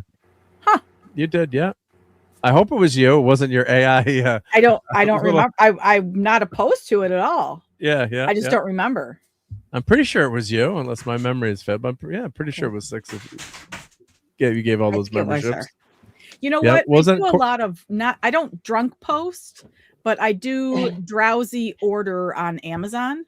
So I would not at all be surprised if I sent some channel memberships and have no memory of it. It was a bobblehead Six. Yeah. Yeah, I'll get packages from Amazon. I'm like, when did I order this? Yeah, no, good stuff. Yeah. Cool. And let's thank all our people in the chat tonight. So we got Gen X Guy, Six, Latino Slant, our Lord Corey, Claude Salin, Gap After Dark, Shifty, Tim, Anthem 21, Courtney, Tiger Stripes, Keely Chow, D-Bud Martin, Ember Jeremiah, Marks 47, Maddie's Daddy, Daryl Brule, Bryant Barth, Istaphobos, Wes Cagle, Phantom Outsider, Oliver Belmonte, Don Power Ranger, Real Headcase, Jamie, Rob Altus, Brian Hepburn, RJ Godzilla, Crimlon, and thank you for purchasing channel memberships as well tonight, Crimlon. Joe's Atmosphere. Say that again. Putin's Cat, Stream Almond's Bot, Mars Monkey Max. How do I keep getting unmuted? Is StreamYard I don't know. doing It's not me. I think StreamYard is doing this. They're doing this straight talk studio on you. Yeah. And of course, and we had Stephen Kelly and Starships of Greatness on the verticals, and Courtney was vertical too. So as I'm reading that over there, but thank you to Six, thank you to Courtney, and thank you to Tom, aka Michael Jackson. Love having you guys. Really made a great show tonight. It's always appreciate spending the time with us. Yep. But we got to get that. We got to get. Putin's cat is hiding. Yep. He just made words up. And thank you to Low Spec for being here. Yep. Tom actually kind of will confuse and amaze you. Yep. On the Rumble. Yeah, I didn't check the Rumbles. Yep. So, but no, thank you, everyone. I'll report back on the Bruce Springsteen show on Thursday night, let you know how it was if I survive listening to 4 hours of Bruce Springsteen. And no, this was fun tonight. And hopefully I'll get to see the Michael Jackson movie soon, too. So, but well, it seems like you'll have the chance. It's staying in theaters for a little longer. It'll be there a little longer. Yep. So Six and Courtney, are you streaming anytime together again soon, or what's up with you guys? We keep talking about it, but I am always, I don't know. I'm a freak. I'm sorry. Oh, just wondering, so we don't miss it. Yep. Sometimes these notifications. Yeah, I'll put it out there when we do. You'll put it out. Yep. And we have some strange. Yep. Some Bigfoot business to talk about. We have some Bigfoot business to finish. All right. It started like 4 or 5 years ago. I don't even know now. I know it was a long time ago. We've been talking really about. Long time. Aldir is in the chat. Aldir, yeah. Help me do the Tetris at the Penny Arcade. There's a Tetris machine, and he keeps telling me to stream on here Tetris. Yeah. He did it from the machine. Yeah. Aldir is my favorite elf. And I like your shirt, Courtney. I got yep. Spidey, you got Batman. Yeah. That's my and shirt. I also sit in an old Batmobile. Yeah, Bat Tom. Kids ride in the Penny Street. I do some dumb things. All right, and everyone, of course, catch Midnight's Edge tomorrow morning, the morning show, right? So, look at Bat Tom there. That's Tom, if I do awesome. a birthday party this week, you might have to show up as Bat Tom. That's awesome. Bring back old. Cost $20. Andy Masterson, I'm assuming. Yep. But I gotta fix my mask. My mask is coming off. Chipping. Alfred better fix that for you. Yeah. Alfred, Sadie. get the mask fixing stuff. Yeah. Sadie's behind me here. Hey, Sadie. Yeah. Sadie bear. Yep. All right. Well, let's get on out of here. And you said audiobook is on. Oh, for the Michael Jackson book. Yeah. Moonwalk. Yep. It's on Moonwalk. Yep. On Audible. Yep. So check that out, everyone. It is on Audible. I looked and I couldn't find it. No, the audiobook. The audiobook is on YouTube. Oh. There you I go. seen that one. I think somebody did an AI voice of Michael on it. I tried It might listening not be to bad it. though. It's kind of bad. weird. Oh, it's kind of weird. Yeah. So AI Michael. Yep. Mm-hmm. All right, everyone. Well, we've been on for 4 hours and 27 minutes. Good God. But thank you for sticking with us, everyone. Yeah, we had a great crowd tonight. Really appreciate it. And we'll catch you Toxic Tuesday. I'll be on. I can't remember what the movie is. I'll make sure I'll clip the right movie. I don't remember what he said it was. Yeah, I don't remember the movie is. Yeah. But watch us on Toxic Tuesday. And we'll catch you on the next Geekery. But thank you, everyone. Thank you again, Six, Courtney, and Tom. Really appreciate it. Yep. All right. Have fun storming the castle, everyone. Let's get on out of here. Get to bed, everyone. Where's the outro? Where'd the confounded outro go? Here it is. Fun storming the castle. It's 106 miles to Chicago. We got a full tank of gas, half a pack of cigarettes. It's dark, and we're wearing sunglasses. Hit it.